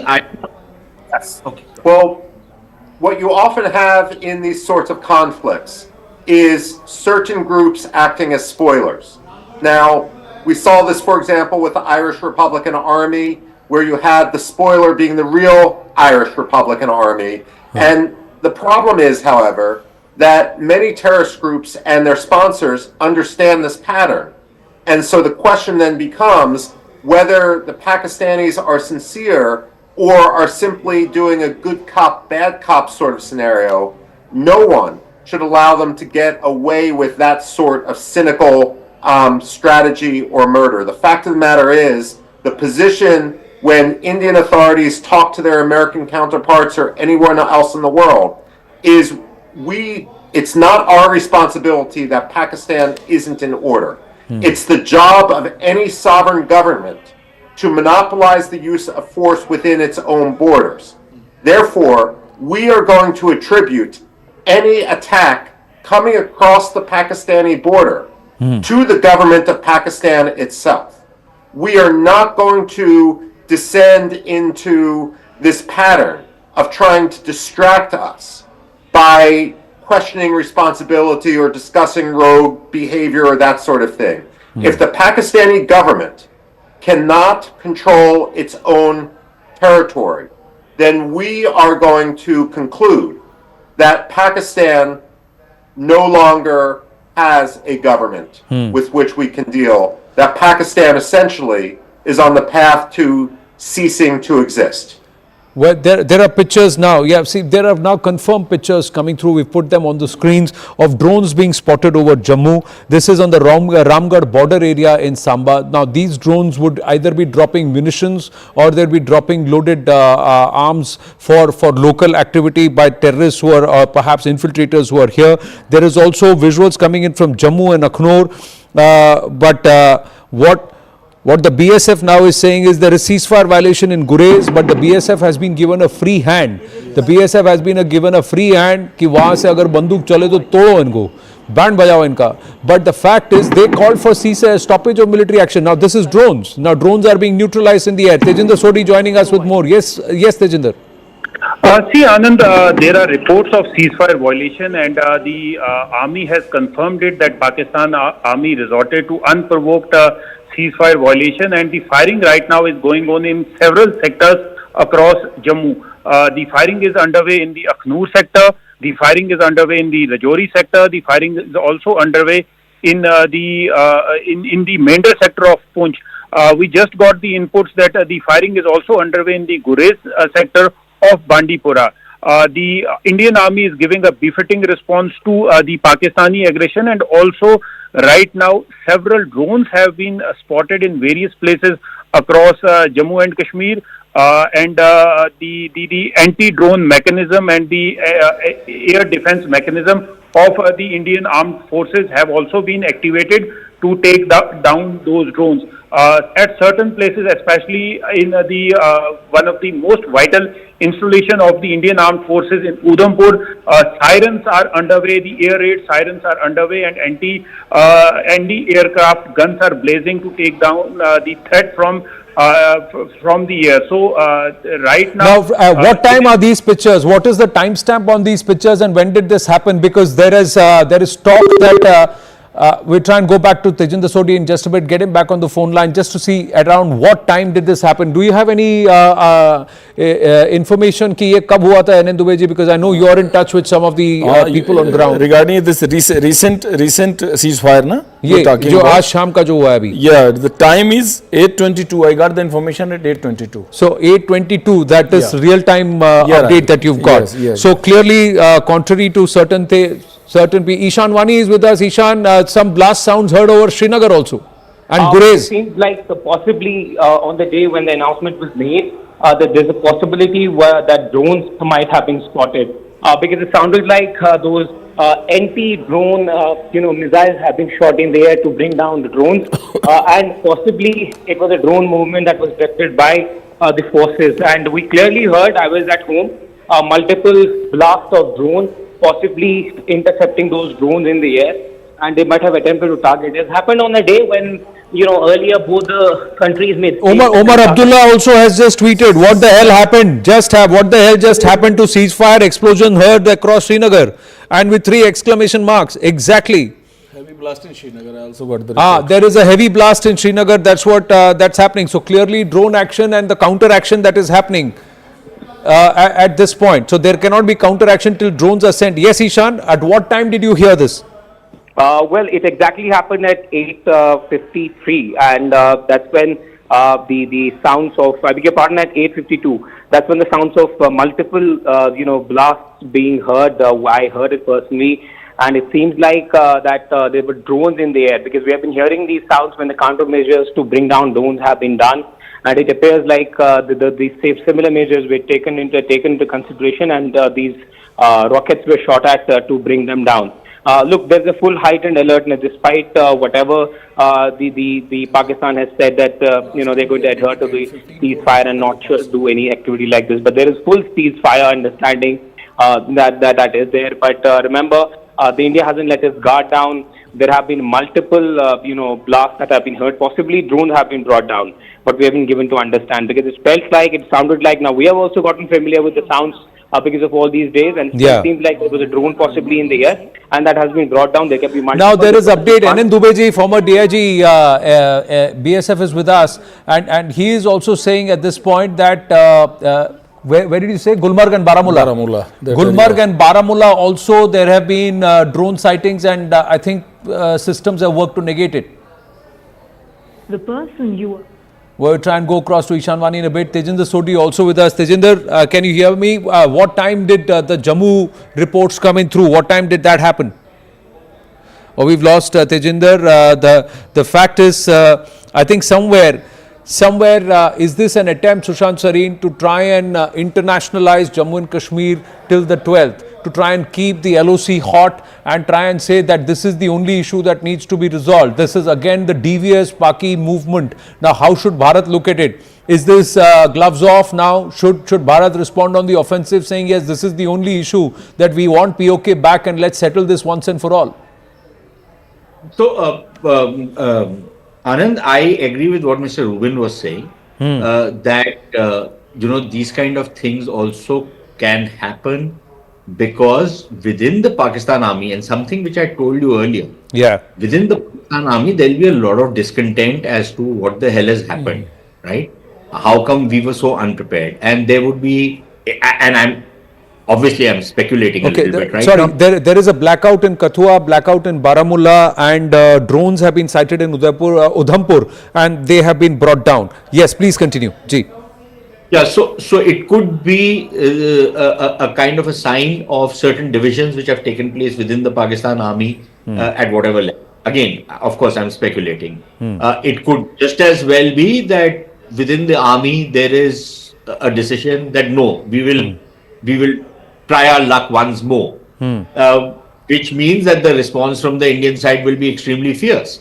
So let's wait and see. Again, I would be very interested in knowing whether these drones which have come, are these armed drones? What kind of drones are these? Not that an unarmed drone can come in and not elicit a response from the Indian side. Absolutely not. And of course, it's worrying if there are blasts in Srinagar. Because Srinagar is at the border, many of these other places are on the border. So some kind of, even if it's a shallow intrusion of a drone for surveillance purposes, one can still understand that they might be just trying to see where the Indian troops are, what they're trying to do, stuff like that. But if these are armed drones, then of course it means that these guys are not living up to the commitments that they themselves made. And if they're not doing that, then I think the response from the Indian side will be just blackout in Srinagar, blackout in Pathankot. Now, this would be the other aspect that they would, this is the Kashmiri, the Paki devious plot. Try only keep the LOC hot, keep the IB hot in the Jammu and Kashmir region so that once again they believe this is a devious way to try and internationalize Kashmir. So Bharat should play along, Bharat should ensure that the entire, the other side is responded to and negated in such a way that the only thing that the DGMO says is that we cannot handle POK anymore, please take it back, we don't want it, we squatted on your land. So that is the lesson that needs to be taught to them. Anand, there is no question of any internationalization of Jammu and Kashmir. That's a dead issue.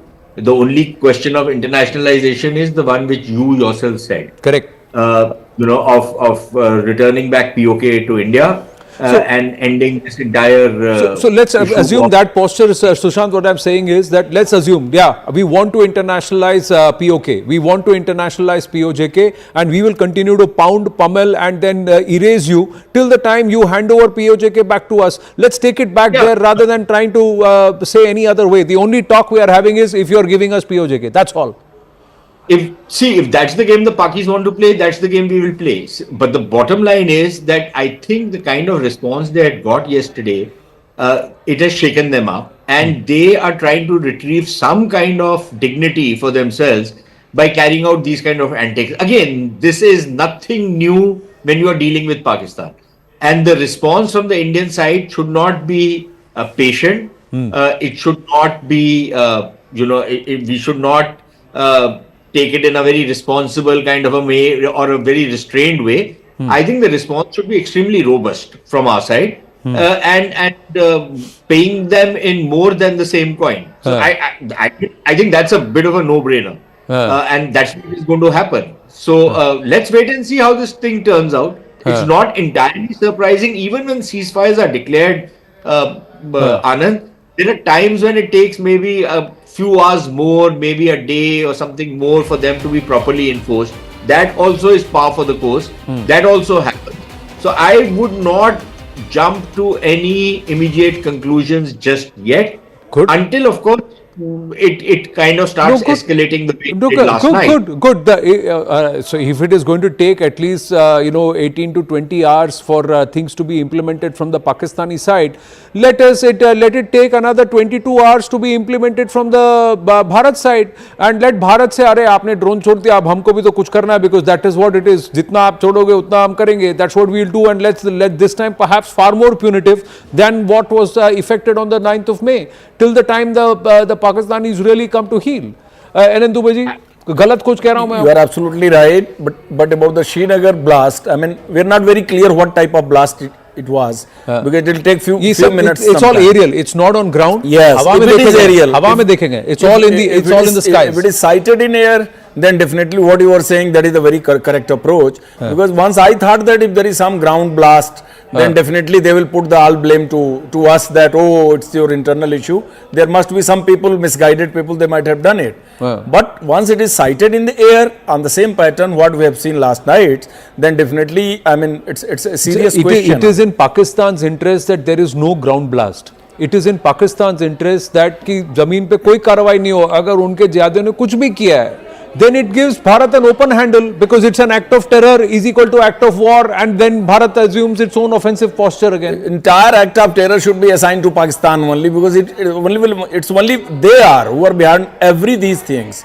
So the entire act, whatever we are seeing in these days, in the nights, like your afternoon, evening, whatever has happened, even after the ceasefire, it's completely assigned to Pakistan. Their handlers, the people who are sitting inside the Pakistan, they are doing it. So they have to take the responsibility for all these things. Right. I'm going to check if Michael Rubin is still there. Michael Rubin, he's not there. Okay, Sushant Sareen, now going forward, what happens next? So do we wait for another hour to see if this is repeated? I think because if this is repeated, then Bharat should openly say talks are off. It's war. We are now on the offensive. आज तो तुम्हारा defense भी नहीं है, घुसेंगे और मारेंगे. I think the night should be more. Anand, what are the talks you talking about? There are no talks taking place right now.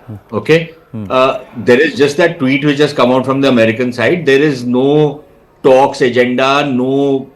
There's nothing which is there as far as the talks are concerned. And even if those talks were to happen, they would probably happen, maybe on some kind of a back channel between the two NSAs or something like that, if at all. The second thing is, yes, I think we will probably just wait and see what exactly the Pakis are up to. Are they actually trying to disturb the ceasefire or renege on their commitments on the ceasefire? In which case, it's okay. It's a free for all then, and then. We are entitled to do whatever we deem fit. There is blackout at Vaishno Devi Bhavan also. That will be very robust. Secondly,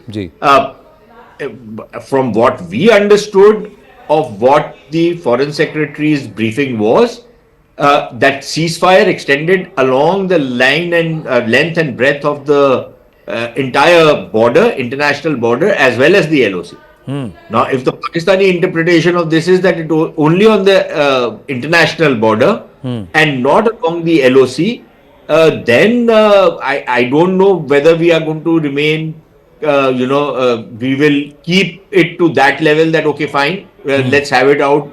Let's have a bash at along the LOC and relative calm along the international border. Or will we say, okay, fine, now, everything is up for grabs. So that is a choice which our government will have to make. But if they are going to ratchet up the tensions, then they will get what is coming towards them. I don't think there's any doubt in my mind on that particular count. Right. Peter Kuznick is joining us. Peter, thank you for speaking with us here. Now, even as we are talking about the stoppage of fire agreement, There is again brazen ceasefire violations along the international border and line of control by Pakistan artillery guns, and there are more drones that have been sent across multiple regions of Jammu and Kashmir and also Punjab. So Firozpur, Punjab is also in blackout in a blackout state right now. They say it is because precautionary, but multiple drone sightings, and all these have now again been neutralized. But that means that the Pak DGMO and Pakistani military doesn't seem to be serious about any talk of stoppage. Well, we don't know for sure. In the United States, we're not getting that timely information that you were just saying. Here, the reports are much more positive and optimistic. This is in the last 15 minutes, Peter. It's in the last 15 minutes between 8:45 p.m. IST, Indian Standard Time, till 9:07. So it's 9:07 as we speak here, 9:07 p.m. So from about 8:35, 8:40 p.m. is when the news started coming in. Now, what you're playing out is live pictures just about from 4 minutes ago. It's deferred live from 4 minutes ago. It's been sent by our own reporter in Srinagar. From his residence, he's seen these sounds, these blasts in the sky and drones being neutralized by the air defense systems. Peter. Well, that's very disappointing. Here we're celebrating that a ceasefire was in place.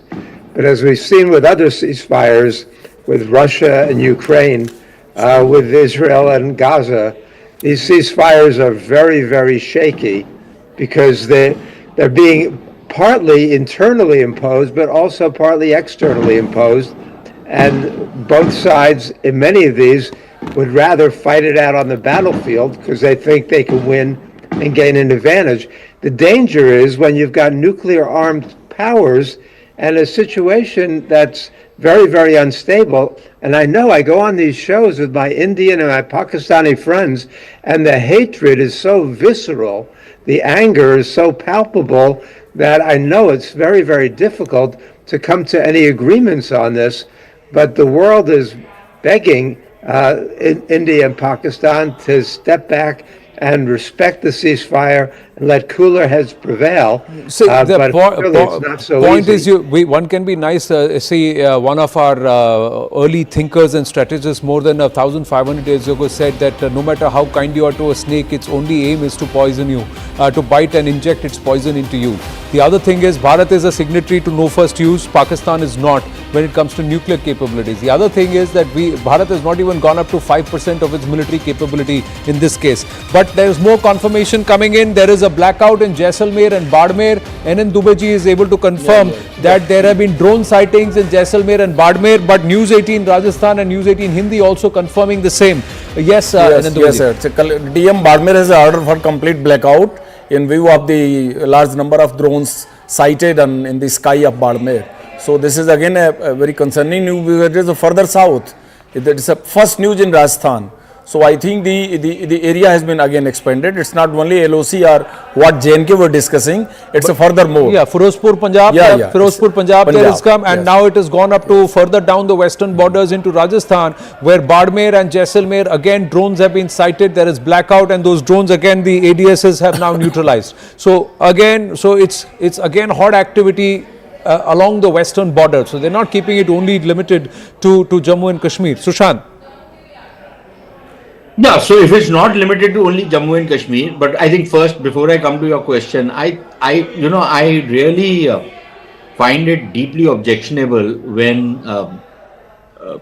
people from the West put India and Pakistan on the same pedestal and treat a victim of terrorism, that is India, and the perpetrator of terrorism, that is Pakistan, equally. That, India and Pakistan, talk about the two countries in the same breath. I find it deeply objectionable. I'll be very honest about it. Secondly, if the reports which you are giving right now, that this is happening in Rajasthan, it's happening in Punjab, are those blackouts precautionary? Are there actually drone sighting? Because sometimes what happens, Anand, in these kind of situations is that there is also a lot of, there is a kind of abundant caution which is also being exercised, and very often there is some kind of misinformation which is also doing the round. But if indeed there are sightings of drones, and these these are confirmed pictures from our reporters. So we'll try and get Bhavani from Rajasthan also. So this is clear violation by Pakistan of any ceasefire. If it's like a clear violation, then all bets are off. Yeah, all bets are off. The other part is that there could be a possibility that they would turn around and say drones are dispensable. Ye hum nahi bej rahe, jihadi bej rahe, they are sending it, so don't blame us. And the other thing is that we'll keep the LOC or say hot for about 2-3 hours every night till the 12th. But it's up to India's interpretation. Bharat can interpret. Omar Abdullah saying there is no ceasefire, this is no ceasefire. Air defense systems have been activated in the middle of Srinagar. This is Omar Abdullah himself coming out and confirming this. Chief Minister is seeing what is happening above the skies and he is putting this out.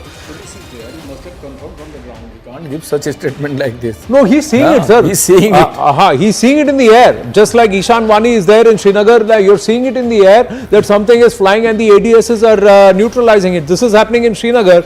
We try and get Bhavani on the phone if we can, but and reports Badmer and Rajouri, Badmer and also in Jaisalmer in Rajasthan there have been drones sighted. There is also again in Rajouri ceasefire violation. Akash joining us. Yes, Akash.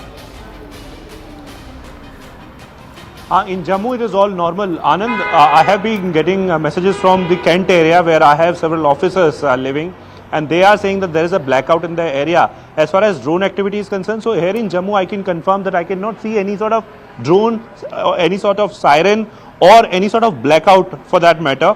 But yes, ceasefire violation has been happening in the areas like Poonch, in Rajouri, in Mendhar, and also in some other areas across the LC. As far as ceasefire violation is concerned, so we have been seeing historically as well, even after 2021, it doesn't ceasefire violation or ceasefire agreement doesn't mean that it won't happen at all, because ultimately it is line of control. It is not the international border. There you have the disputed boundary, and Pakistan will want to keep that particular thing in discussion and will always claim that this is their boundary or this is disputed, and that's the reason why we have seen traditionally as well that they are involved in the ceasefire violation. However, after the press conference by the Foreign Secretary, why it is happening immediately and why these drone activities are happening, this is one question. We are waiting for some sort of response from the government as well, from the armed forces as well, because there are air activities reported from Srinagar, as Ishan is reporting, and in fact in Udhampur we have unconfirmed reports that drone activities are there. See, in Jammu at least I can say that there is no siren.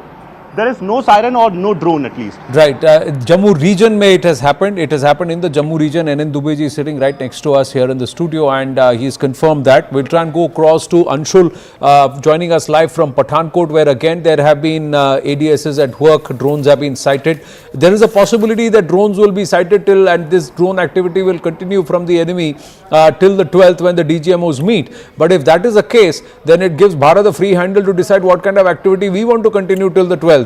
So not just defend, but we can get on the offensive and perhaps tell them how to do it nicely, the offense perhaps. Maybe our forces are on it at this point, but that only the Pakistanis will have to confirm right now. But yes, Anshul, you're amid a blackout. That's why I can't see you.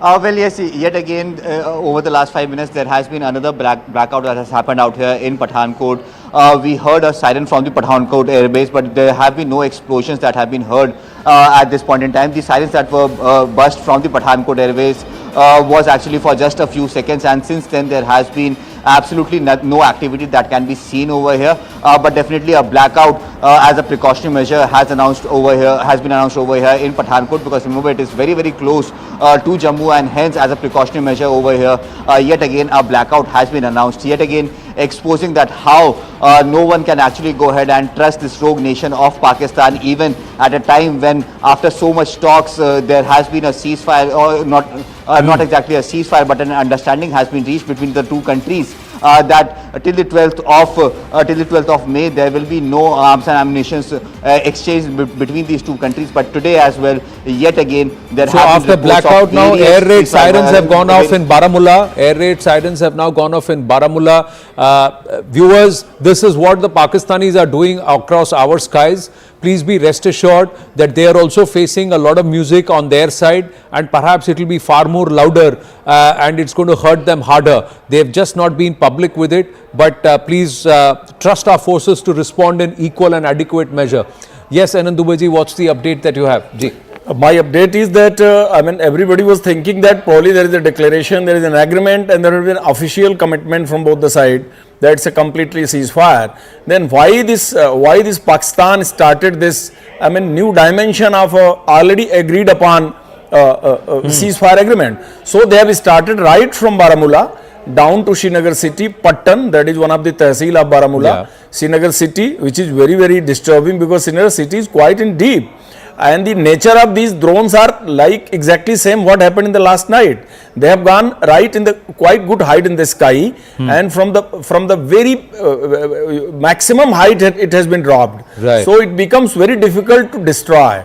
That is one of the reason, I think, and that problem they might be challenging, they might be facing. Right. One also has to see what kind of drones these are. Are these the ones that they tried to send first up, which are basic drones with no munition and not too much of payload, or are these ones which have got a certain amount of payload and what they attempted to send on the nights of 9th and 10th? So those are questions, because first set of drones were probing drones, the other ones were heavier and they had a lot of payload on them. These drones are very similar to the drones of the last night, because if you go previous night, then those drones were very low flying drones. It was very easily detected and it was being destroyed in air, and one could see from the open eyes it's being destroyed. But the last night's drones had taken a quite good height in the sky. Right. That is the ground report. So these drones are little different. What kind of drones they are using since last 24 hours, I think must be some new consignment landed on the tarmac of Pakistan, what I am assuming. Right. That must be a different consignment. Okay. And we couldn't understand who has sent it. Okay. Now today's drones are almost similar to what happened in the last night. That's why they came quite down, and thereafter it has been detected. Right. Low flying drones doesn't have a capacity to reach to Srinagar city. Right. It has to go to quite high. It has to take up a certain amount of height for it to be able to reach up to Srinagar city. How it's reached there, that's another point that will happen post facto. Tejinder Sodhi is with us. Yes, Tejinder, there is blackout in Baramulla, sirens have gone off in Baramulla, and multiple portions of Jammu and Kashmir along the IB and the LOC have seen drone activity, including Srinagar. Yes, Anand, there has been a drone activity that has been witnessed in various regions of Jammu and Kashmir, especially in Jammu, Samba, wherein our guns, the air defense mechanism has been activated to take those drones down. Even the Jammu and Kashmir Chief Minister, who lives in the heart of Srinagar city, has also posted a video of drone and saying that there is no ceasefire which Pakistan had agreed upon. Yes, you rightly said that though I am in Baramulla right now, there is a complete blackout. I just heard a few bangs. I am not sure what type of blast they were, but yes, there are air raid sirens that are going on. In Jammu, there is panic amongst people. I am told that there is a Sainik colony area in Jammu where people are rushing for safety because Jammu, as Akash was reporting from one place of Jammu, he's saying that there is no drone activity, but Jammu is a very big district where there are several places where drones have been sighted by the people, and our air defense mechanism has been activated to take those drones down. Right. Pakistan has also resorted to unprovoked ceasefire violation in Akhnur, which is also in Jammu, in Mendar, which is in Poonch, in Rajouri, and also in Kashmir sector. Pakistan has resorted to unprovoked ceasefire violation in the Gurez sector of Bandipora. I just had a word with one of the top sources in the defense establishment, and they have confirmed that the Indian Army is giving a befitting response to the Pakistani aggression. There has been also reports of some ceasefire, some cross-border firing in the Arispora sector where the BSF is retaliating. So it seems that Pakistan, as Pakistan is known for backstabbing India, Pakistan, while they begged for a ceasefire, they wanted their DGMO called India and begged. They came on knees and requested India to stop firing. But within few hours, Pakistan has backstabbed. Anand, my sources within the establishment are saying that this ceasefire violation and the drone activity clearly show that the Pakistan army is a rogue army. They are not under control of the politicians of Pakistan. They had requested the DGMO to call Indian counterpart and beg for India to stop the firing. Yes. Right. Thank you for your inputs. Ishan Wani joining us live from Srinagar. Yes, Anand Dubaji. Any update? Okay, we've got Rajasthan, Barmer and Jaisalmer. There is Firozpur, Punjab. There is also Amritsar is on standby. I think we'll try and get an update there. Firozpur, there is a blackout. There are pictures coming in from Firozpur where there is a blackout. Jammu regions, air raid, sirens in Baramulla. Srinagar, multiple attempts of drones being sent over Srinagar. Yes, about 5-6 drones have been negated over BB cantonment itself. Yes, Ishan. Yes, you're absolutely right. There are multiple drones right now in the sky and they are being countered successfully by the Indian Army. The defenses are very hard to penetrate, and that's why you're seeing and hearing people who are watching us in Srinagar across India that whatever you are listening and hearing right now is because of the drone activity in the sky, and the attempt is being made to ensure that all these drones are brought down.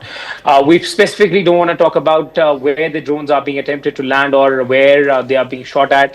It's an operational matter at the moment, but we can confirm to you that there are multiple drones in the sky which are even visible from the naked eye at some places, and these drones are trying to hover around Srinagar, to cause maximum damage to the military infrastructure, to the vital military infrastructure located in Srinagar and other parts. Now, what we have been also told that there are multiple attempts being made in other parts of Kashmir as well, apart from Srinagar, where again we are told that these drones are successfully trying to ensure that they're trying to target the security establishment, but the robust system over Srinagar and from the below, what we have been given to understand is trying to diffuse them.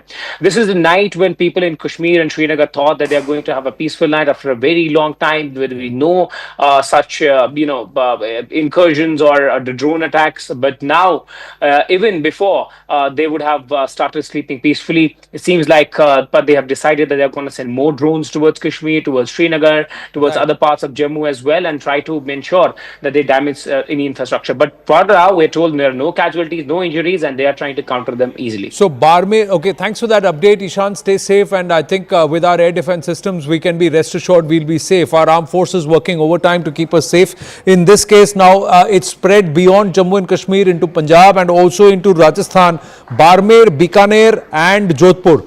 There have been blackouts there, and in Barmer and in Jaisalmer, there has been drones which have been neutralized. But now there is update that even in Jodhpur and Bikaner also, there are blackouts at this point.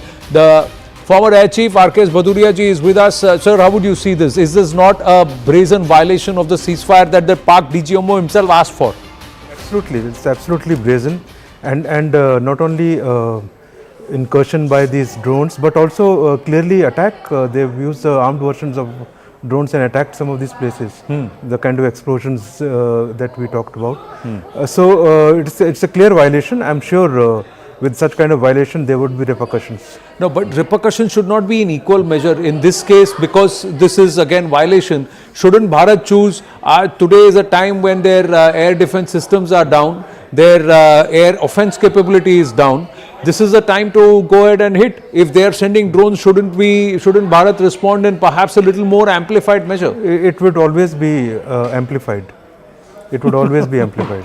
Thank you. That's reassuring. I'm not going to push you there beyond that. But how does this happen when the Pak DGMO says that they want to talk on the 12th? There is this push that is happening, or what we are witnessing. What is Bharat now going to say? Because Shehbaz Sharif, I don't know if you've seen it, he's thanked the US. Donald Trump has claimed credit. Bharat has said that we will talk only to Pakistan. There is no third person here. So how does this work? Clearly their game gambit is purely to try and internationalize J&K. I'm sure you understand that. Yeah, and it is for the US leadership to see how brazenly they have violated and gone back to whatever assurances they gave the US side in terms of ceasefire, and obviously there would have been a lot of talk, especially when US Secretary of State had to speak to Asif Munir himself before they were brought onto the right track. So they need to see how they have gone back. It is for them to realize, we know what Pakistan does, what he is capable of, how much he respects the treaties or the ceasefires or agreements that are reached. So we would have been careful, we would have been watchful, and surely these drone incursions would be tackled. So there's nothing to worry.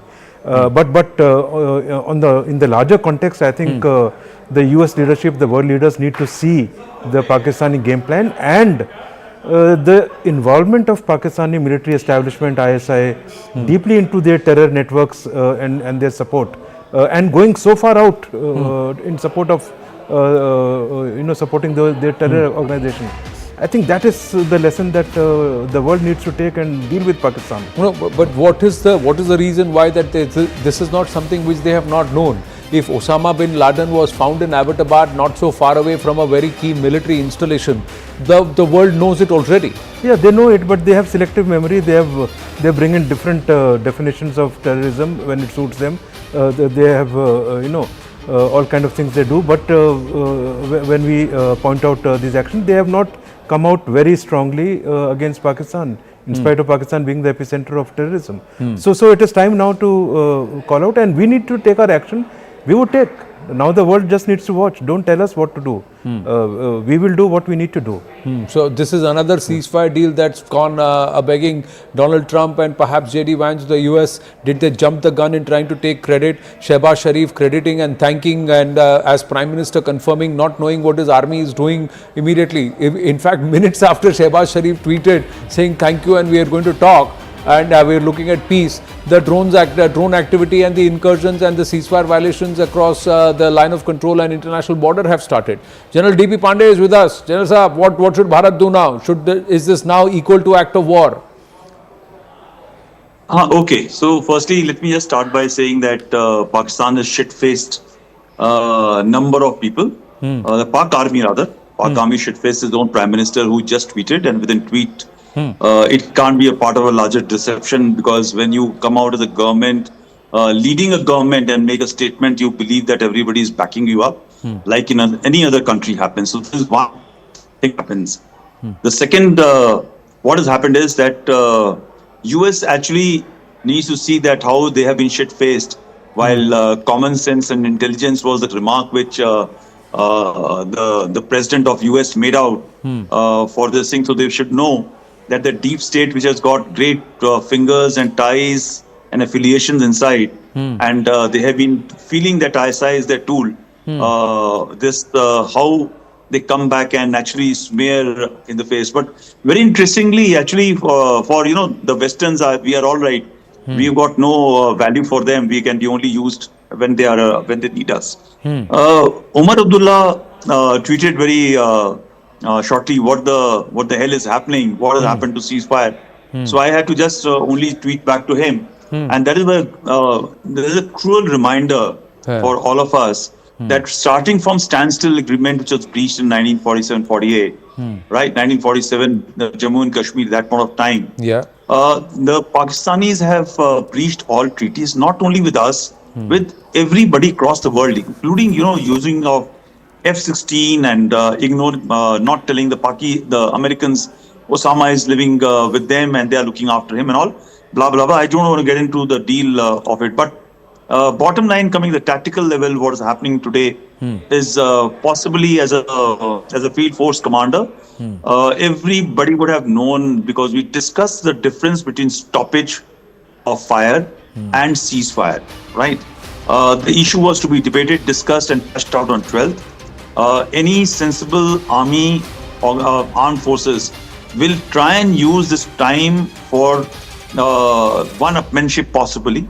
But given the circumstances in which a couple of top leadership had talked of ceasefire in their rank and file, I think this should not have happened. It is very important also for us when we are talking, we should not talk of a rogue element. The moment we talk of rogue element in armed forces, we're unhappy with the government and the DG most call, and therefore they have taken this call. The rogue elements can be a selective element who will use instrument of terrorism to carry out a strike after a talk which has happened. But when you look at the spread all around from Kashmir to Jammu to Punjab and on the way to Rajasthan, crossing of line of control and international border is a deliberate violation by Pakistan Army as an army, right? It is not rogue elements who are just popping up, something like celebrity fire or okay, we will not like children going to the toilet and banging up some crackers. So it is quite a deliberate. There is a dissonance between the political leadership, somewhere into a sane part of the military, but in the rest of the Pak army, which has taken again, which were possibly looking to flex a muscle and showcase that we are up to the steam, have possibly taken a hit there. That Punjabi ego, which we keep of time, has actually taken a major hit, and this is coming as a response of all these activities which is taking place. Now, the very bottom line question is it an act of war? Right. This is the time when again we have to go back to the thing, and I don't want to debate right now on the open that what will be that line which will breach when truly we need to declare the festival of war. But this is still controllable.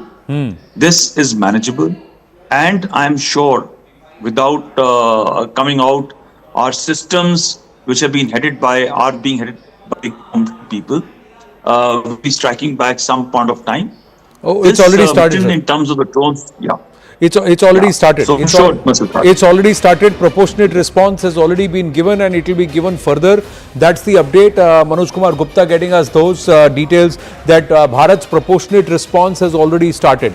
But and it's the what a lot of people are hearing, locals are hearing in the skies. Once again, you must be used to it over the last 3-4 days. That's what happens. The first time it's all shocking, but now everybody knows what's happening. It's the ADSs, the air defense systems, the guns that are now bringing down and neutralizing these drones. So that's the effectivity that's visible. That's the explosions that one is hearing. But General Pandey believes this is still below the threshold level or the line where India as a nation will turn around and say this is an act of war. But Peter,